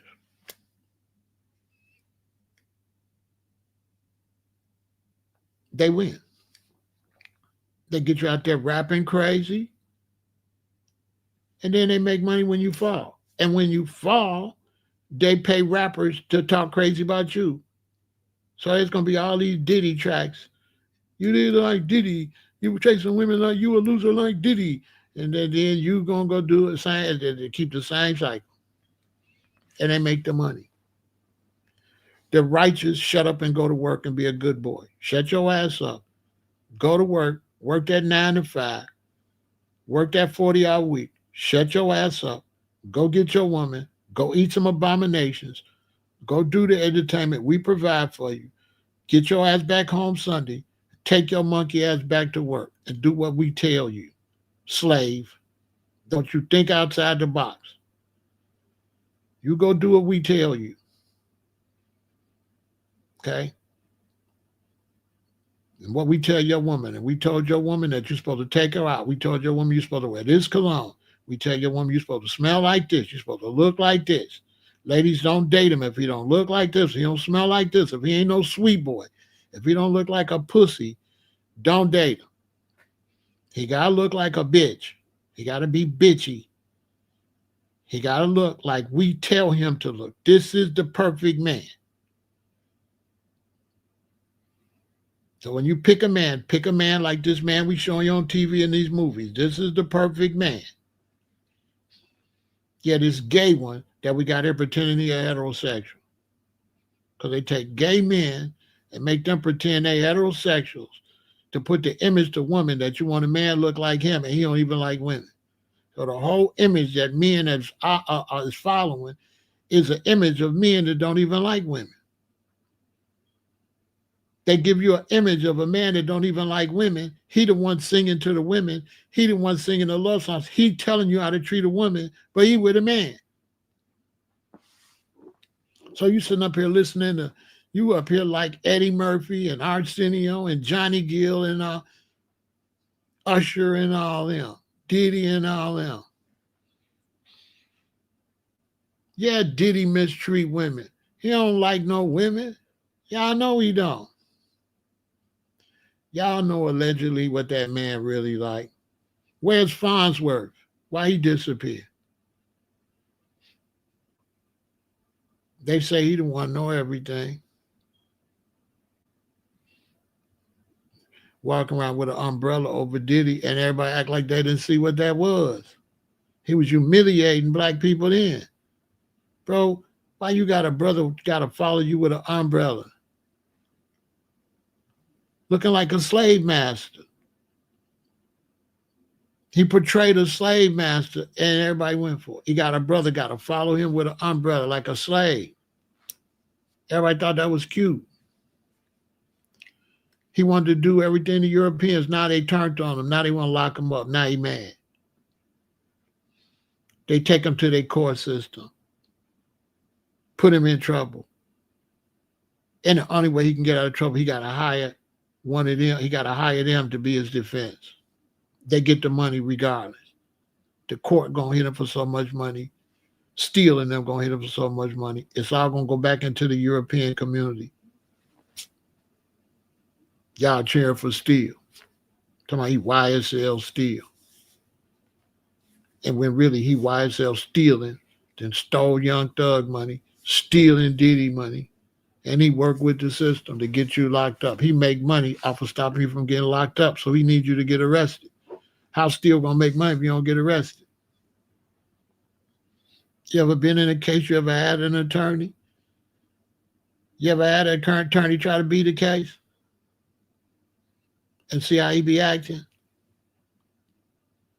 He worked with the system. If you're a good boy and pay him enough, he gonna get you off.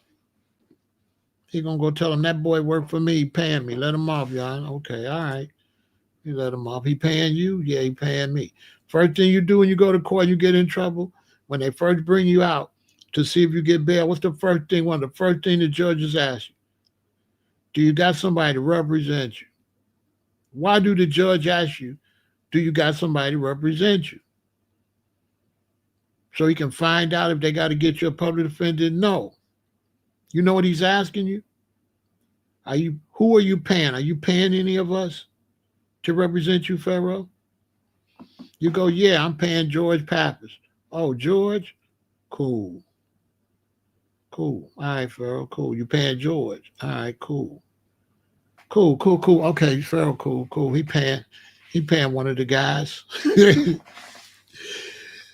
He not only asking you if you got money, he asking you who you paying. Say an attorney that don't put the money back on their side. Say an attorney that ain't a part of their system. I bet you lose the case. You got to say they attorney. I had to say George Pappas, and they was cool. Oh, George, cool. If I say Ronnie Jenkins, Ronnie, we don't fuck with Ronnie, but okay, cool. I say George, okay, bail. I say Ronnie, should we give him a bail? All right, 150,000. Put up 15. Put up, no, matter of fact, 250,000. Put up 25,000. We don't fuck with Ronnie. You know, you should have got a white man. You know what I'm saying? Hey, this is why y'all got to support the channel. I ain't supposed to say that. I'm not supposed to say that part right there. That's why I'm demonetized. I ain't supposed to say that. I'm supposed to, you know what I'm saying? I'm not like the other YouTubers. They business people. They just gonna say what they need to say to get the bag. You know what I'm saying? But I'm not putting Lucifer in my mouth to get no bag. They willing to put Lucifer in their mouth for a bag. You know what I'm saying? Tap dancing and shit. You know what I'm saying? For some views.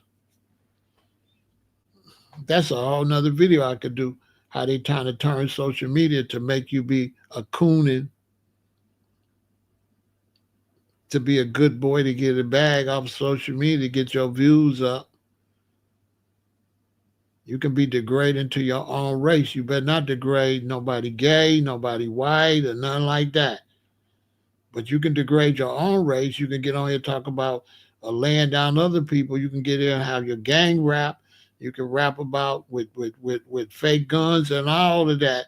That's gonna go. They're gonna put that on YouTube. But don't you say nothing about nobody else. It's got to be anti-black. That's cool. Got to be anti-black. It better not be anti nothing else, or they gonna ban you.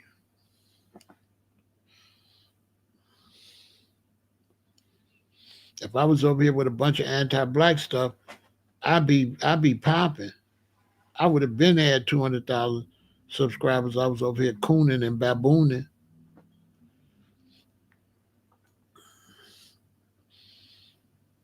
Even a lot of black men don't want to watch me because coons don't like people like me. I make them look bad in front of their wife.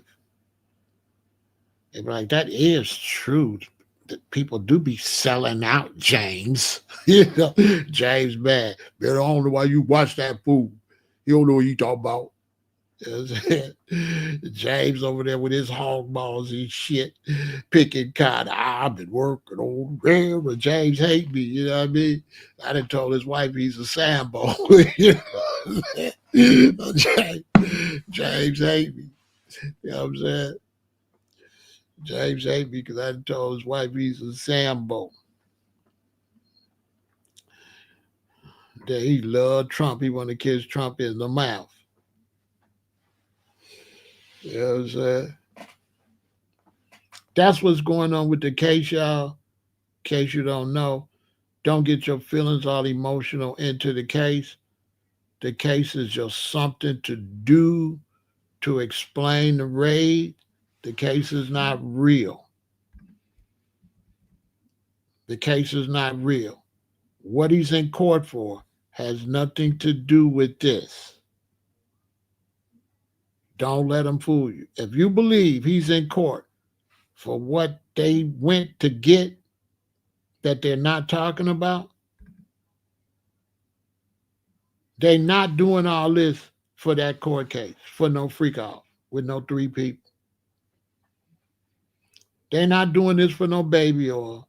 They not doing this for no pools with baby oil. They not doing this for no freak off with no 3 people. Anybody know that? Whatever they doing this for has nothing to do with this trial. They ran in there for one thing and they got him in court for something else. Because what they ran in there and got, nobody can know. So they can't have no trial about that. Because then they would have to expose the people that they protected when they ran in there. So they can't, they had to make up something. They had to make up something.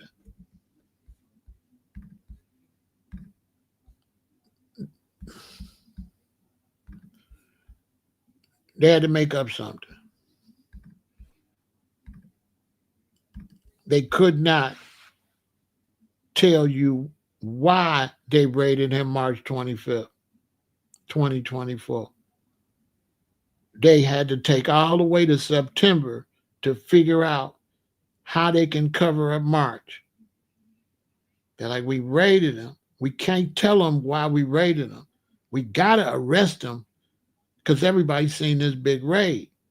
So they had to figure out how they can arrest him and work around what happened and take little pieces of what they found and just charge him for those little pieces. We can't tell them everything. Let's pick out little pieces and charge him for little pieces. That's why everybody say the case don't make no sense. I know y'all see the case don't make no sense from the very beginning. When I seen the freak off was him or her and some dude, I said, this ain't the freak offs. We all knew the freak offs was a bunch of people. We all know this. We all know it's a bunch of people wrapped up in this. We all know. We all heard about the lady that supposedly was unalived and they dumped her somewhere. That rumor went away. Remember the rumor that one of the ladies got, I think, too high at one of those parties and she's missing?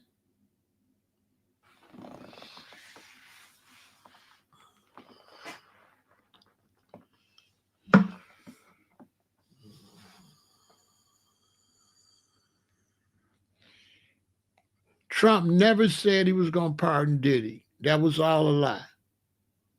They asked him, would he pardon Diddy? And now they're trying to pretend Trump just said that. This is how the media play. If somebody comment on the press, they say, would you consider pardon Diddy? I say, I don't know, I got to look at it. Then you report, Pharaoh might pardon Diddy. Like I just came out and said, you know what? See, it didn't even happen like that. Trump never mentioned Diddy. He was asked about that. How did that turn into he say he gonna pardon Diddy? Him answering the question somebody else asked him. Trying to make it look like he brought up, you know what I'm saying? That's all phony. Tough, you know what I'm saying? Tough woman, that's what I'm trying to show you. They manipulating everything. They manipulating it. He never said nothing about that. He just answered the question. But they reporting it like he came out and said, I'm thinking about pardoning Diddy. You know, this is crazy. So young people see that and people see that and think, man, Trump think about pardoning Diddy. Trump never said none of that. He just was trying to get around answering the question. He said, I don't know. You know, he don't know what to say. Like, I don't know. I'll look at it. You know, what do you want him to say? He said, somebody asked him, will you pardon Diddy? He said, I don't know, I'll look at it. Come on. Trump may pardon Diddy. What? What?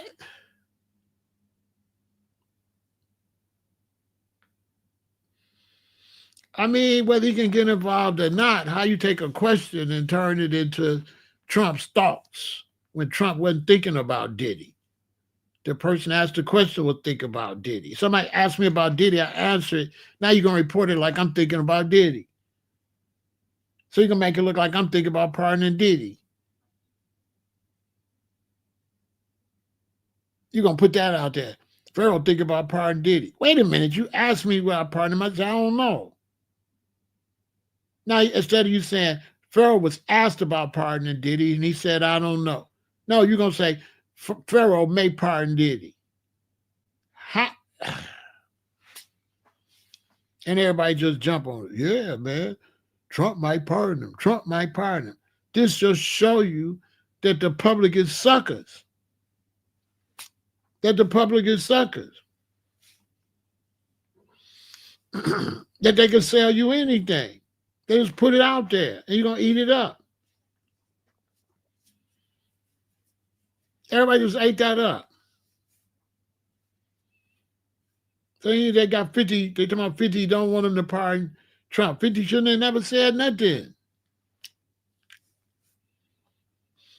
Now all the situation come up with his son's mother and stuff. Now he looking crazy. 50 needs to stop trolling. 50 is one of my favorites, but I keep it real. Fifth, if you're watching this, it's time to stop trolling. Because as 50 keep trolling, they going to get him. If 50 Cent keep trolling and keep sticking his nose in people's business, they're going to put a case on dude. They're going to start a humiliation campaign on him. He need to shut up and just do business. He need to be quiet because it's getting corny. It's getting corny. He's doing too much right now, though. Now he's not looking good because now they saying his baby mama, which we already seen the picture with his baby mama, right?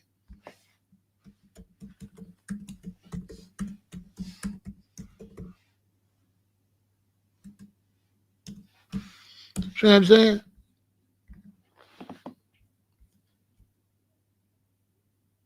We already seen the picture.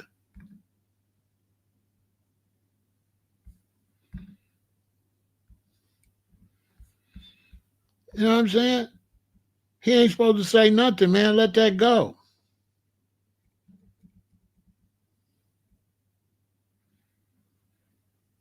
So now he all in it. You know what I'm saying? He shouldn't say nothing. He shouldn't say nothing. He shouldn't be saying nothing about that.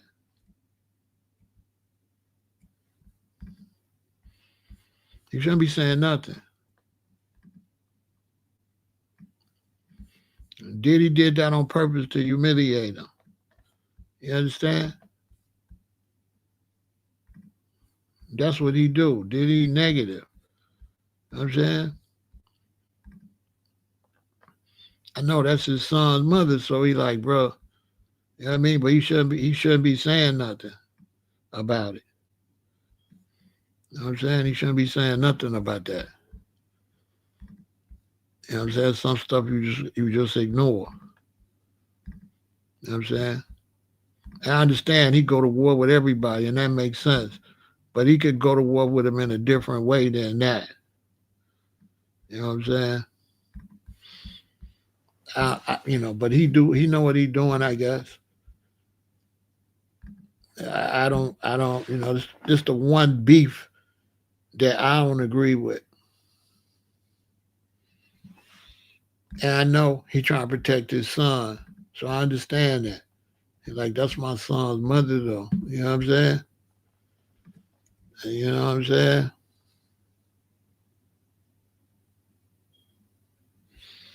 You understand? It ain't no rumor. It's a fact. You know what I'm saying? It's a fact. Like I said, I watch everything. I think that the day it happened. You know what I'm saying? You know what I mean? And that's why a lot of people, they look at my age, so they be trying to, get at me because they probably can't imagine, like, bro, you almost 70. How you see all that? But I think that the day I happened. I think the day one.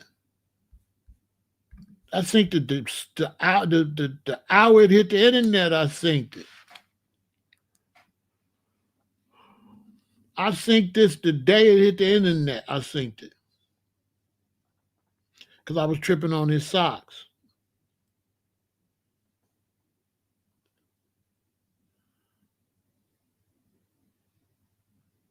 See what I'm saying? This just proved that, a lot of women, they you can't trust them like that. You gotta be careful who you dealing with. Cause she knows she ain't supposed to do that with him like that. When she got a baby by fifth. She don't care. Now the son gotta live with that. I'm saying this new generation messed up. Cause I ain't never seen my mama walk around with no man that wasn't my daddy and all this weirdo stuff. I'm saying? I ain't never seen my mama, no pictures of my mama with no other man or nothing like that. This is all negative behavior for the young generation messed up. Diddy put out bad images for the black community negative.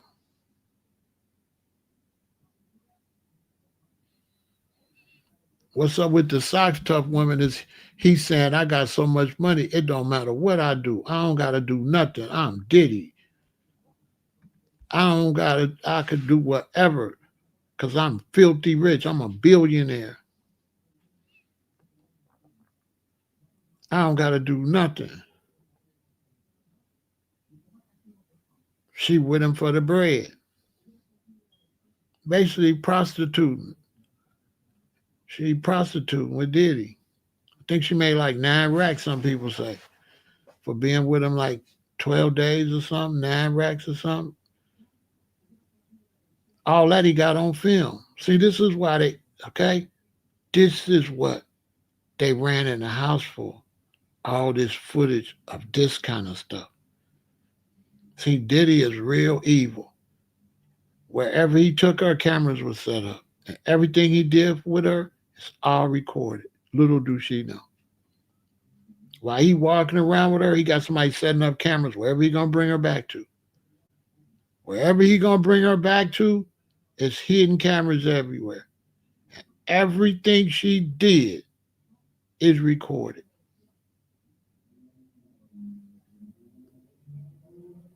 That's why they raided. That's why they raided him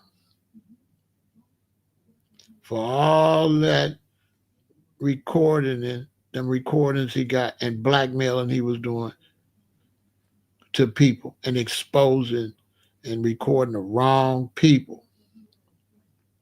That's what he was doing. He was with women to make money or to degrade somebody and to degrade the women. He only was with women to degrade them. Unless it was the special woman that gonna have his baby, then he gonna treat her a certain kind of way.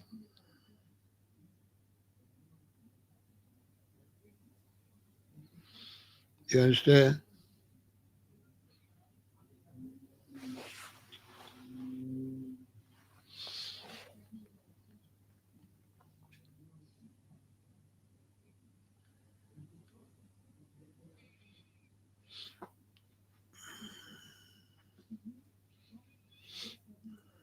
The worst thing Trump could do is pardon Diddy with all the sexual accusations he got and 37 felonies about doing crazy shit to a woman. It'd be the worst thing he could do. Anybody could crash out. If Trump don't be careful, he gonna crash out too. We think he the president can't crash out. But let him keep on being sloppy. Trump don't a lot of these people don't get it. Don't nobody give a fuck cause you Trump. If Trump keep making the wrong mistakes, he gonna go down. This is what I'm trying to teach the young black people about America and about the system. Boy, it don't matter who you are. If you go too far, you going down.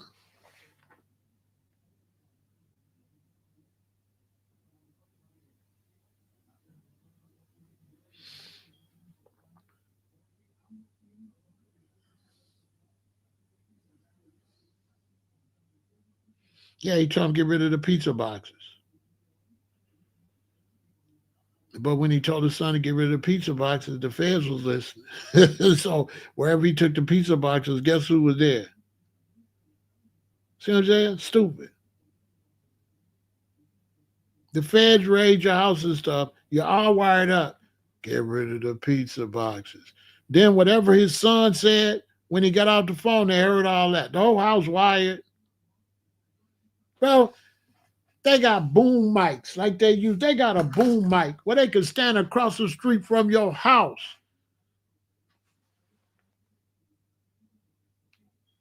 and hear everything you're saying. They got the newest technology that you don't get. By the time you get it, it's the watered down one. Boy, they got the technology with a scope on it. And when they point it and they push that little thing, that sound is going to pick up only where that's pointed. It's not going to pick up no other sound. If they point that at your bedroom window, it's not going to pick up none of the sound on none of the neighbors. It's going to go right there and it's going to pick that direct whatever you say. And they can do that from a block away, down at the end of the street, like a high-powered rifle, like a sniper weapon. And they can point that in your room. They can point that at you. And it's got a scope on it, and they can put it. And when their crosshairs get right on you, they're gonna pick up everything you say. A boom mic is something we use when we record like this. It's got a mic on it, and I hold it up over. He hold it up over me like this, and then I talk and it record it. It's a boom mic. It's an extended mic. See, like this back scratcher, like that. It's a mic like that. Well, now they got boom mics that don't got to be on this. They got microphones. The CIA had them first. First, the CIA have it, and the Secret Service, the CIA. Then the CIA get new ones, and they pass that technology down to the FBI. Then the Secret Service get another new one and pass the one they use to the FBI, and then the FBI pass theirs down to the DEA. So the equipment go down the line, and every time it's getting upgraded at the very top, then it gets upgraded at the close to the top, a little bit further down from the top. Everybody get an upgrade. Everybody get an upgrade. So that's why he got the upgrade surveillance. This ain't the police. Okay. This Homeland Security. They got different equipment. This Homeland Security, this is the best in the DEA, the best in the FBI, the best in the Secret Service. This Homeland Security, this a whole new police force.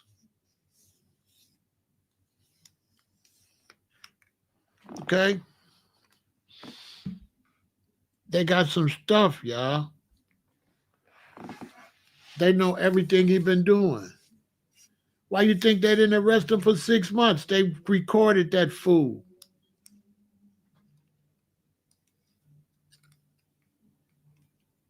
That's why they just let you know.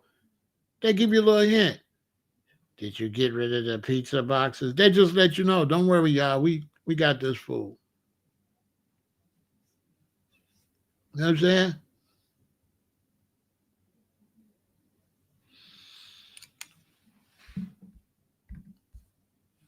Yeah. Yeah, you can't outrun him. You can't outrun them. You can't outrun them. These are top athletes, top triathlon type dudes that can do 1,000 pull-ups and push-ups. These ain't the fat police. No. This is really them. Okay?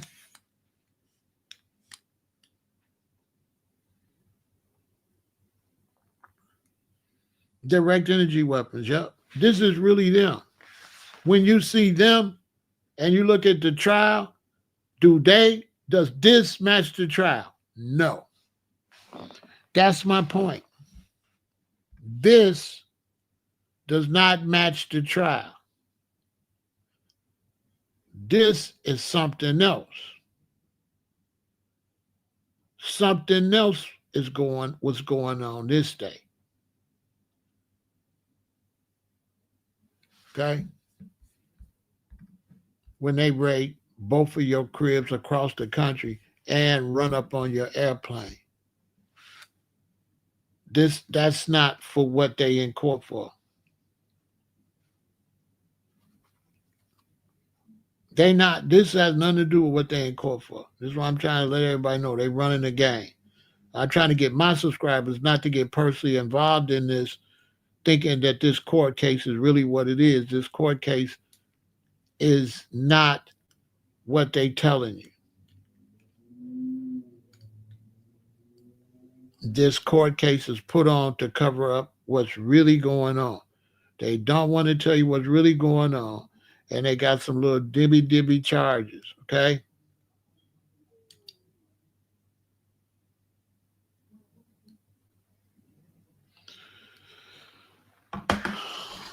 Trump ain't sent nobody in nowhere.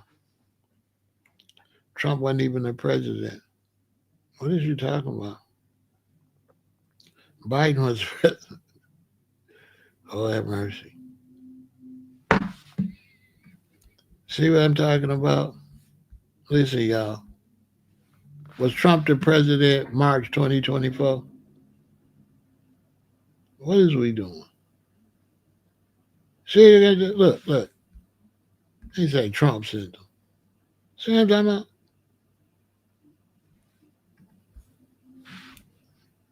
See what I'm talking about? He say Trump sent them in March 25th, 2024. The internet is crazy. He say Trump sent them.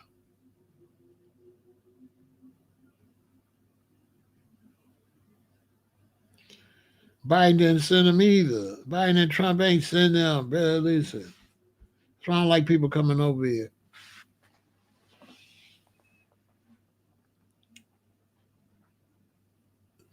Bro, them agencies is their own agencies. Nobody got to send them.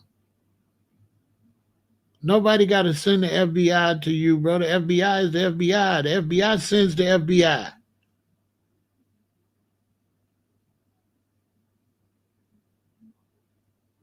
The FBI is behind this. President ain't got nothing to do with this. Y'all tripping, man.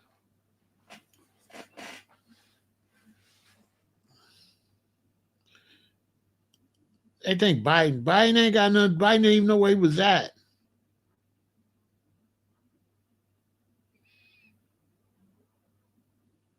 Oh, you saying Biden was the president? Yeah, Biden was the president, but the president ain't got nothing to do with this.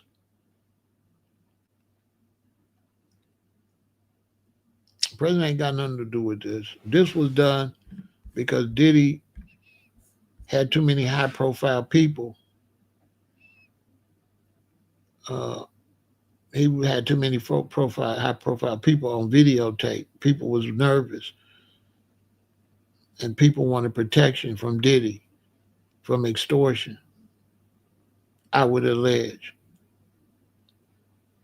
You know what I'm saying? They was trying to do extortion. And these people can call. You understand? Because you trying to extort me. I'm a Hollywood celebrity. I went to one of your parties. You feel me? Try to extort me. But what you understand is my wife's sister's husband is on the FBI. Here's why people make mistakes. See, family be working for the government. You understand? So it's like me. If you would have became too much of a problem, I could have told my mother. My mother worked with the United States government, had big connections. If I would have really been in a serious situation, I could have told my mother. My mother would have called her friends at the feds. All them agencies know each other. And that agency will contact the other government agency, because somebody that worked for the Veterans Administration or worked for the Selective Service say, "Oh, I'll call Brian. He's over at the FBI." Okay, call Brian and say, "Brian, I got a problem. My client here, best steward is this, her son, this and that and that." Brian gonna be like, "Okay, I'll look into it." And Brian gonna be at your neck because my mama worked for them and know somebody worked for them, and the person that worked with them, Brian really like her, gonna do anything she requests, and now you're in a lot of goddamn trouble. Just like that. Because what people don't understand in America is these people is your as relatives. It's not just the police, they're relatives.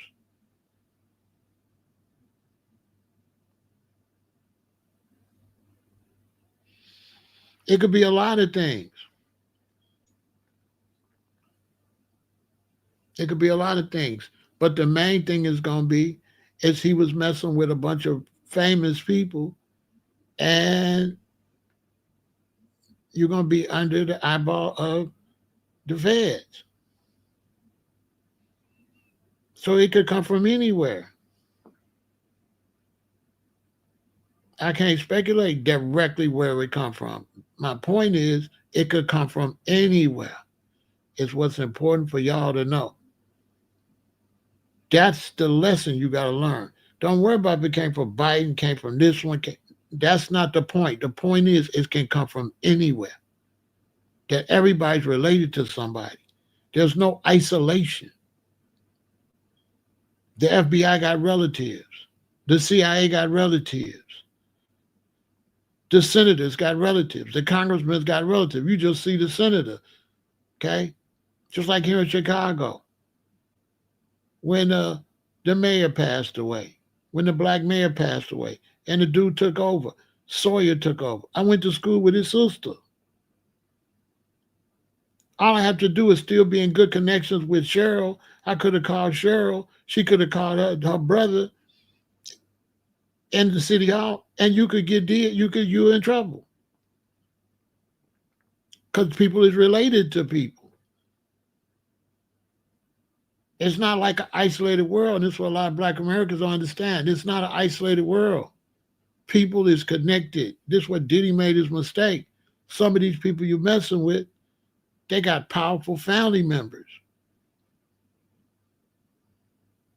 Their family member could be in the mob. Their family member could be on the FBI. Their family member could be in the Secret Service. Their family member could be a governor, a senator, Homeland Security. It's a small world. Exactly. Exactly. And you get out here tripping, and the wrong family member make that call, or the wrong Hollywood actor, or the wrong singer. Exactly, Josh. Exactly. And so you get out here tripping, it go bad.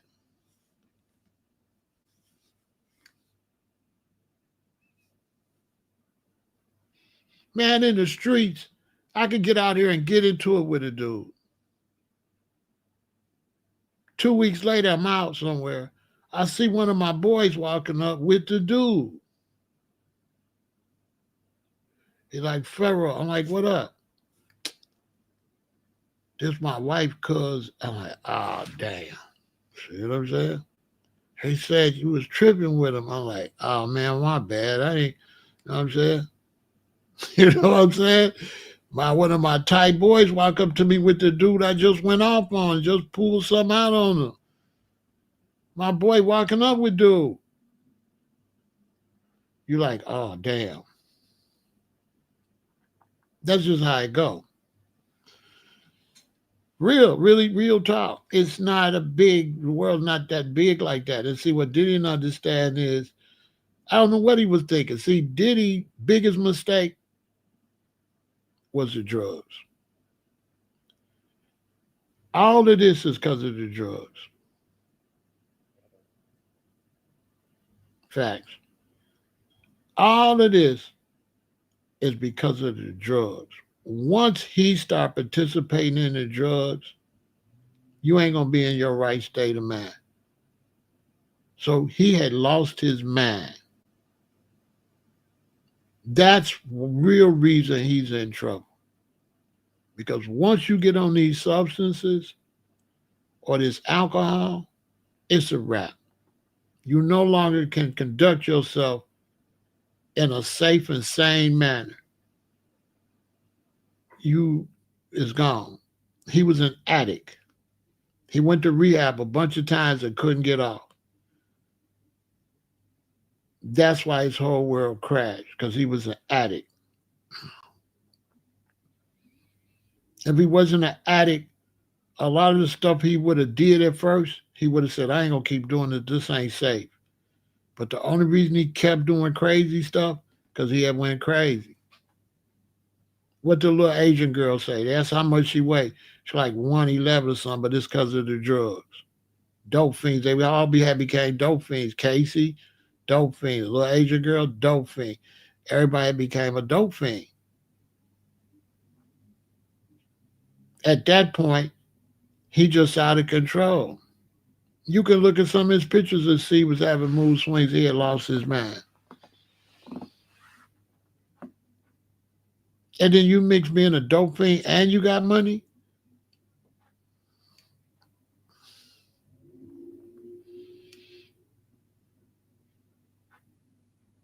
He's lucky to be alive. I guarantee you at least 4 times he came this close to ODing. Casey too.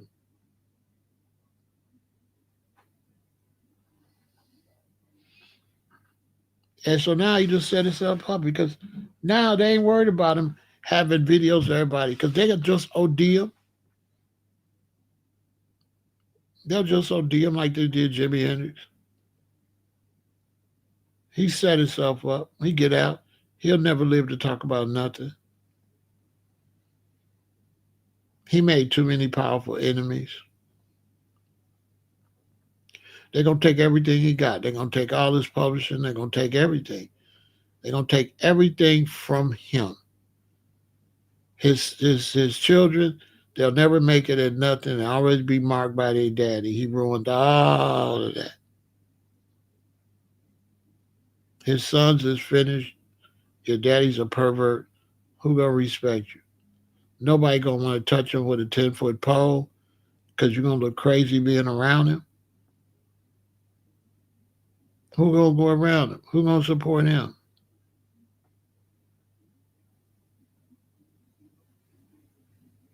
Just being a regular person supporting him is gonna ruin you.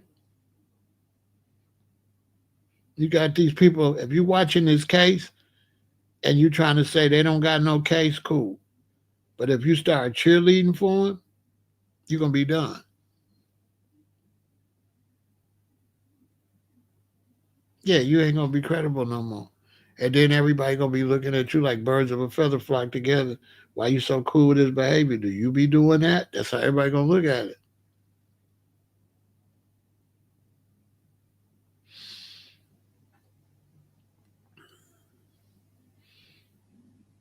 The best thing, see, first off, he should have left the country, but they wasn't gonna let him leave the country. See, I'm giving y'all game. They wasn't gonna let him leave the country, just like they didn't let Dirk leave the country. You see how they didn't let Dirk leave the country? They not letting you do all that no more. They arrested Dirk trying to leave the country. These brothers don't understand that we living in the Babylon system and they stepping up. They taking away more rights. We finna be under Big Brother for real. You gotta have the real ID to travel. They taking away rights. You finna be under the Babylon system.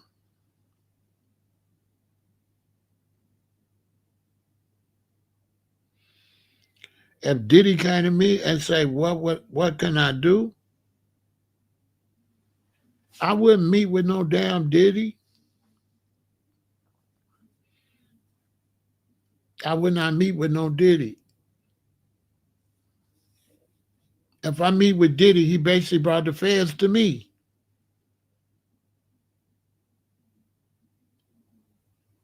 in the streets. He hot. I would not meet with no Diddy.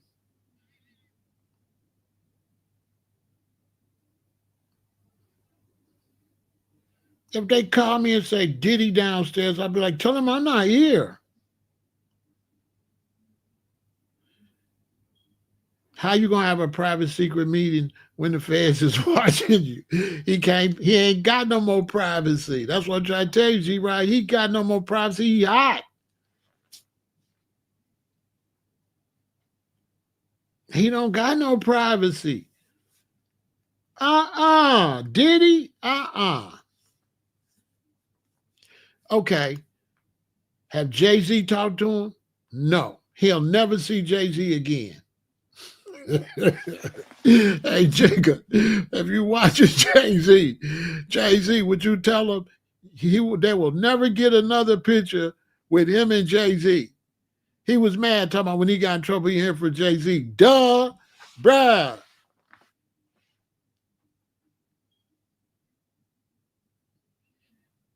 Man, I don't want it. First off, I got 3 daughters. That's the first off.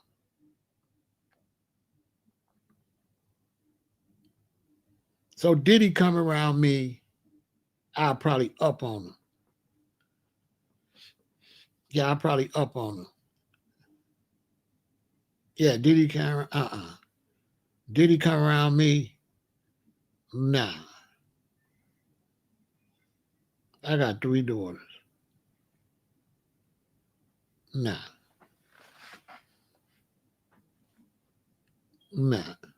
We ain't got nothing to talk about, bro.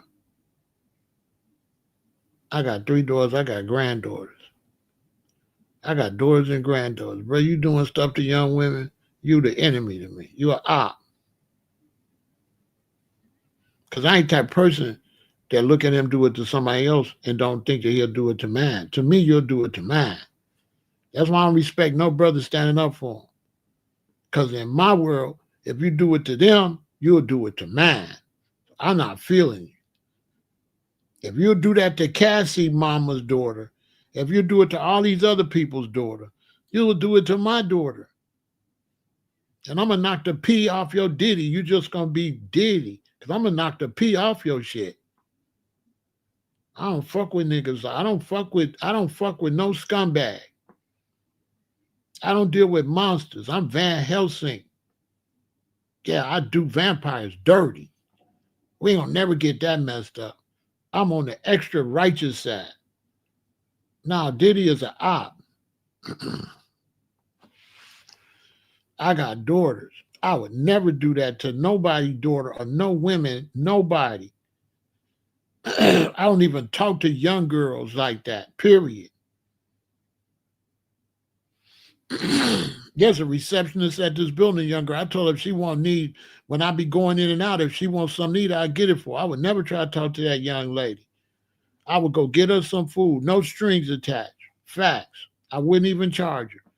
I'd go give her some food. I'd be nice to her. I would not try to talk to her. I would not try to get her phone her. I would not try to date her.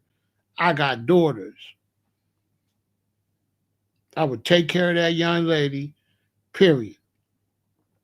And when she's not a receptionist at this building no more, and I'm out in the world and bump into her, she'll be glad to see me. I'll be glad to see her, and that's it. I would not want to have sex with that young lady or none of that. I ain't doing none of that. I would go get her something and treat her nice the same way I would want people to do my daughters. Do unto others as you had them do unto you. You know what I'm saying? I'm a real revolutionary. Doing black people dirty is a revolutionary violation. But you doing your own people dirty. I ain't with that.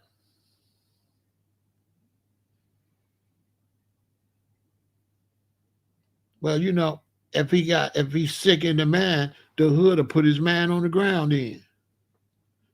He put his man on the ground. He don't need it. It ain't no good. Yeah, you ain't using your brain anyway. So somebody knock it out. Don't get no fuck about that. You know what I'm saying?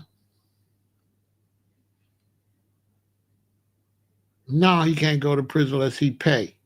You know what happened to him in prison? We get locked up with a bunch of men. They got daughters out there that they can't protect, and they feel vulnerable. They can protect their daughters. And they're gonna be like, "Ooh, I wish he would have did that to Sandra." This is everybody. Black folks be on wish a nigga would time. A lot of black men first they think I wish a nigga would mess with little Deborah, his daughter named Deborah. That's all they gonna be thinking about. He'll have to pay big money to stay safe. Big money. And then the person that keeping him safe might get it. We might be like, man, bitch ass nigga Richard protecting Diddy. Richard might get it. It might not be safe for you to try to keep him safe. I'm just keeping it real. Y'all ever watch videos about women in prison and how they be worrying about their children? It's serious. You know what they do to a woman when she come to prison and she been mistreating her children? With these women that ain't in there for that, it don't go good for you. Where I come from, Diddy, we don't mess with no Diddy. Diddy would never get no lunch or nothing. He wouldn't be safe. He had to go to PC. He got to go over there with the pedos. He got to go to PC. He can't be in General Pop. No, not with that. We ain't doing that. We ain't doing that. Even a lot of criminals like to do good business. They just doing crimes.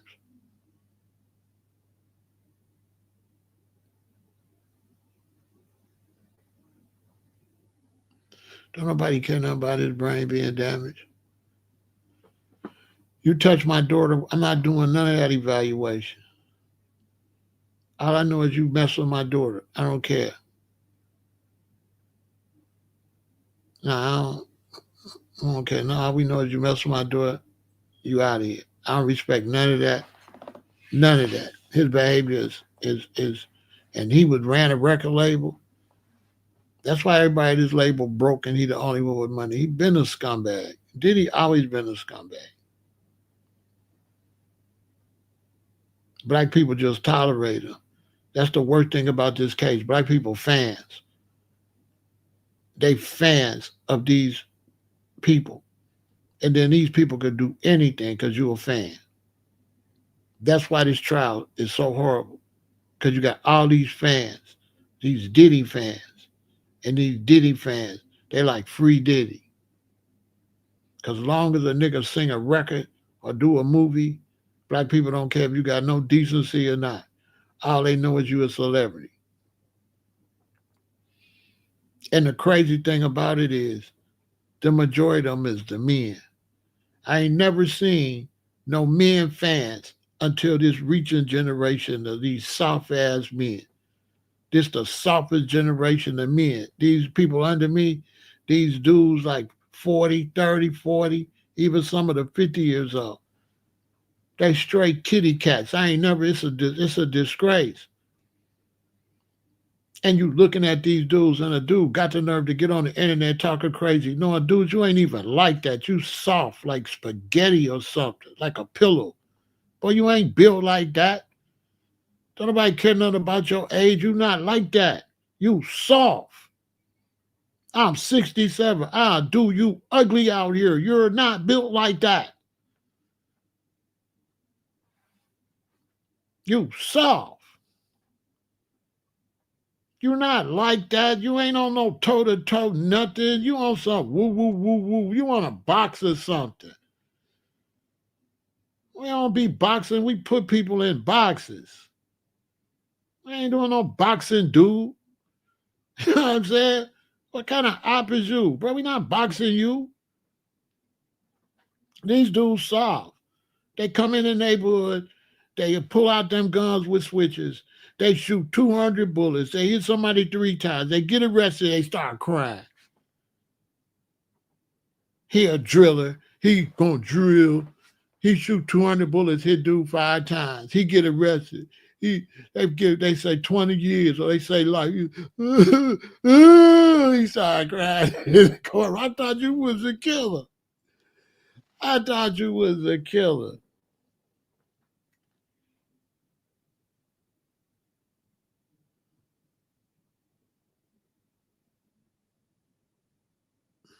Who want me to run a fade? What's a fade? A fade is a haircut. A fade is a haircut. What fade? A fade is a haircut. Men, we don't run no damn fades. You mind your business, I mind man. You get in my business, then we're not doing no fades though. Listen, a real man, we not involved with no soft shit. If what you did is only leads to a fade, I could let that go. If you did something that only leads to us fighting, I don't care. That ain't serious. That's not serious. If you did something worth fighting over, that's not serious. That's not serious. I'm not getting involved with nothing that's worth fighting over. That's little boy shit. So if you did something that called for a fade, then go wash your clothes and bleach and fade them then. Because I'm not doing no fades, bruh. With no little ass, stupid ass boys in the hood talking about a fade, run the fade. Come on, bruh. I ain't had a fight. Bruh, fighting is for little boys. Good God, bruh, what? Last time I had a fight was the 5th grade. Don't know men, we don't fight.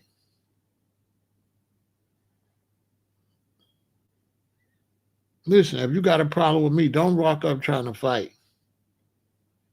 Because you put your hands on me. We not finna fight, bro. You finna be out of here. You understand? I'm not doing no fades. I don't do no fighting. Fighting is for little boys. Men don't fight. They teaching y'all a lie. Little boys fight. 5th graders, 4th graders. Men are mature. They practice conflict resolution. They not doing no unnecessary fight.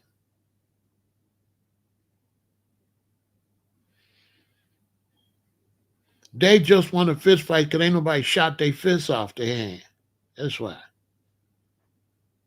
It's all bullshit. Don't no nigga want to fight me. Who? Who's stupid enough want to fight me? You come out in front of my house talking about you want to fight me. When I come outside, I ain't gonna even look like I'm coming to fight. I'm looking like I'm coming to give you 5 minutes to get 5 seconds to get the fuck from in front of my crib. We're not finna do no fighting, bro. I'm not doing no fighting, bro. That's for little boys. These brothers is teaching y'all some bullshit. Them niggas in Cali with all that fake shit, them niggas some hoes, okay? You can tell them I said it. Ain't nobody doing no fades. Ain't nobody getting punched all in the nose and all in the eye trying to prove something. We busting each other's lip and breaking each other's nose. For what? If it ain't serious, leave it alone. That ain't serious if that's all you want to do is punch. Talking about you want to run the fade. Run. Fuck the fade. You know, I don't want to run the fade. I want you to run.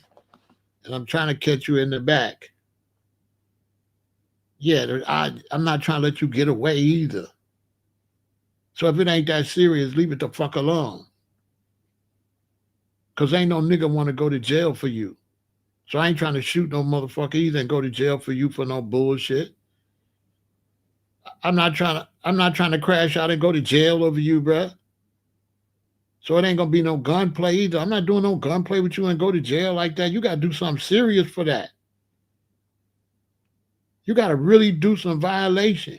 You gotta really do something where I can go to court and show the judge, hey, this dude was a threat to my life or something. Other than that,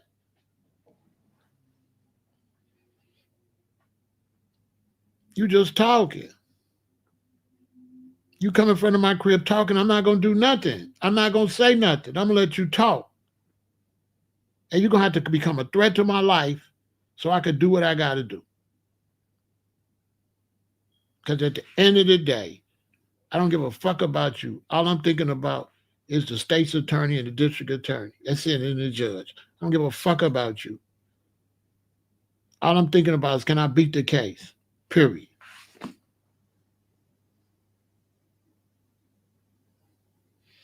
If you go too far and I just got to get you, then it's not going to be out here. I'm not going to crash out because you know how it is in Iraq. No face, no case. We'll handle this at another time where you don't know who that was. But it ain't going to be me. I'm not finna go out here with my face and my body and go to prison. I'm not Suge Knight. I'm not Diddy. You go too far, something going to happen to you probably, but you ain't going to be able to say it was me. Get the fuck out of here. It's cameras everywhere now. You can't even get away with nothing now no more. So who's going to go out there and throw their life away like that for some stupid dude?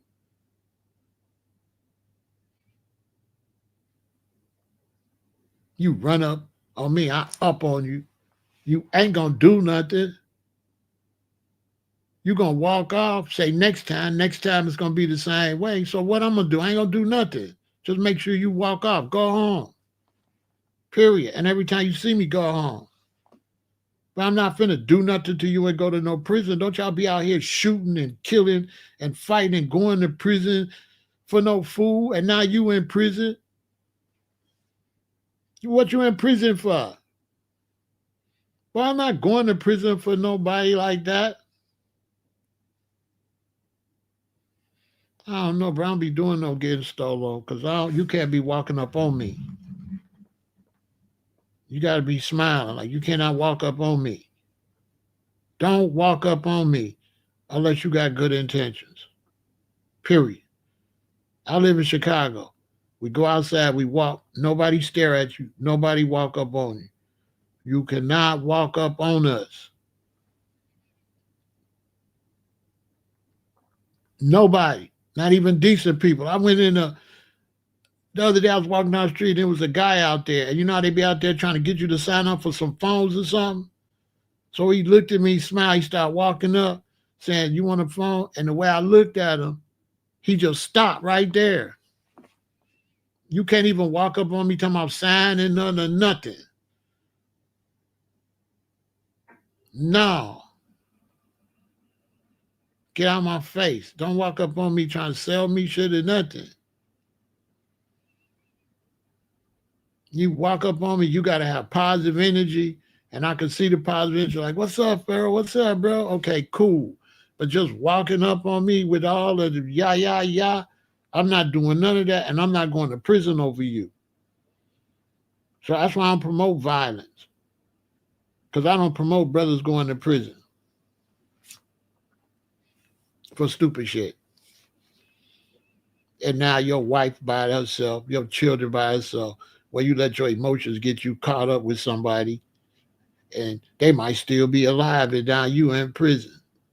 You might get attempted murder or something like a stupid ass and threw your life away. In Chicago, these shorties be throwing their life away for dumb shit. Over stupid arguments or stuff like that.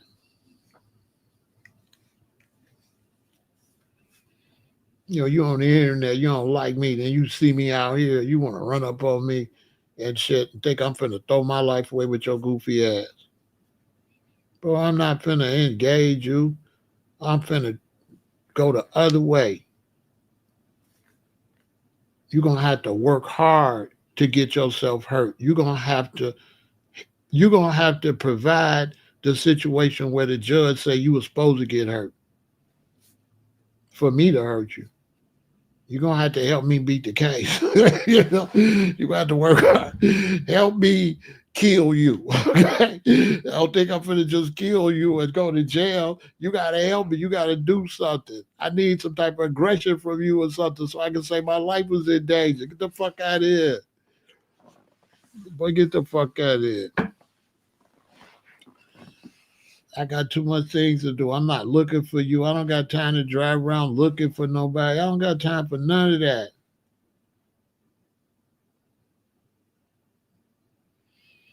I don't know. I don't deal with violence. I mind my business. I only deal with self-defense. I don't deal with violence. I only deal with self-defense. And I don't talk to nobody I don't know. I don't do no beefing. I ain't never did no beefing my whole life. I haven't did beefing. I never was a beefer.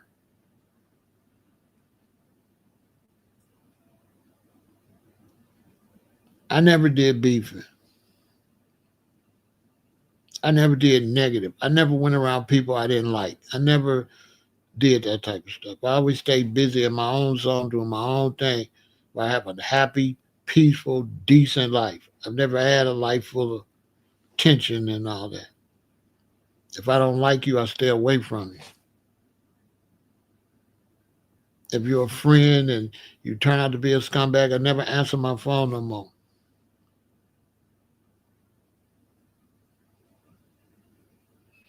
Do y'all have 10, 20 life in Chicago? I don't know what they got. I know in Chicago you could get shot and dude be out 2 or 3 years if he didn't kill you. In Chicago you could get shot and dude might get back out depending on what the situation is. So many people get shot.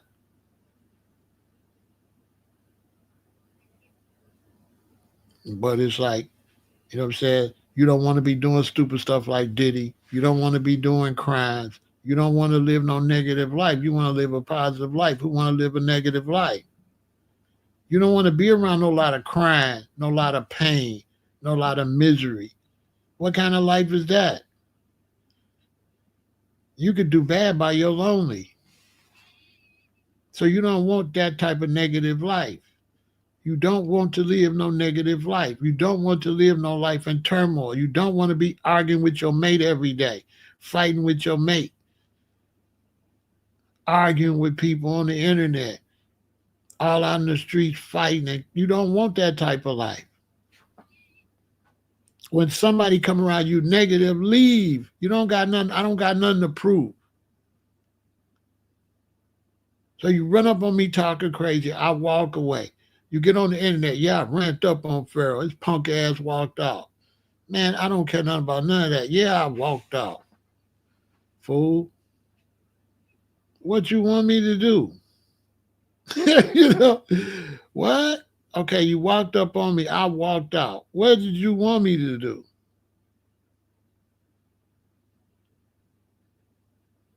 Like talking all that shit. The shit I ain't never talked about doing nothing to you and going to prison. Show me where I said that. Show me where I said you can walk up on me and I'm gonna go to prison. What you mean talking? I never said none of this. I never said I'm going to prison over you. Show me where I said that. I'm not going to prison over you. Is you crazy? I don't fight, bro. I don't get if it's not something that calls for lethal force. I don't do it. I don't do middle boxing, this, that. It's either peace or death. That's all I do. I don't do none of this shit in the middle. It's either peace or death. That's it. And you the one gotta die, not me. And I'm not finna kill you. I won't even kill nobody for pay.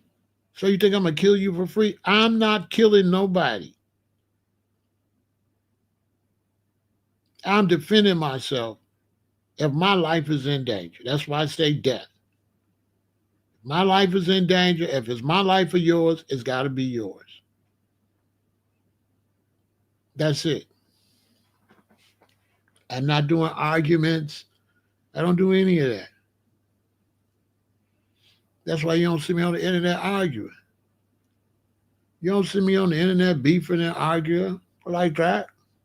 What I do, tell dude you a fool and block him. I block them.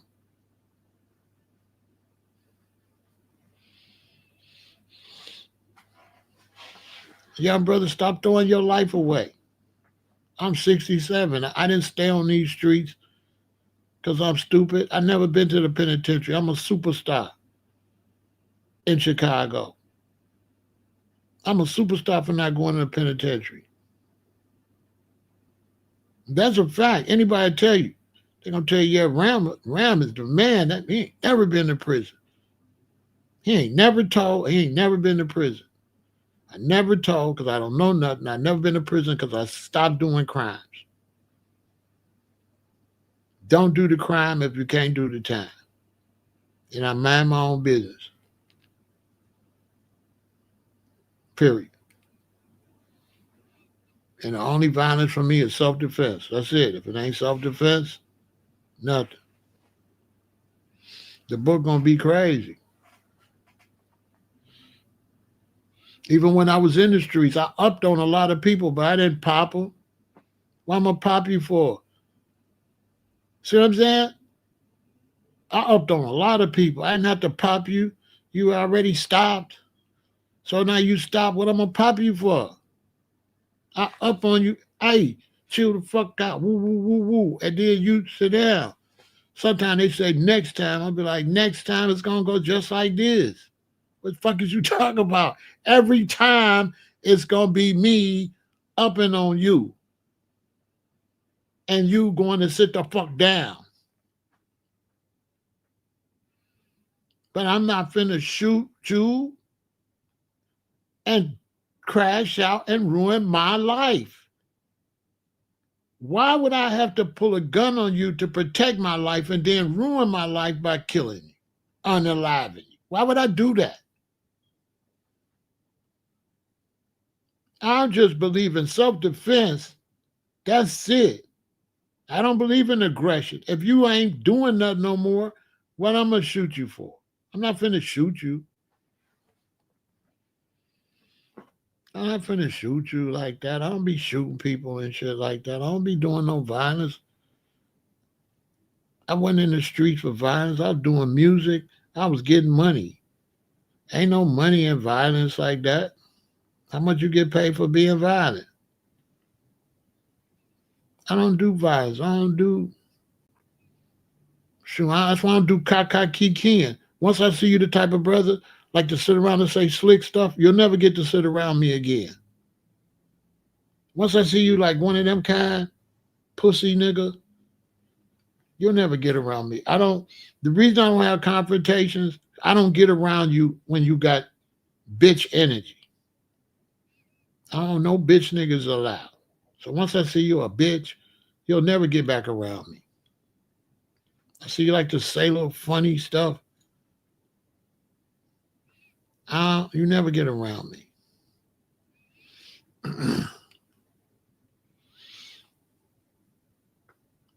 The brothers I be around, they stand up.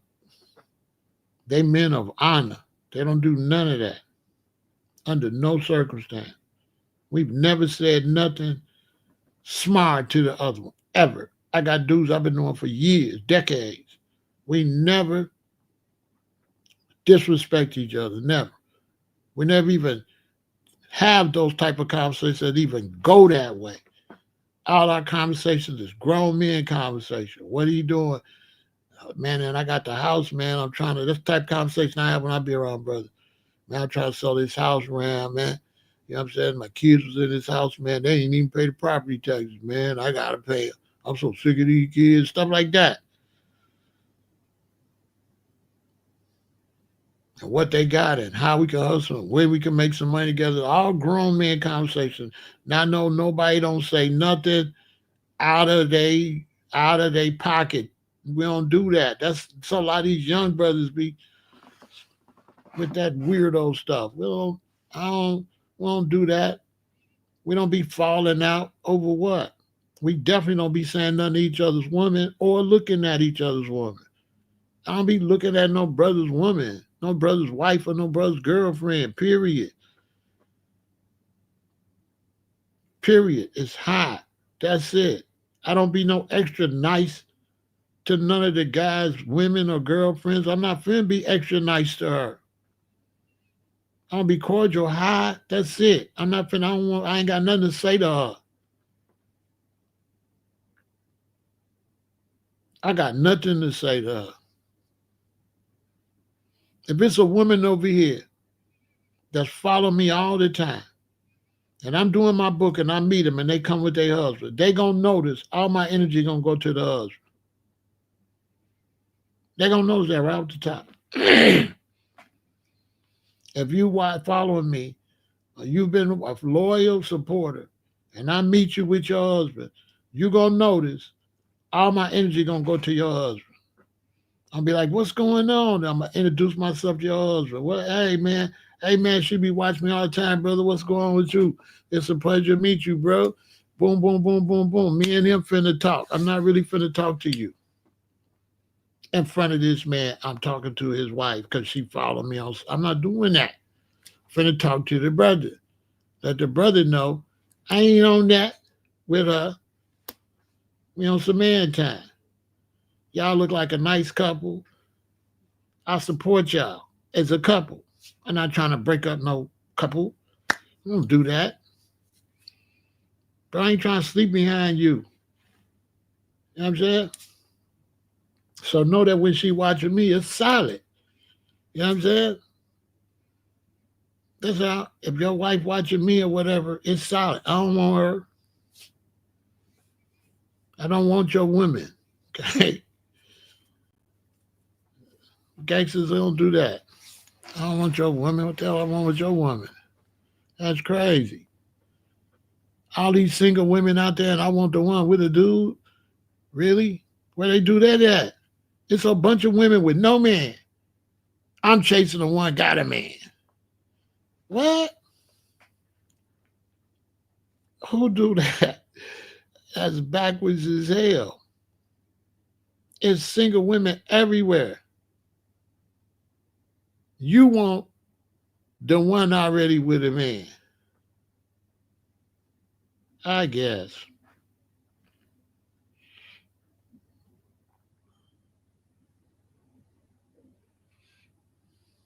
I guess. I don't know.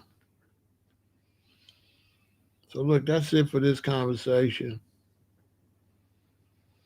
Watch the trial and everything, but know that the trial is fake. Know that the trial is fake. The trial ain't real. And Diddy out of line. Diddy out of line made all that money to do stupid stuff. Meanwhile, he walking.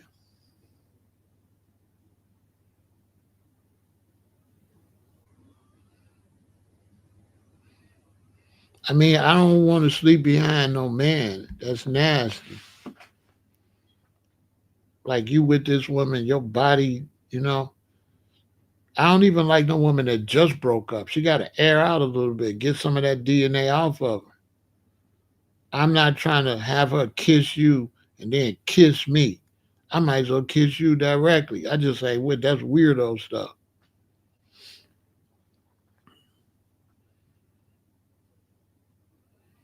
One of the things, if I'm single and I meet a woman, one of the things that makes it more impressive is how long she been single. If she ain't been with a man in a while, that's more interesting. But if she just broke up, I'm not really interested. So if you just broke up with your man, it's been a month or 2 months, I'm not that interested. Because he might got certain energy. He might be tripping. And I don't want to be with you and he rolled up. So this who you with now and all that. Listen, I'm not doing that. You know what I'm saying? Let me get with a woman that's been by herself for a while. Not nobody just broke up with somebody. Because in that case, he might have been did something wrong. She might still like him. So now you get with her, she your new woman, and then she calling him on the side. Next thing she knows, she say, I ain't gonna have to do this. I don't want to. I hate to tell you this, Pharaoh, but Mark, me and Mark been talking. We gonna get back together. See, I'm like, nah. No, no, we're not doing that. Yeah, we're not doing that.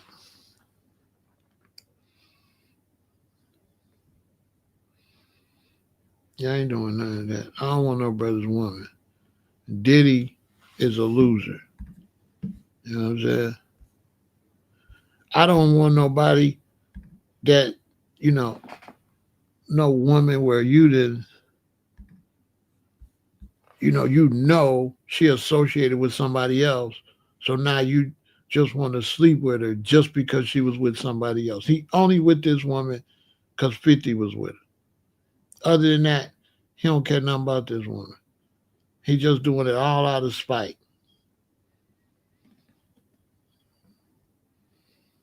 But where he making a mistake at is 50 got a son by her. And if he slip, them goons gonna be at him. Cause he ain't supposed to do, you supposed to respect a baby mama. You know what I'm saying? That's why Diddy's a scumbag. I don't like him. But I never liked him. He ain't never been shit. He always been a loser. He always been a star off of the money off of other black people. And he always took hard earned black people money to stunt. And he ain't never really never put nothing back. Everything he did was always for his own fame. He never cared about us as people. Never. He was always negative. It was always about Diddy. He got a record label. He the biggest star on the label.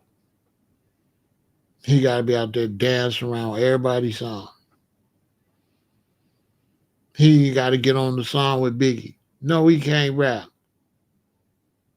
He all in the video dancing around with Biggie. Just a bozo. He never liked Biggie. He never liked Biggie. He tried to steal all Biggie's publishing and everything. And when Biggie went and got Kim's publishing and changed his publishing over to his children, that was the night when all that hit that next night. That's the night Biggie got unalive when they had fell out. All that's going to come out. Even to the point where they drove and they ran the light and left Biggie back there. Come on, man. That was a setup. Y'all together, you go, you run the lights and leave Biggie back there. Dude walk up and unalive Biggie. You across the street. That's a hit. Big Gino. Gino was a hit. That was a hit. Anybody, any street dude know that was a hit. That was planned for them to know when you leaving, know where you at, know what vehicle you in, know where you gonna arrive at a certain place at a certain time. That's a hit. That can't just happen. That was set up. Tupac wasn't a hit because Tupac ass was all out the car and the girls hollered, Tupac, and they was already looking for him. Tupac wasn't no hit. Tupac was just some dudes driving up and down the strip and happened to see him leaning out the window and came around and got him. I don't know why they trying to make that a hit. That wasn't no hit. That was Tupac being stupid. You ain't already beat up a crip, bro. Sit your ass down somewhere and go do the show. Because once he beat the crip up, they should have left Vegas. So they was just some goofies. How you gonna stomp out a crip and still go have a show? Dumbass. That was stupid. That was stupid ass Suge. Another dumbass. That was Suge. Suge was an idiot. Suge was a football player trying to act like he was a gangster.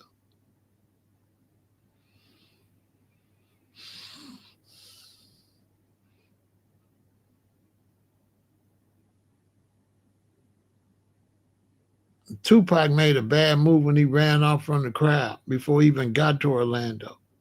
He ran away trying to prove he with the team, trying to prove himself. You understand? Nobody told the truth why Tupac is really unalive. Tupac is unalive. And here's the facts. Tupac is not here because when you go to these fights and brothers watch these fights, they be wanting to fight. If you go to any big fight, you know how many fights be in the crowd? So some of these brothers, when they go to the fight, they testosterone get up and they be wanting to fight. And so now after watching Mike Tyson, now Tupac feeling like he, you know what I'm saying? That's the real psychology behind what happened because of the fight. He come out wanting to fight. That's what it's about. Anybody that know boxing know I ain't lying. That a lot of men can't handle boxing because they want to fight as soon as they see the fight. If you've been in some fights, you know what I'm talking about. Be a whole bunch of fights at the fight. Whole bunch of fights at the fight. At the fight, they be fighting all in the stands. All after the fight, they be wanting to fight. The Tupac didn't have the mentality to watch the fight and come out of there and chill down, chill out. He came out of there all hyped up, not realizing you Tupac. So when they say, there go dude over there, you the star, you the goose that laid the golden egg, why would you run your goofy ass over there trying to prove something, little as your ass is? Because the only thing that happened, Tupac wasn't going to do nothing but get knocked out eventually. Tupac was going to get knocked out. Anybody know the street and know that, know when it comes to fighting, you win some and you lose some. You're not finna win every fight. You're going to get knocked out. That go for me or anybody. You're going to get knocked out. You're going to get beat up. You're not finna beat everybody up. Duh. If you really from the streets, you know what I'm talking about. You're not finna win every fight because fights ain't based on what you can do. Fights is based on circumstances and everything. It's a lot of circumstances to a fight. It's a lot of circumstances. No matter how good you can fight, if dude catch you with one, you out. So anybody grew up as a kid that fought know that a fight, you know what I'm saying, ain't about you won because you're the best fighter. It's basically, it's a toss-up. All they got to do is connect. And it's a wrap. If you connect, it's a wrap. If he connect, it's a wrap. It don't mean you can't fight. It means he connected. He got you with one. It's a fight, man, and you swinging and he's swinging. And it ain't no, oh, I fight, I'm finna win, or oh, he fight. No, it don't. Fights don't go like that. Fights is to flip a coin. You flip a coin. Somebody gonna win, somebody gonna lose. The only time a fight is kind of dominant if you bigger than the person and stronger than the person, yeah. But if you've been in fights as a shorty, you know, if fists is swinging, you know, you stumble, you know, you stumble, boom, you know, you swing this way. At the same time, your arm go down, he swing that way. Yours is that close to his face. His is this close to your face. You lose. Okay? Gotcha. You know what I'm saying? That's why we fought as kids. And we wasn't fighting after the 5th grade. Because we knew a fight is just whatever. It didn't mean nothing. Fight don't mean nothing. Greg beat up Reggie. You beat up Greg. So you beat up Greg, Greg beat up Reggie. So you should be able to beat up Reggie. No. Reggie beats you up. Because it don't go like that. You know? Is there any real people? Craig beat up Reggie. You beat up Craig. By law, you're supposed to beat up Reggie. No. Reggie wins that fight. As a matter of fact, if you fight Craig again, Craig might win. So if fights don't go like that, and you're thinking you're a kid, you're thinking, well, how I beat up Craig? Craig beat up Reggie. Why I couldn't beat up Reggie? Fool, it don't go like that. It don't go like that. Yeah, it don't go like that. So if you grew up fighting as a kid, like I did, you don't be fighting. The reason these men be fighting, because they didn't fight when they was kids. If they fought as much as we did with kids, you won't want to fight. After you tired out the fight, if I hit you in your jaw, once you really fight a lot as a kid, second grade, third grade, fourth grade, fifth grade, and you see how tiring it is, both sides be like, bro, I'm not doing this no more. This is a lot of work. Fights is tiring. Fights is not fun. You never really feel like you won. You be breathing hard. A lot of times you just barely got by. Yeah, you won, but just barely, because that one went right by your face. That was it, but it didn't get you. So you really win a fight by the skin on your chin. You never really just win. You kind of won, kind of. If you really fought as much as we used to fight, fights is no. By the time you get in sixth grade, you're like, no, we're not doing this no more. Sixth grade, seventh grade, eighth grade, high school, I wasn't doing no fighting no more. Fighting is over with. I'm not finna be breathing hard, my shirt all tore up, my nose bleeding, your lip bleeding. We're not doing that. We're trying to talk to girls. We're not doing that little boy shit. When I grew up, fighting was little boy shit. Now with these weird ass bro, they talking about grown men fight. Bruh, I ain't never seen my daddy have a fight. Your daddy must be a bitch. Your daddy be fighting. I ain't never seen no grown men fight. What the fuck? I ain't never seen no grown men come out on the block. When you seen Fridays, you didn't see Craig Daddy wasn't out there fighting. Come on, stop. I ain't never seen no grown men fighting. Unless you're watching boxing. So if you grew up with grown men fighting, that's why your generation sucks. Because I ain't never, when I grew up, you ain't even see teenagers fighting. You ain't see high school kids fight. Don't nobody be fighting in prison. They be getting shanked up. You get shanked in prison. Ain't nobody gonna fight you in prison. You gonna get poked in prison.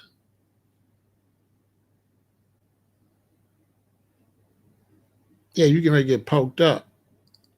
Maybe it depends on where you're in prison at. But I know you in Chicago and you in Illinois, you go to Stateville, son, bro, you not, bro, listen, you finna get poked. Yeah, you finna get poked up. You punch me, you gonna get poked up.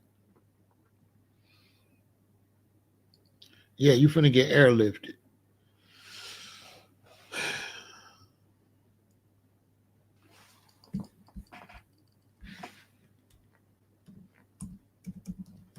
You finna get Tory Lanez. You finna get Tory Lanez up. Yeah, you gonna be Tory Lanez. Yeah. You gonna get Tory Lanez.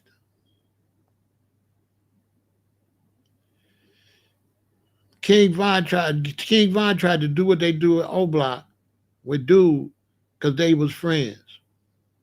They was friends. They started beefing like over a woman. So that's why Von just wanted to fight him. Because Von didn't hate him, they was friends. And Von tried to do BD stuff, but it wasn't no BD situation. That's what happened to Von. Von tried to do what the BDs do with the BDs, but dude wasn't no BD. That was his mistake. Because in O Block, or when you're in a gang, that's the only time you fight. When you're in the same gang, you can't poke them up and shit. So if I get into it with some foes and there's a bunch of foes, I gotta fight. I can't poke up the foe. And then when it's over, we gotta hug it out like that, like Crips. They can't hurt each other. They gotta fade. That's what the fade is, just for games. Now let me clarify that when I talked about the fade. The fade is legit, but the fade is within the gang. If I'm a Crip, I'm not running no fade with no blood. I run a fade with another Crip. So the fade is like dudes that ain't really even supposed to be fighting. You know what I'm saying?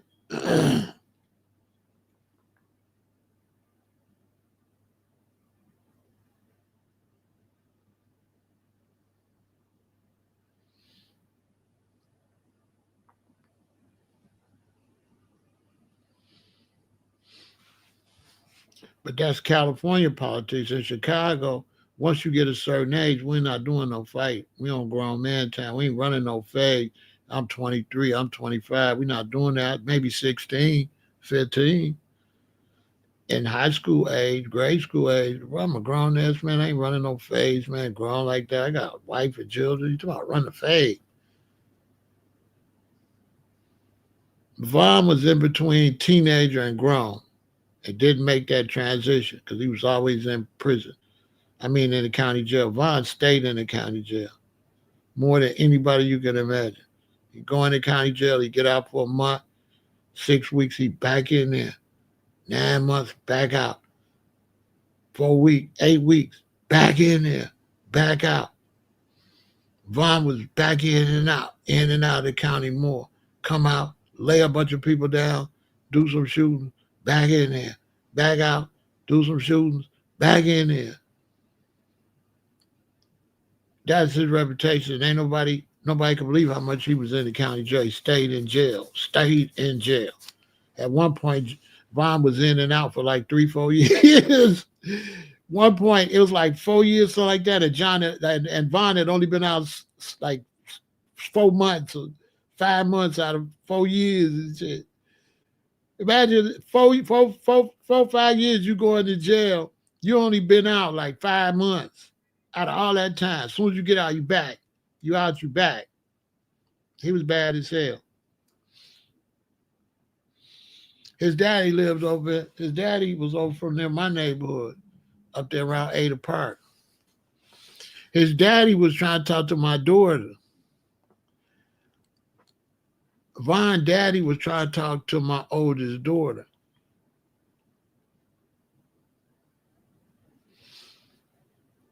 Von daddy was trying to talk to my oldest.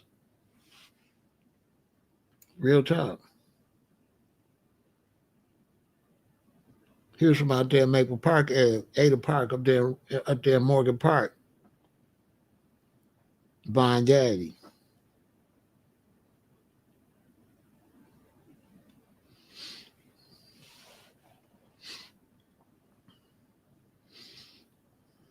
Yeah, Von daddy.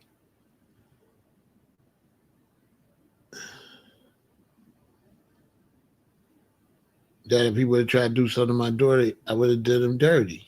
I just show you my reputation precedes me. Von daddy, if Von daddy, you know what I'm saying? No, he got, you know what I'm saying?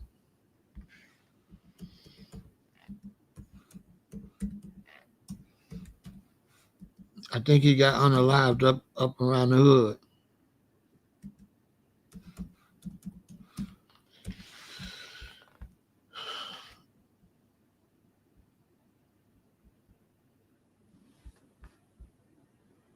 I think he got. I think he got.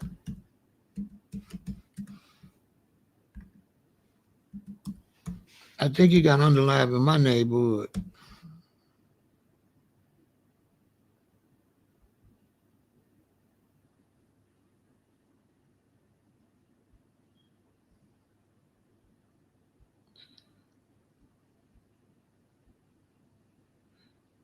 He was from Ada Park, right up the street from me. He was from Ada Park.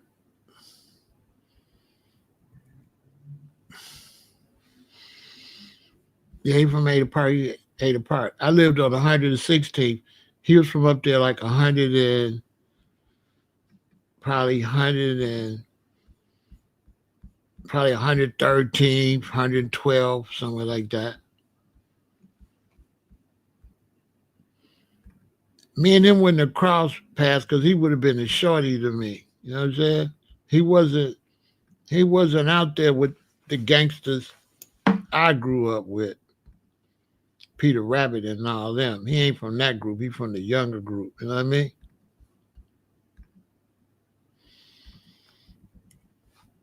Yeah, he from my area, Wild Hunters.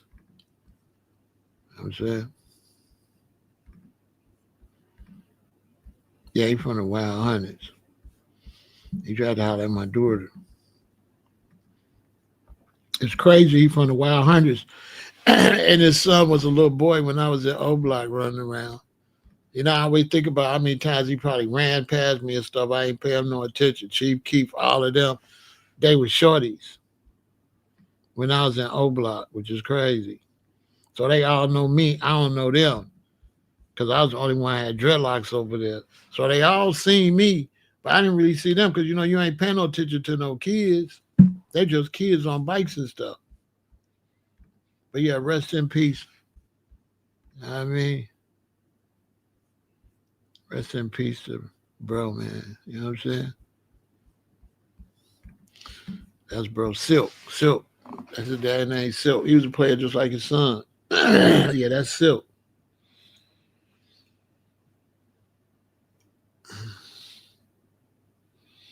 Yeah, that's Silk. He probably was. He probably was. He probably was a GD. Probably.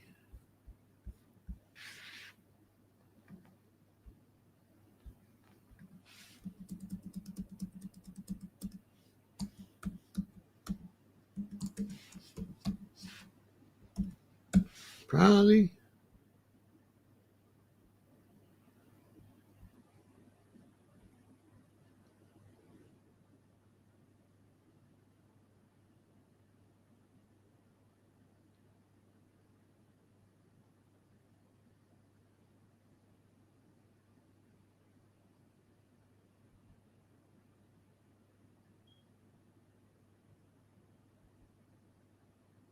I think.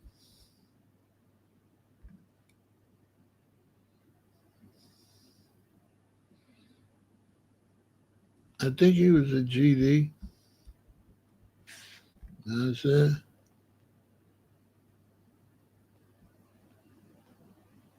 He from Ada Park. I'm from Maple Park. He from Morgan Park.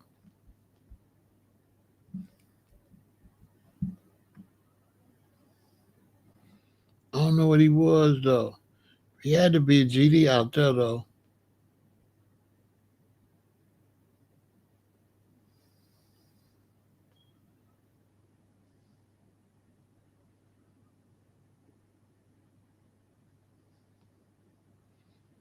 I'm gonna find out. He had to be a GD. Because you had the Lynchman Saracen gangsters. When I was little, they was Lynchmen. Lynchmen love, right? And the Lynchmen ended up becoming GDs when the GDs came south, came further south past 95th. But all them Fat Sam, Harold Vassell, Rusty West and them, my OGs, they was all lynchmen. And there was some stones out there. It was mostly LSG, Lynchmen Saracen gangsters out there. Them was the ones trying to recruit us. So the lynchman was trying to recruit us. You know what I'm saying? When I was a little boy. But the only reason they couldn't recruit us, because we was the boom of the baby boomers, so we outnumbered them.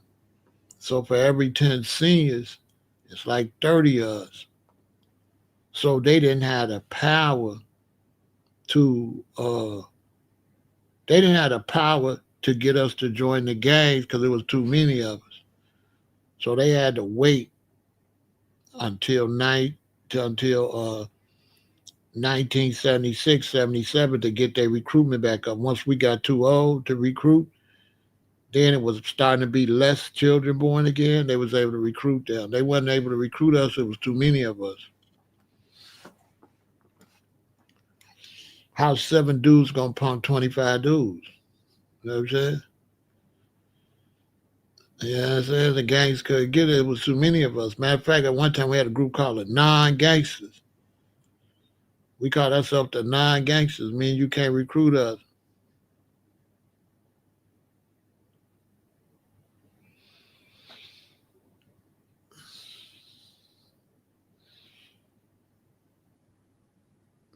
So Von Daddy, he a homeboy though.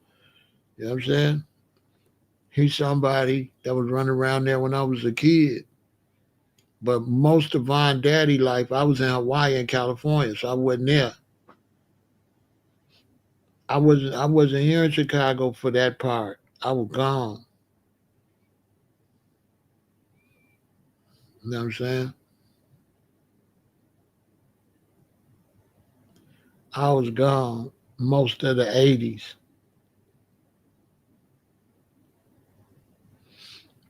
I was gone. I wasn't here for the 80s. You know what I'm saying? But I was here for the 90s when he was running around. You know what I'm saying?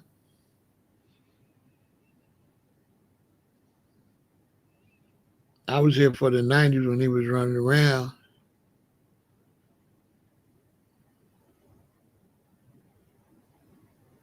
You know what I'm saying?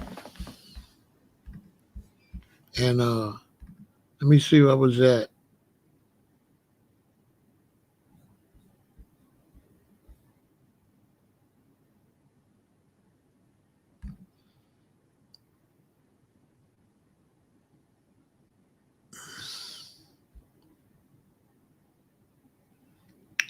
November 6, 20. Oh, that's King Von. When was the daddy?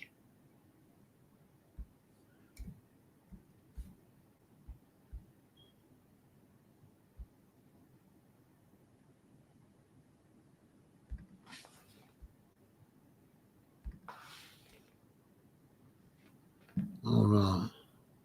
Let me see when he got unalive.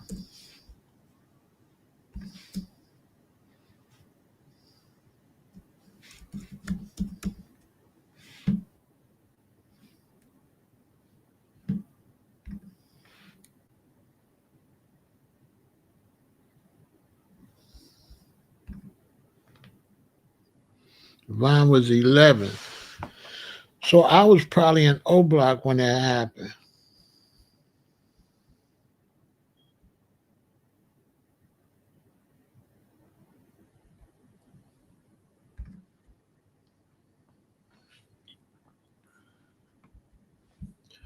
I was probably in O Block. Let me see. When Silk.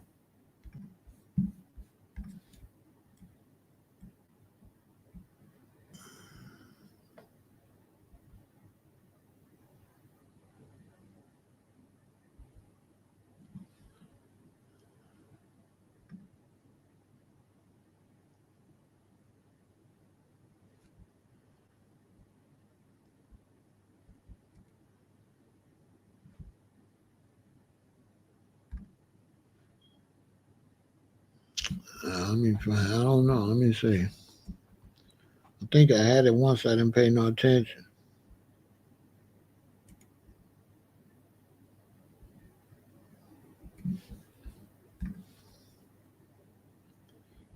Okay.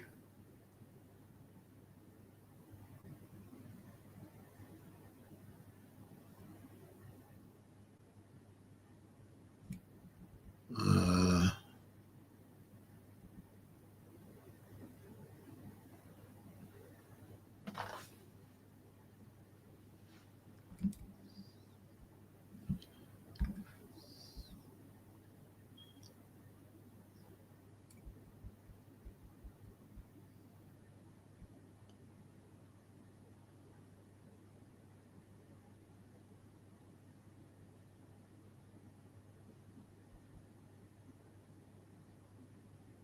He was born in 1994.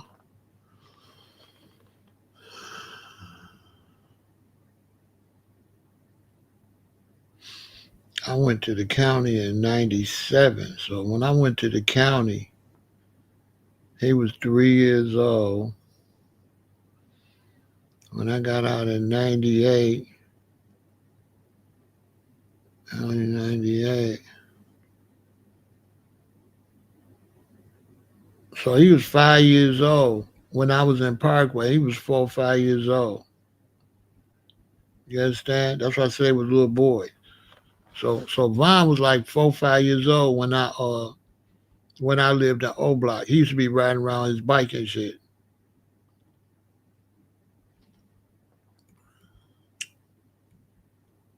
So if he was 4 or 5 years old.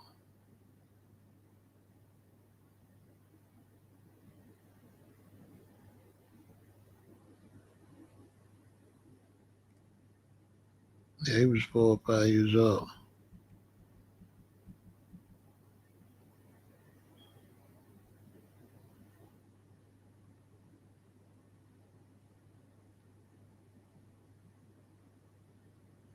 Your grandson was only 4 or 5 years old back then.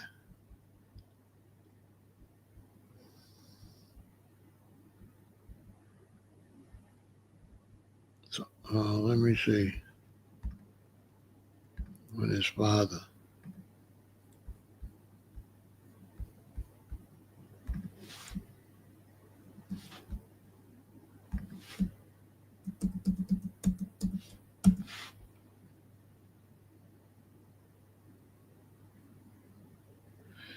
So he's 4 or 5 years. So his father, when he was 11. So when he was 11, when his father got unalive,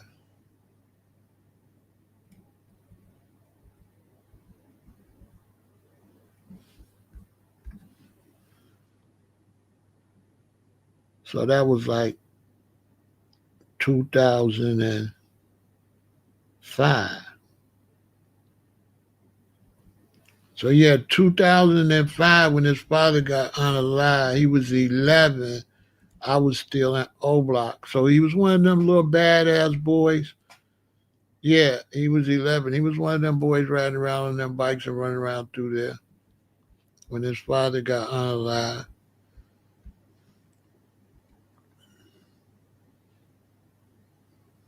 Yeah,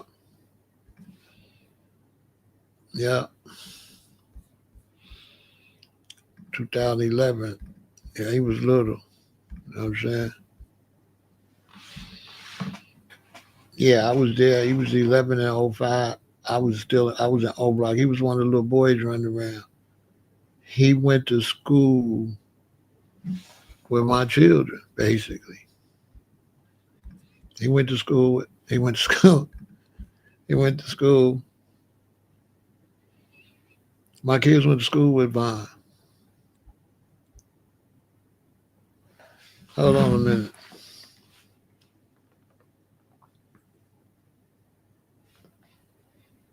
My kids went to school with Vaughn.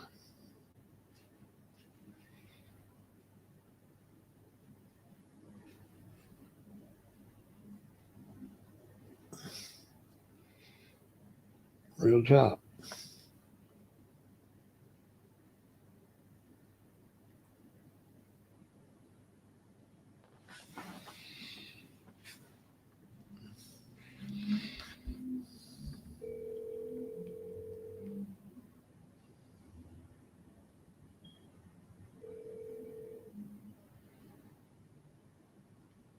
Hey, uh, what year you went to Dulles?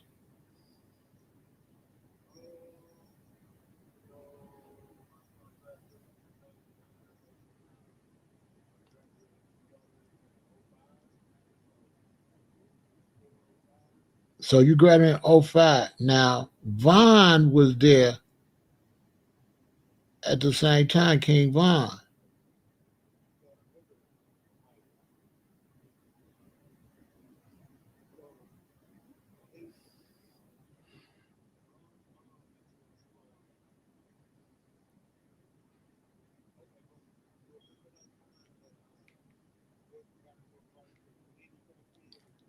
Yeah,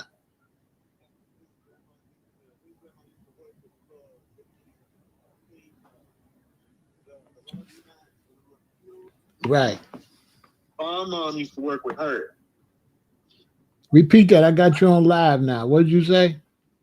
Vaughn mom used to work with her with the computer room in Parkway. Now I'm way older than them, so like, and remember, I didn't grow up in Parkway with Dorothy and Demetrius and them. When I Right. moved, they knew them. So like, Demetrius probably knew better of who those people were than I did. Right. But Vaughn is Vaughn about how many more years younger than you? Mm, man, let me see. I don't know. You born in what? I was born '91, Okay, hold on. and he was born in '94, so I'm 3 years older than him. So you 3 years older than him. So like when you was in the When I was sixth, in eighth grade, yeah, eighth grade, he was like in the fifth grade. yeah, He was one of them kids riding around on them bikes, wasn't he? correct. Yep, Right. yep. And what about Chief Keef? Chief Keef older than Vaughn? Chief, he the same age as Lulu, because they went to school together. How much older is Lulu than you? I'm 3 years older than her too. Oh, 3 or so 4 years. so that's why we didn't know them. They younger. Correct. So Chief Yeah. Keef is only like a year older than Vaughn, probably. Correct. Oh, okay. All right. All right. But get on back to doing what you're doing. Yeah, you got birthday coming up. Happy birthday. I'm gonna send you something. Appreciate it. Did you contact your sister for her birthday? Oh, I did. No, I did. I talked to her for a nice little minute. All right. Okay. I'll holler at you later. All right, cool. That was my son that I moved in with me. So yeah, they was all little. You know what I'm saying? They was all little. You know what I mean? They all, like I say, they all would see me. But they know the twins. You know what I'm saying? They know the twins. But they all older than them. So they know Von's mom though. They know Von's mom. You know what I'm saying? But they was a little kid. That's why I said they know me, because then my youngest daughter was younger than them. Because she was born in 99. She was born in 99. So they was older than her. My youngest daughter, Chief Keef's daughter, was in school with my daughter.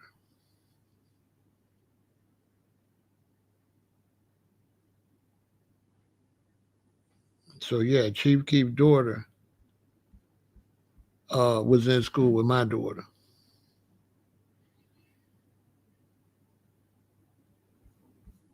I mean, Chief Keef's little sister. My bad. Chief Keef's little sister went to school with my daughter. They was in the same class. That's why Chief Keef is her favorite rapper. You understand? So all of them,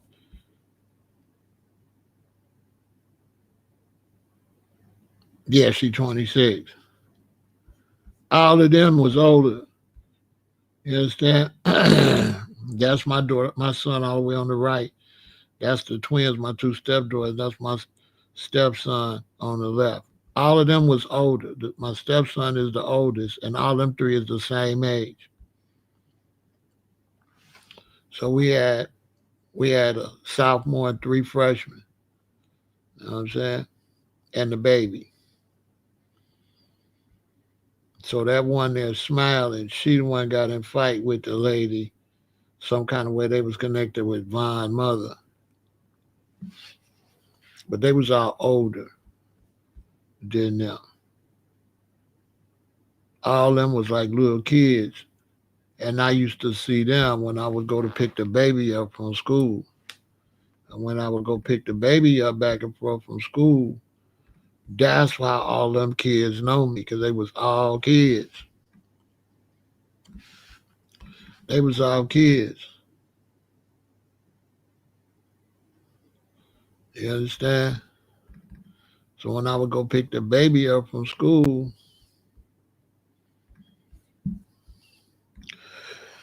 that's how all the children know me. You know what I'm saying? When I would go pick her up from school. When I would go pick her up from school, that's how all the little kids know me.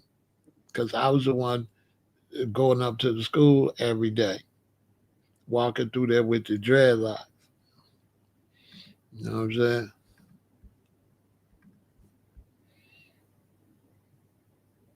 Yeah, they all around the same age, 32, 33.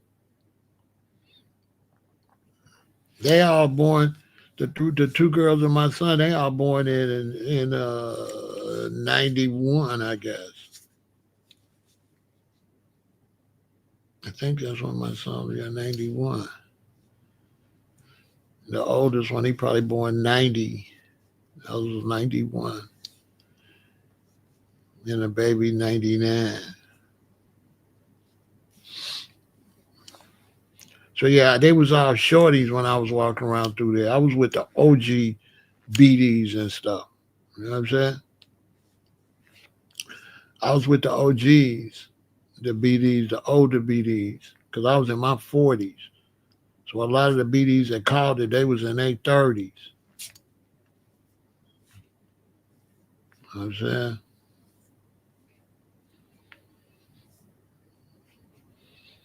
But I was doing the music. That's when I was heavy in the music game. I started the label, so I was working from there. So I was around the BDs, my boy B Sco. Yeah, my boy B Sco. So he was rapping, so that's why I was around outside. That was the only time I'd be outside because I was trying to get BDs to come to the studio.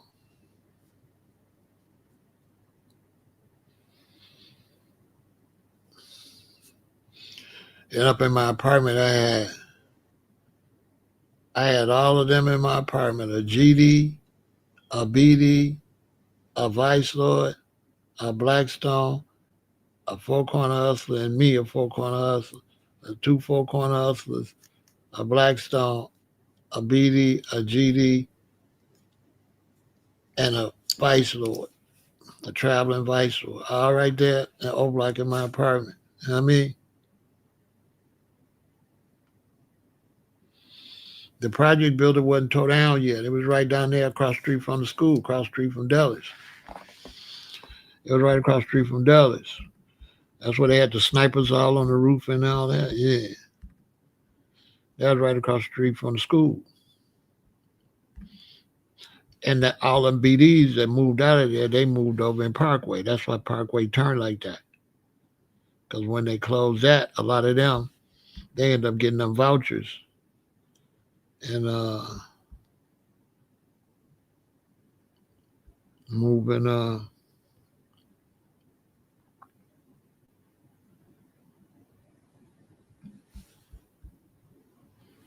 moving to O Block.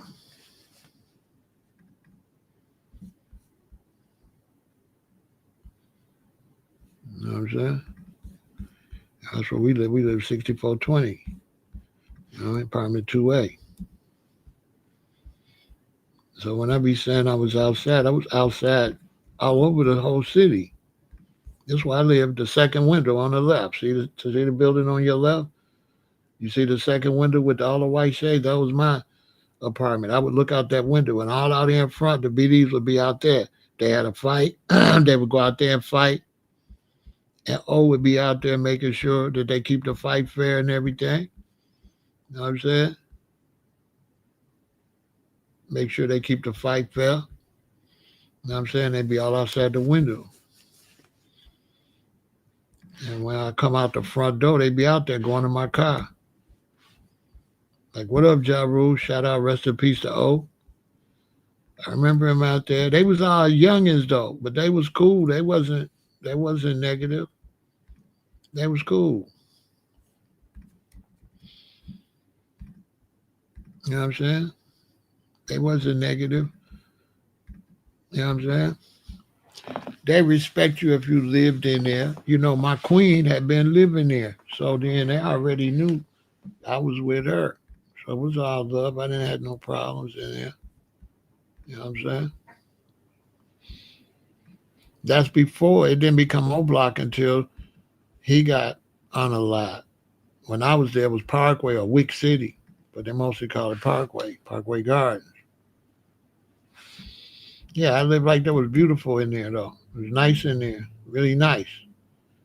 See, that's the tall one in the back. The one I was in is the short one. See the tall one? But this one only got 3 floors. This one, the one on the left, and the one on the right, those only got 3 floors. The one in the back is the one got a lot of floors. So a lot of people don't know a lot of Parkway is only 3 floors. It's only 6 units in a lot of the buildings. Only the buildings in the back is big like that. All the buildings across in the front, it's only 6 units. They nice.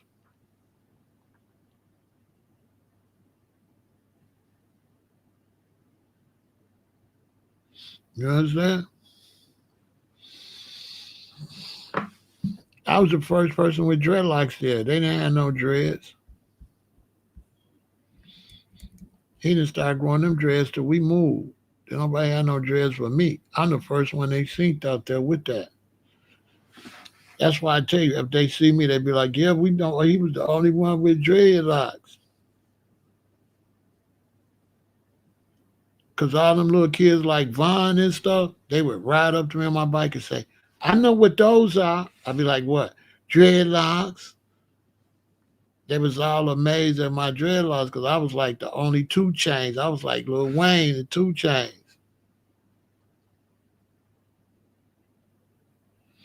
You know what I'm saying? I was like Lil Wayne and 2 Chainz to them. They had never seen no dreadlocks like that. I liked it when I lived over there. They was cool as hell. They was cool. It was cool. Unless you was just some weirdo coming in there, maybe trying to talk to a girl or something. They ain't really know, you know.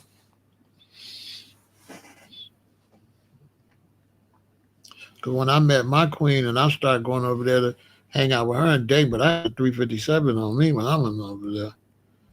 So it was what it was. You know what I'm saying? Yeah, I'm a little different. I first went over there. You know what I'm saying? But they was cool. They liked my car. My license plate Ja Rule. They called me Ja Rule. What up, Ja Rule? What up, Ja Rule? But I was cool with everybody. I wasn't. I'm real outgoing. You know what I'm saying? I was real outgoing, so I wasn't no op or nothing like that. I was part of the family. You know, I get along with brothers and sisters. You know what I'm saying? I get along with brothers and sisters, and they didn't really mess with the residents like that. They just was on some gang stuff hanging out. They did not mess with the residents. There's a lot of older regular people lived in there. There's a lot of older people in there, so it wasn't like what people think. It didn't really get bad until we moved. It didn't really get bad till like 20, you know, 2012, 2013, like that. You know what I'm saying? It wasn't bad like that. You know what I mean? They was beefing with the GDs across the street, but it wasn't that bad. It didn't get really that bad until we moved to Hyde Park. Once the children graduated out of high school, we moved. We just stayed there because we didn't want to move them out of school and shit. Plus, it was nice in there. It was nice. There was some nice apartments. You know what I'm saying? Heated floors and all that. A lot of people don't know. It was nice up in there.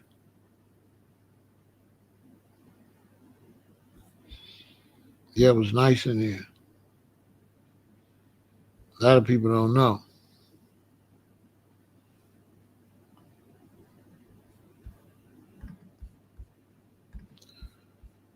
Yeah, it was nice. I didn't have no problem.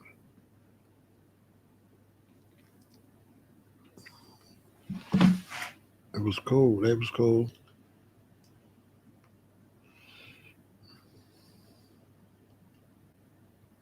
It didn't get crazy till we left.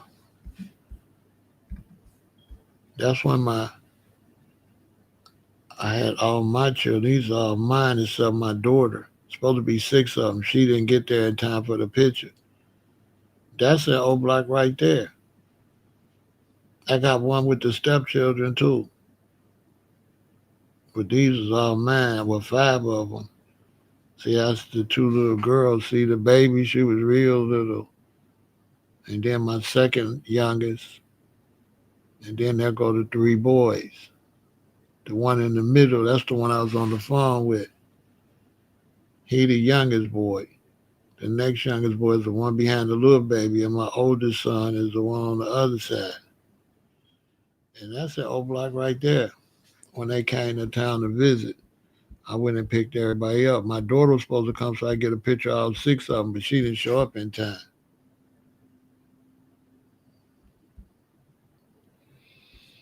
So we didn't have no problems in there like that. Not like that.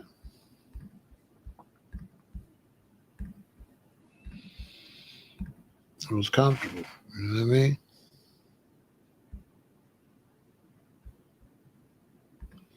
With no problems.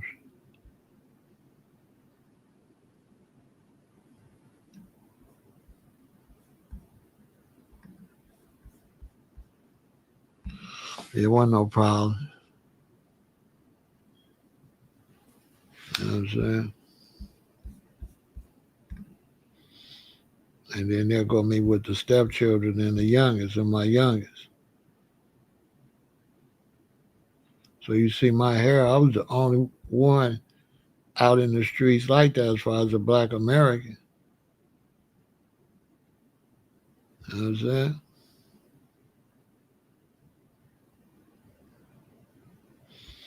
I was the only one out there like that. But they all older than Vaughn and the baby younger than Vaughn and Chief Keef.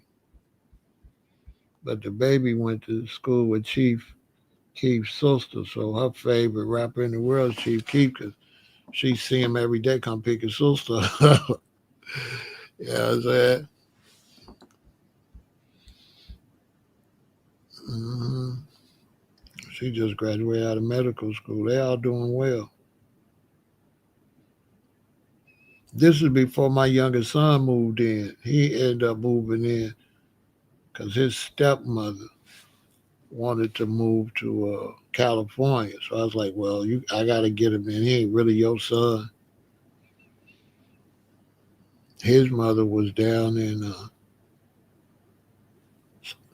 South or North Carolina fighting cancer. She passed away from cancer. My youngest son mother. That's when people be talking about relationships. They don't even be knowing what be happening. The reason, you know what I'm saying? You end up in different relationships. A lot of times, different relationships be medical reasons. Yeah, where people be passing away. Seriously. There's a lot of women that got married twice because their first husband got shot or something. So people be judging this thing like, man, you've been in three marriages. Man, get the book. You know what I'm saying? You don't know the circumstances, bro. You just foul. You don't, you know what I'm saying? You just talking. You don't know the circumstances. You got to know the circumstances of stuff. It ain't a lot of times what you think. Life ain't guaranteed like that. Life is precious. Did I like Cali? Yeah, I love Cali. That was my second home. That's where my two oldest sons was born at in Cali. I had to leave Hawaii to have them. Their mother went to visit her mother and found out she was pregnant and she had had two miscarriages. So I had to leave. You know what I'm saying? I had to leave and go back to Cali.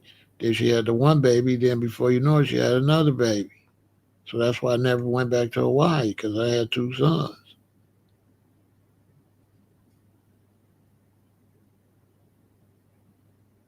I made a lot of money in Cali. Heck yeah, I liked Cali.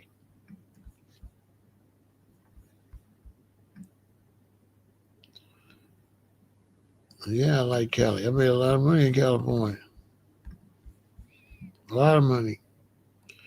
California is where I really got my entrepreneurial uh, swag up. Straight. You know what I mean? That's why I became an official entrepreneur in Cali. You know what I mean? And musician. I really stepped my music game up. Stepped my music game up and all that.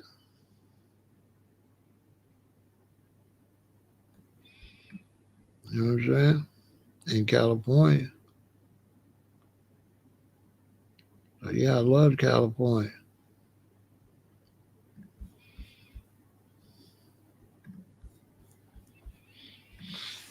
You know what I mean? I made a lot of money in California. And that's my booth right behind you. I probably made about 3 grand that weekend. 4 grand that weekend.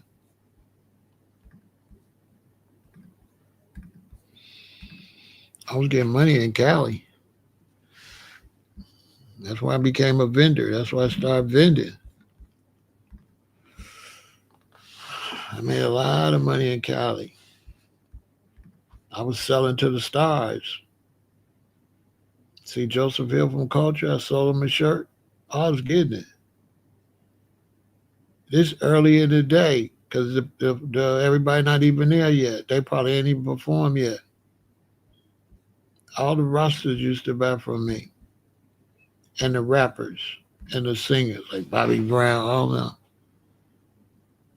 They all used to buy from me. I dressed everybody. You know what I'm saying? I was the number one roster salesman, to be honest with you. See Burning Spirit with the t-shirt in his hand I just sold him? I'm outside. See my table right there? I'm outside. I was gorilla. I was gorilla hustling at this one. I was outside the concert, the reggae show, on the sidewalk with a table getting it. See, Burning Spirit just bought a t-shirt from me. I had that fire though. Look at this Holly Selassie shirt in gold, and it got gold writing on the back. Mine in silver. I didn't sell mine. I'm the only one that had the silver one.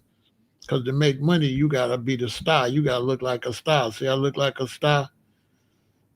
Nobody gonna buy nothing from you if you don't look the part. So I had to keep the reggae artists looking good. They can buy stuff from me and go on stage. They need clothes to go on stage. You know what I'm saying? Real talk. And people think I just be talking. I go, family man. I just sold him some stuff. The Wailers. It's at the Wailers show. Real talk. I don't just be talking. I was really outside. Gotta go with Dennis Brown and all the brethren at the record store.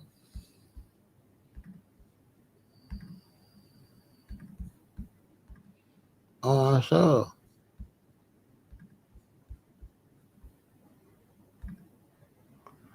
I ain't care. Now, I ain't still got that jacket. That jacket, those type of jackets, After a while, the stitching gonna come loose. It's like a silk like jacket. No. Mm-mm.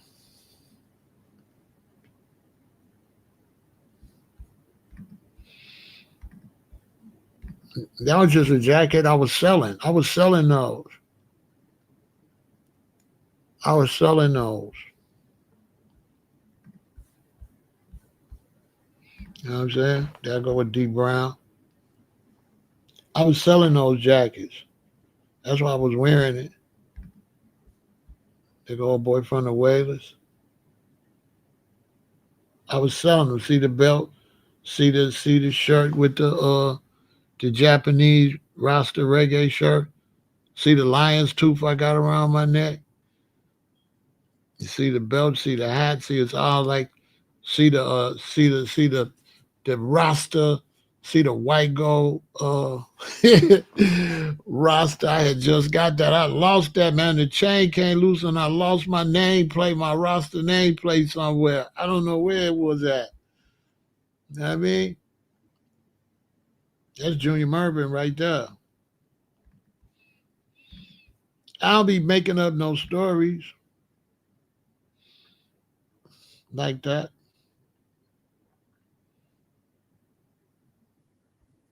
I was really outside my whole life. I've been outside.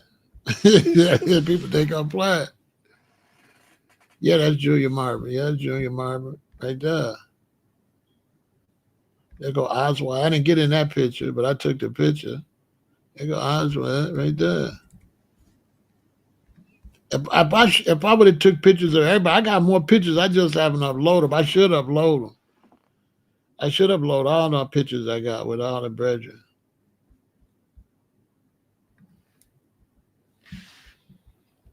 Yeah, I should upload them all. I might get around to it.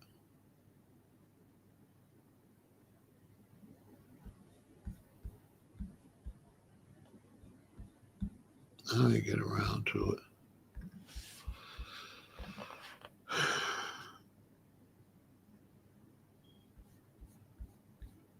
There go my brethren Ross Michael. Ross Michael's really old right now, all gray. Yeah, Ross Michael's in the Sons of Niggas. That's my boy Ross Michaels right there. And the sister was in a band. I can't never remember the name of that band. I'm gonna get somebody to tell me the name of that band.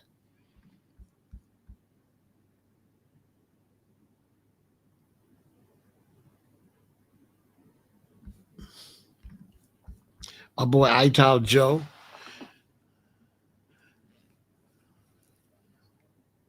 There go my boy Ital Joe out there in Cali with Pac.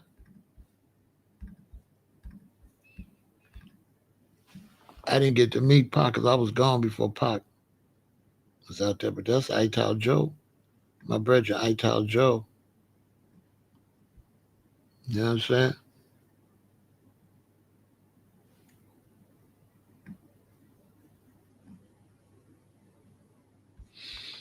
My boy Ital Joe. All right.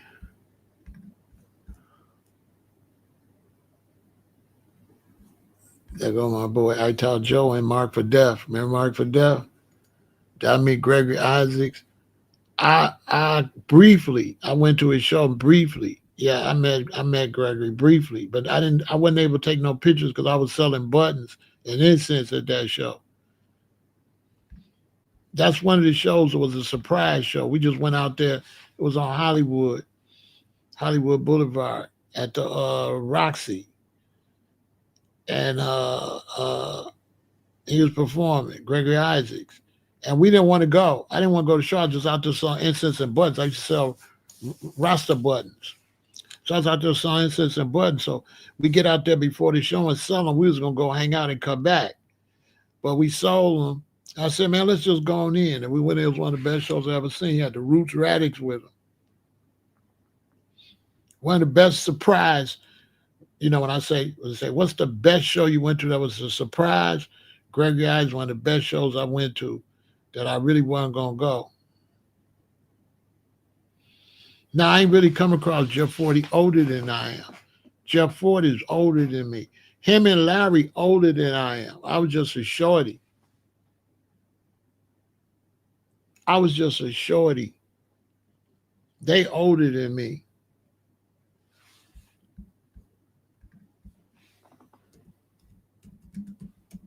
So I never came. But back then, you didn't want to come across them. He's 78. I'm 67. See what I'm saying? He's 78. I'm 67.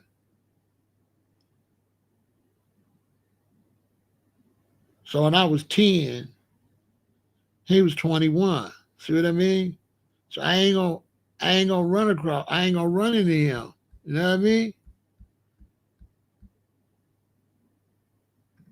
See, when I was 10, Jeff and Larry was grown. You know what I'm saying? By the time I get like in high school, they going to prison already. So they, you know what I'm saying?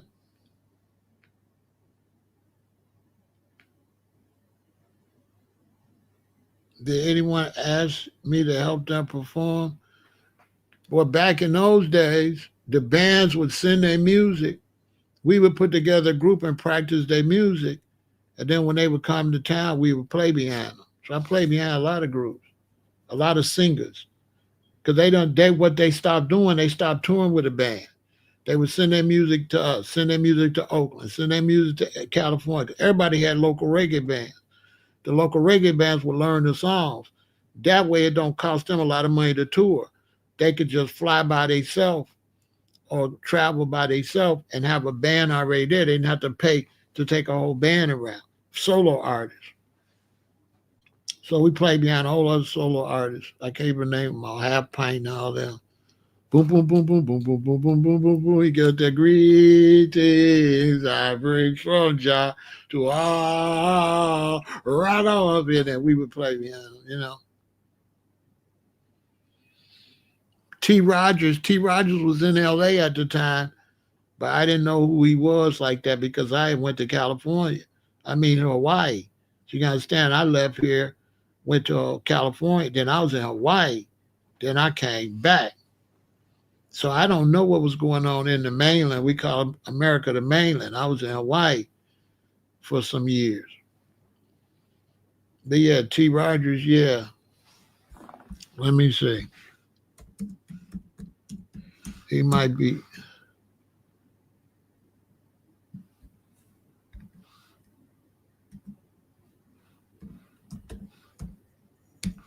Uh, Let me see.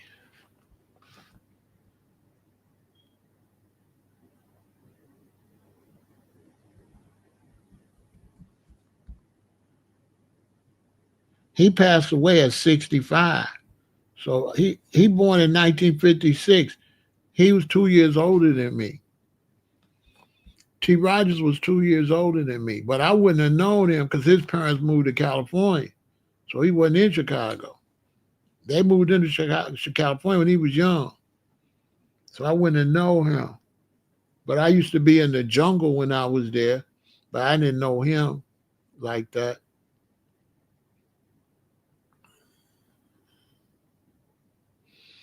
I mean, Hawaiian women is fine, but mostly out there it's tourists. You know what I'm saying? So it's Hawaiian women, but they ain't the finest because there ain't no finest out there because they there from Spain, Portugal, Nigeria, South America, all over South America. They from New York. They from California. I said I was going to go get my pictures. I need to go get my pictures out of my safety deposit box since I'm not married no more and show y'all some of the. No, I ain't going to show them women. They might be married and shit. So I can't show them. But yeah, the whole world was out there. So we really wasn't dealing with Hawaiian women like that. We was dealing with tourists. Tourists was the ones that was really wanted to have sex. They wanted to experience it, you know. It was the tourists that really was the ones that wanted to have sex.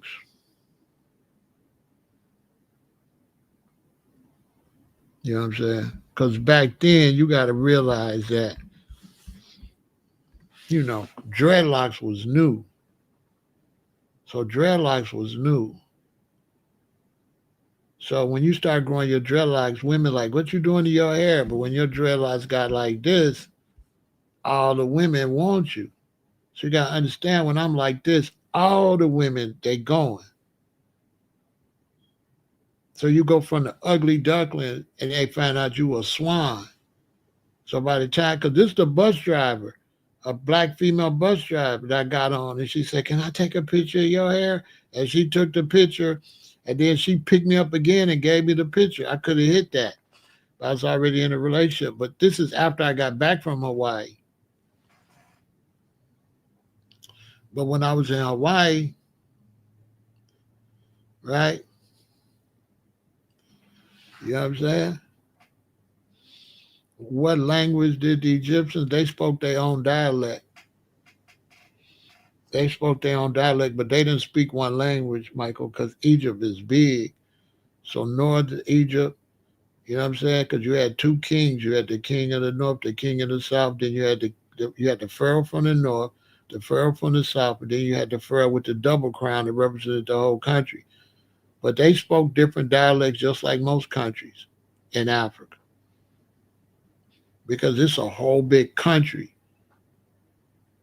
So the people that's closer to this country gonna speak a little bit like that, and the people over here closer to that country depends on which country you next to and what tribe you from.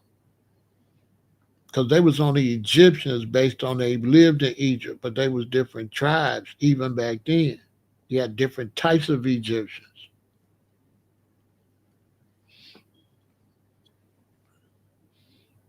You had Nubians and different types of Egyptians. You know what I'm saying?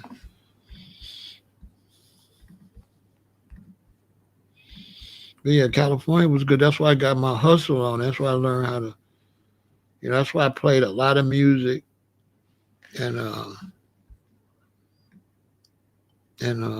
got my. That's where I didn't have to go beg nobody for a job because I got dreadlocks.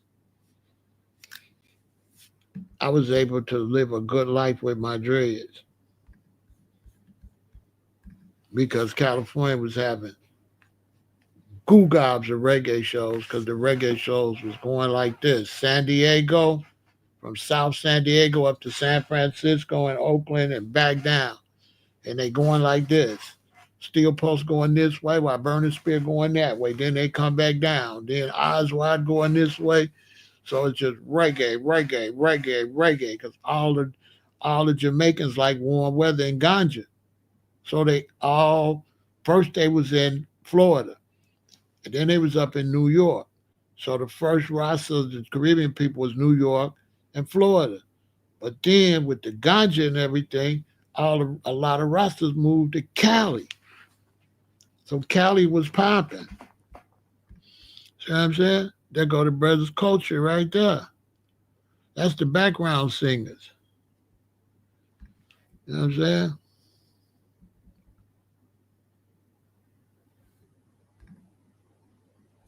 And there's the lead singer. You know what I'm saying? So all the Britain, I was dressing every roster. No, every roster shot with me.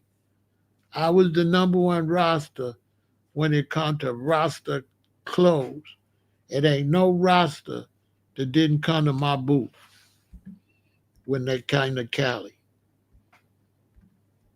That's a fact. I was the number one. I was the number one vendor in Cali. These facts.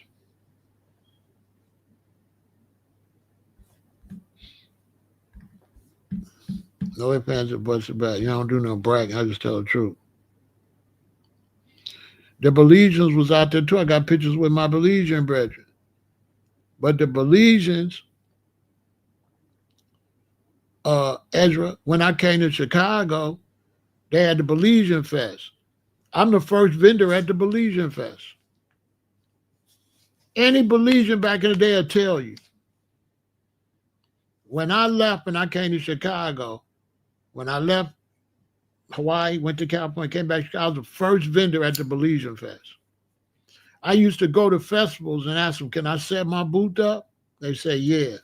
The first year I set my booth up, I sold my reggae stuff.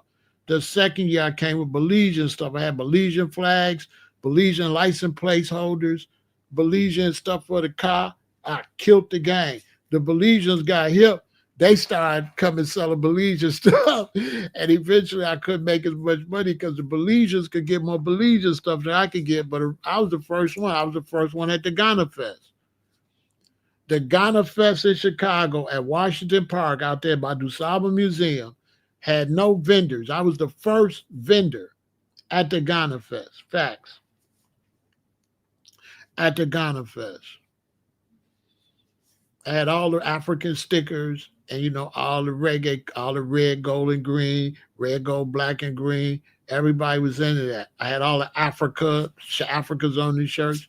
Yeah, I did the Ghana Fest, the Belizean Fest, the Jamaican Fest, Haile Selassie, and all that. I'm one of the first vendors. I'm one of the first vendors in Cali before they had vending. I would go to events and say, can I sell here? They say, yeah, go ahead. Just give me $15. I would open up my table and sell. I'm the original Rasta vendor in America before they had vendor booths. You know what I'm saying? In Cali at that time, the Belizean Rastas was Rastas was everything. You gotta understand, back then, Rastas was everything. It was all kind of Rastas. You know what I'm saying? Rasta was international. Okay? So you gotta understand, back in them days, Rasta was international. You feel me? So I was with all the Rastas. Okay? So here go the guitar player from the Wailers right there, the other guitar player. Right?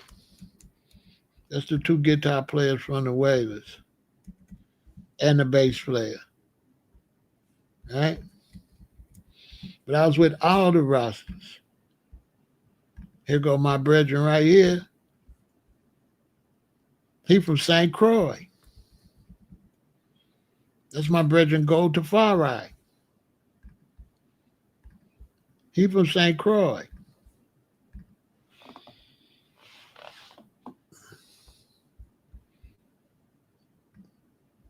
I was with all the rosters. I'm really him.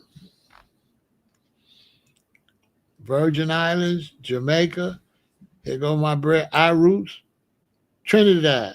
Shout out to Trinimon them. Here go my brethren, I Roots. I wonder if he's still up in New York. This is at the Haile Selassie Festival in Chicago. That's my brethren.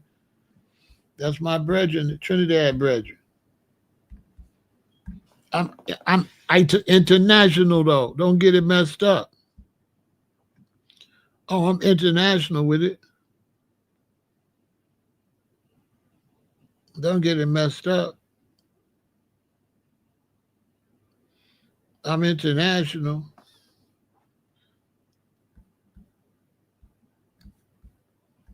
Yeah, I'm international with it. I was with all the brethren. That I ain't care. They're gonna go right there with Tabby Diamond. So you got a Black American, you got a foundational Black American, a Rasta from St. Croix, and a Rasta from Jamaica.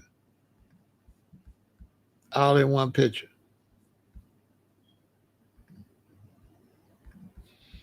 Real talk. Boom, you got the Rasta right here. King OJ, he was a football player. Played for Kansas City. From Kansas City, played with the Chiefs. Wanted to put a union together, so they kicked him out the NFL because he tried to unionize the NFL. This is one of the founders that got rights for athletes right here. King OG from the King's Chamber. This is who we stayed when we went. Some comedic rosters, just like me was. Yeah, my brethren King OG.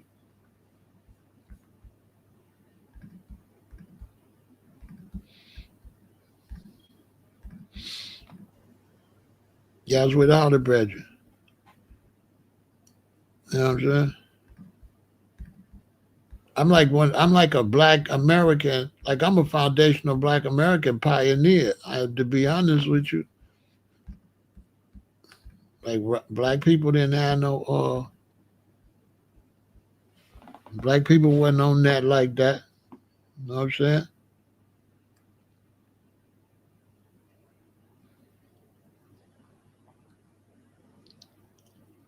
Black people wasn't on that like that.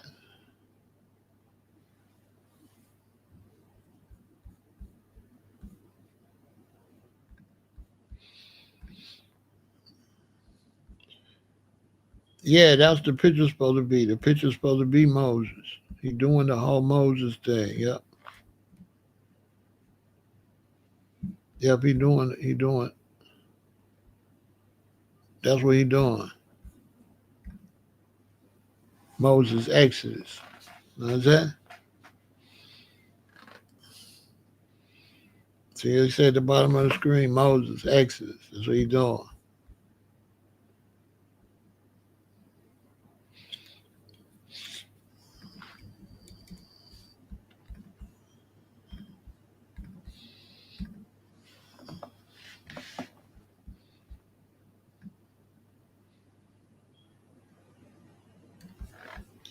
I was with all the brethren. You know what I'm saying?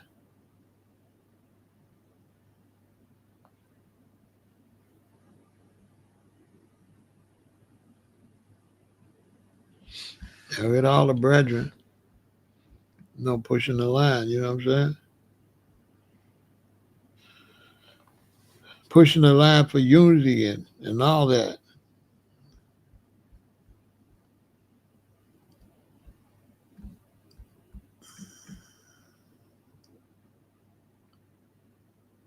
That's what we was on.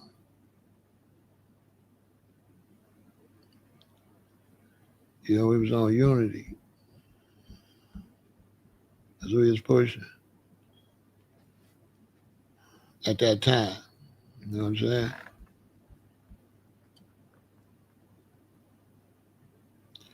That's what we was pushing. We was pushing unity like on a whole nother level.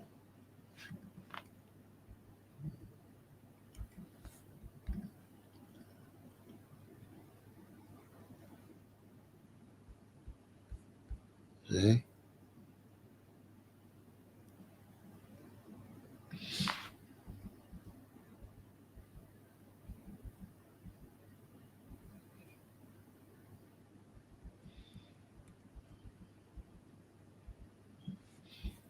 My brother Zadi without an eye.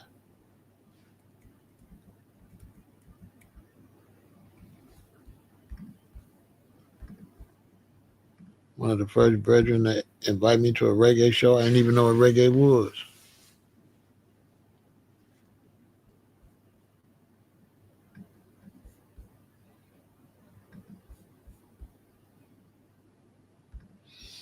I didn't know what reggae was. My brethren Ross Kojo Brown. I live with Ross Kojo.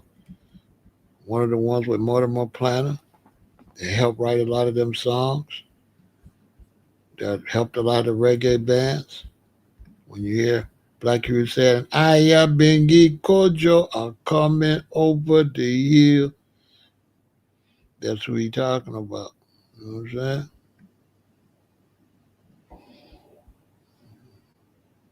Don't matter what. You know, we all over. We was all over. From there to Chicago, you know what I'm saying? I got the Chicago posse. You know what I mean? My little crew in Chicago. King OG's still alive, yeah. King OG's still doing his thing. Yeah, King OG's still alive. Out there in LA, I'm gonna go out there and see him. I'm gonna go see my daughter, my middle daughter, and then I'm gonna go all over LA. I'm gonna go all over California and go see everybody. You know what I'm saying?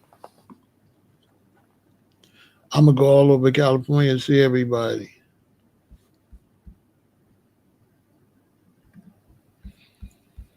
But yeah, I made some money in Cali. You know, step my game up. Well, I got my musicianship up in Hawaii. We had a reggae band in Hawaii. So by the time I got back to California, I was really fired. See, I got the new Steinberger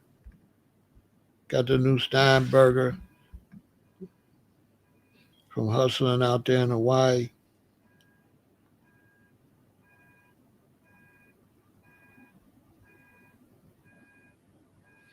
Yeah, we was doing the music big. You know what I'm saying?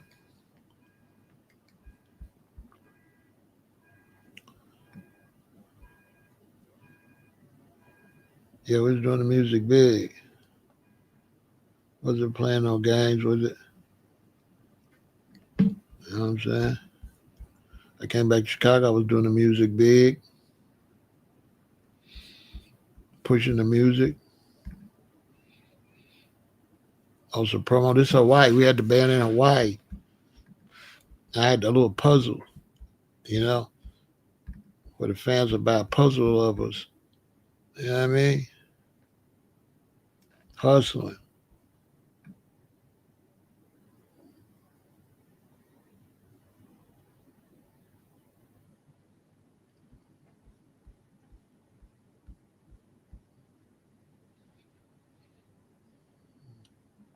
Pushing the culture. You know what I'm saying? I've been pushing the culture the whole time. You know what I mean? Ain't nothing new.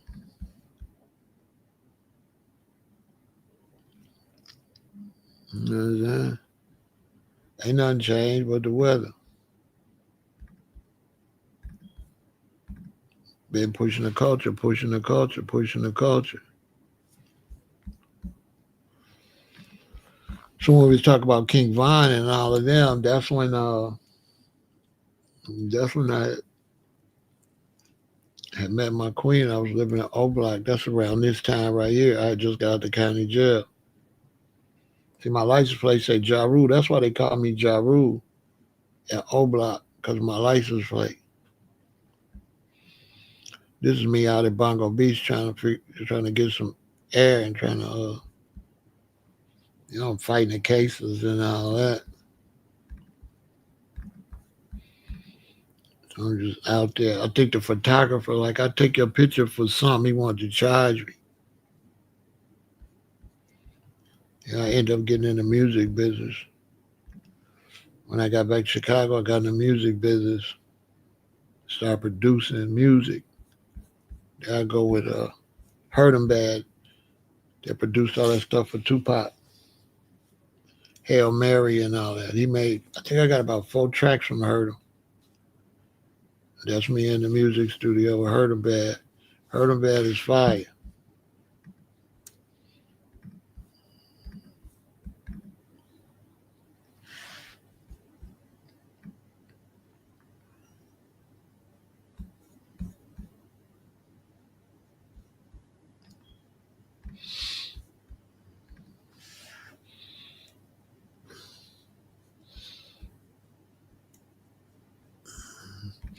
There go me, my son and my grandson PJ. I got one with my daddy too, but I don't know where the one is with my daddy. I got one with all 4 of us. I can't find it. I think it's in my phone that died. I gotta get that picture out of my phone. Look at PJ. That's my youngest son and my grandson. PJ Happy.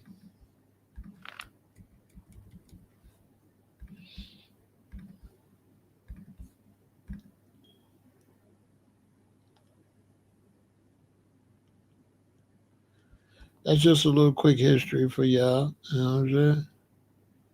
Real quick.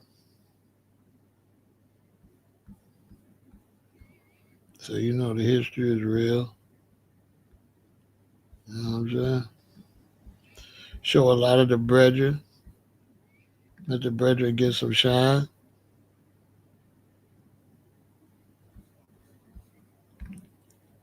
You know what I'm saying? Remember when Cross Colors first came out? I never used to wear no labels, but when the black labels came out, I went on ahead and put it on.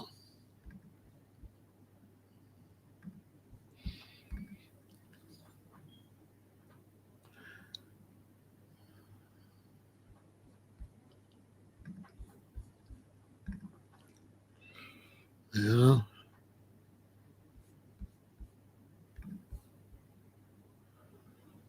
me and my queen in a limousine. I'm taking her somewhere. Yeah, I'm taking my queen somewhere. We in a limousine. I don't know where we was going. Somewhere. Maybe to the Sibbers or something. You know what I'm saying? Maybe it was my birthday or something. I don't know what was going on. I got the jabot on with the shirt and the tie with the brown Kango with the brown do rag.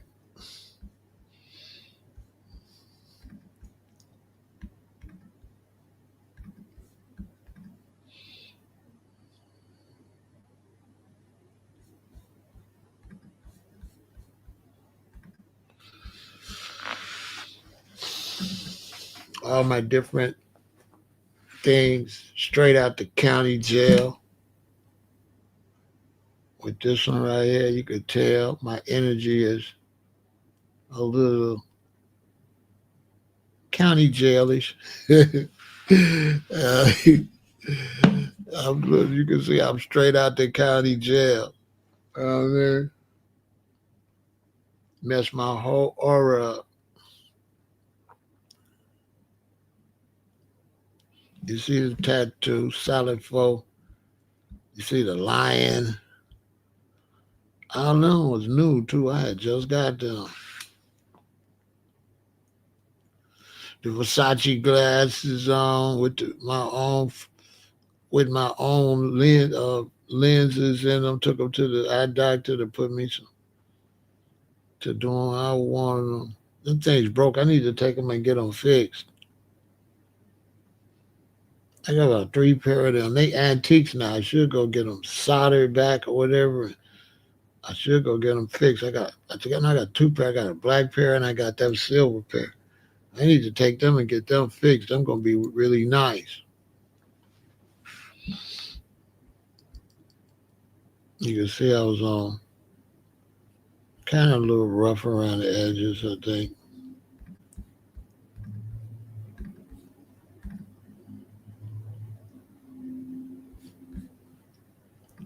You know what I'm saying?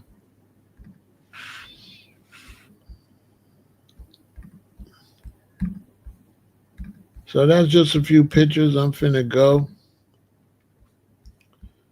You know what I'm saying? My favorite movies is gangster movies. I seen Lord Jamar do one with books.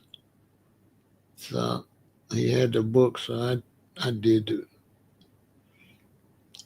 movies.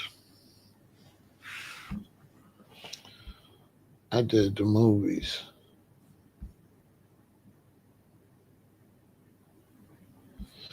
Yeah, the picture. Yeah, we was going somewhere. We was celebrating something.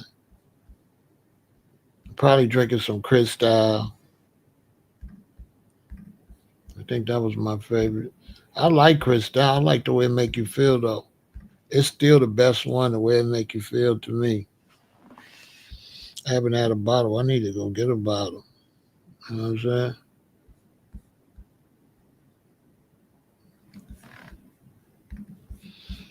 You know what I mean?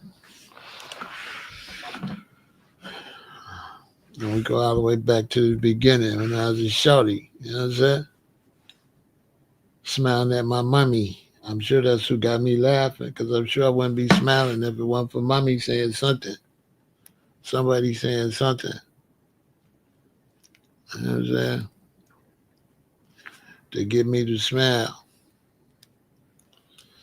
Somebody had to say something to probably stop me from crying or whatever. I don't know who these people is. Why you got me sitting up here?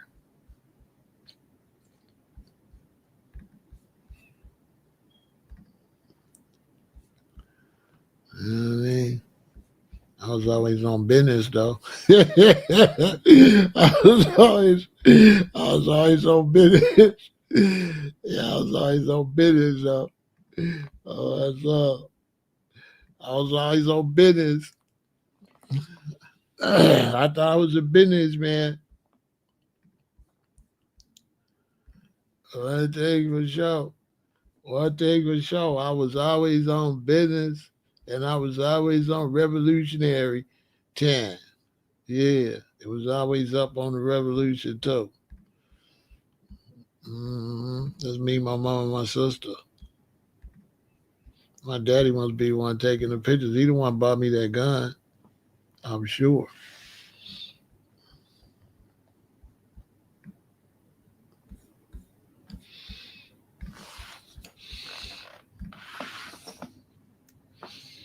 This is why I started growing dreadlocks because I didn't like these haircuts.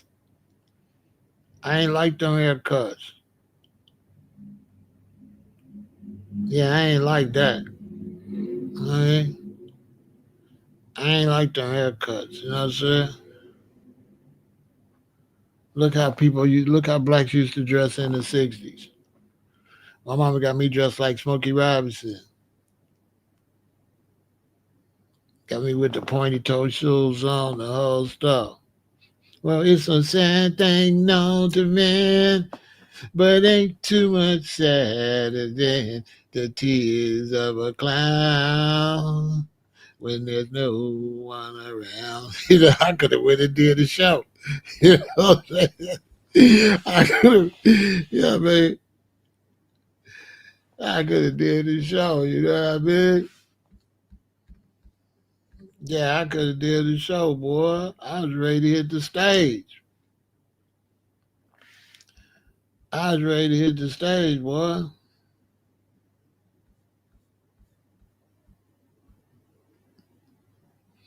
Yeah, I was ready to hit the stage.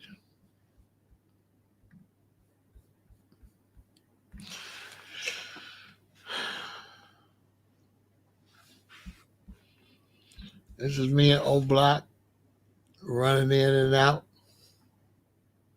Somebody got the camera like, let me take your picture. This is me and O Block.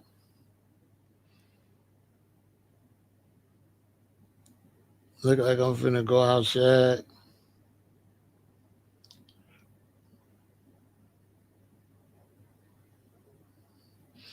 You know what I mean? Mink coat, mink hat, the big ass earrings in my ear. Probably some jewelry on my waist to match my other jewelry. I probably had some big jewelry. I probably had my other jewelry too. The other silver thing.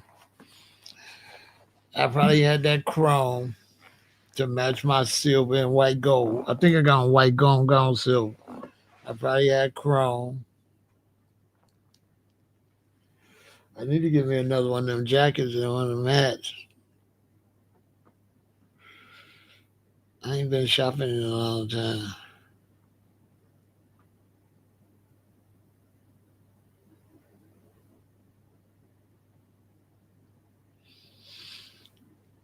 This is me running in and out of O Block. I'm finna go outside and go get some dollars.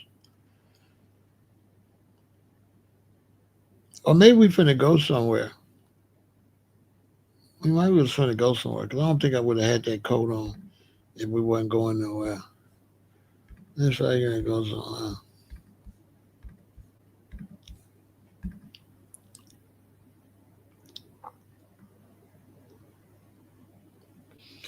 That's a little walk down memory lane, right quick.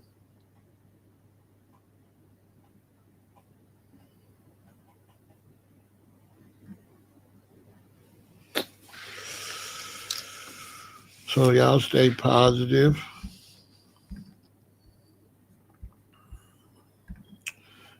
And well, it's 3:30 in the morning. I might just do another live. I gotta think about it. I might. Let me see what's the last. Okay, the last picture I'm gonna show is my brethren, Josh Stone. Much respect to my brethren. Josh Stone. This is the last picture. Yeah, man. Josh Stone. That's after he cut his dreads and started growing again. His dreads was all the way down to the bottom of that shirt. He got Doc Shiki. And I went over that day and he had those short dreads. I said, what happened? He never liked it. One time he had got hit in the head with a brick or something. So they cut a little part of his hair and gave him some stitches. So he never liked the fact that a razor came to his head. His dreads was all he always complained. Boy, me should trim my locks off, man, because we let the man put a razor on my head. And I came over there and cut all his locks off and started over. This is when he started over. His locks was all the way down because he didn't like the fact that he had stitches. He said he should have cut them all off when he got the stitches. I don't know what I'm coming back on. Oh, what time I'm coming back on? I'm coming back on as soon as I log off. Probably about 30 minutes after I log off, maybe. You know what I'm saying? I asked him, I said, you going to grow them back? He said, man, do you ask a tree if it's going to grow back? So he told me. He said, man, do you ask a tree if it's going to grow back? It just grow on its own. Me don't grow no dread. My dread just grow. Aya. So listen, y'all stay positive. Support the channel. Cash App, Venmo, PayPal. And stay positive. Don't get involved with no negativity. Stay away from all negativity at all times. Stay away from negativity and make sure you go subscribe to Pharaoh Said That Live. Victory.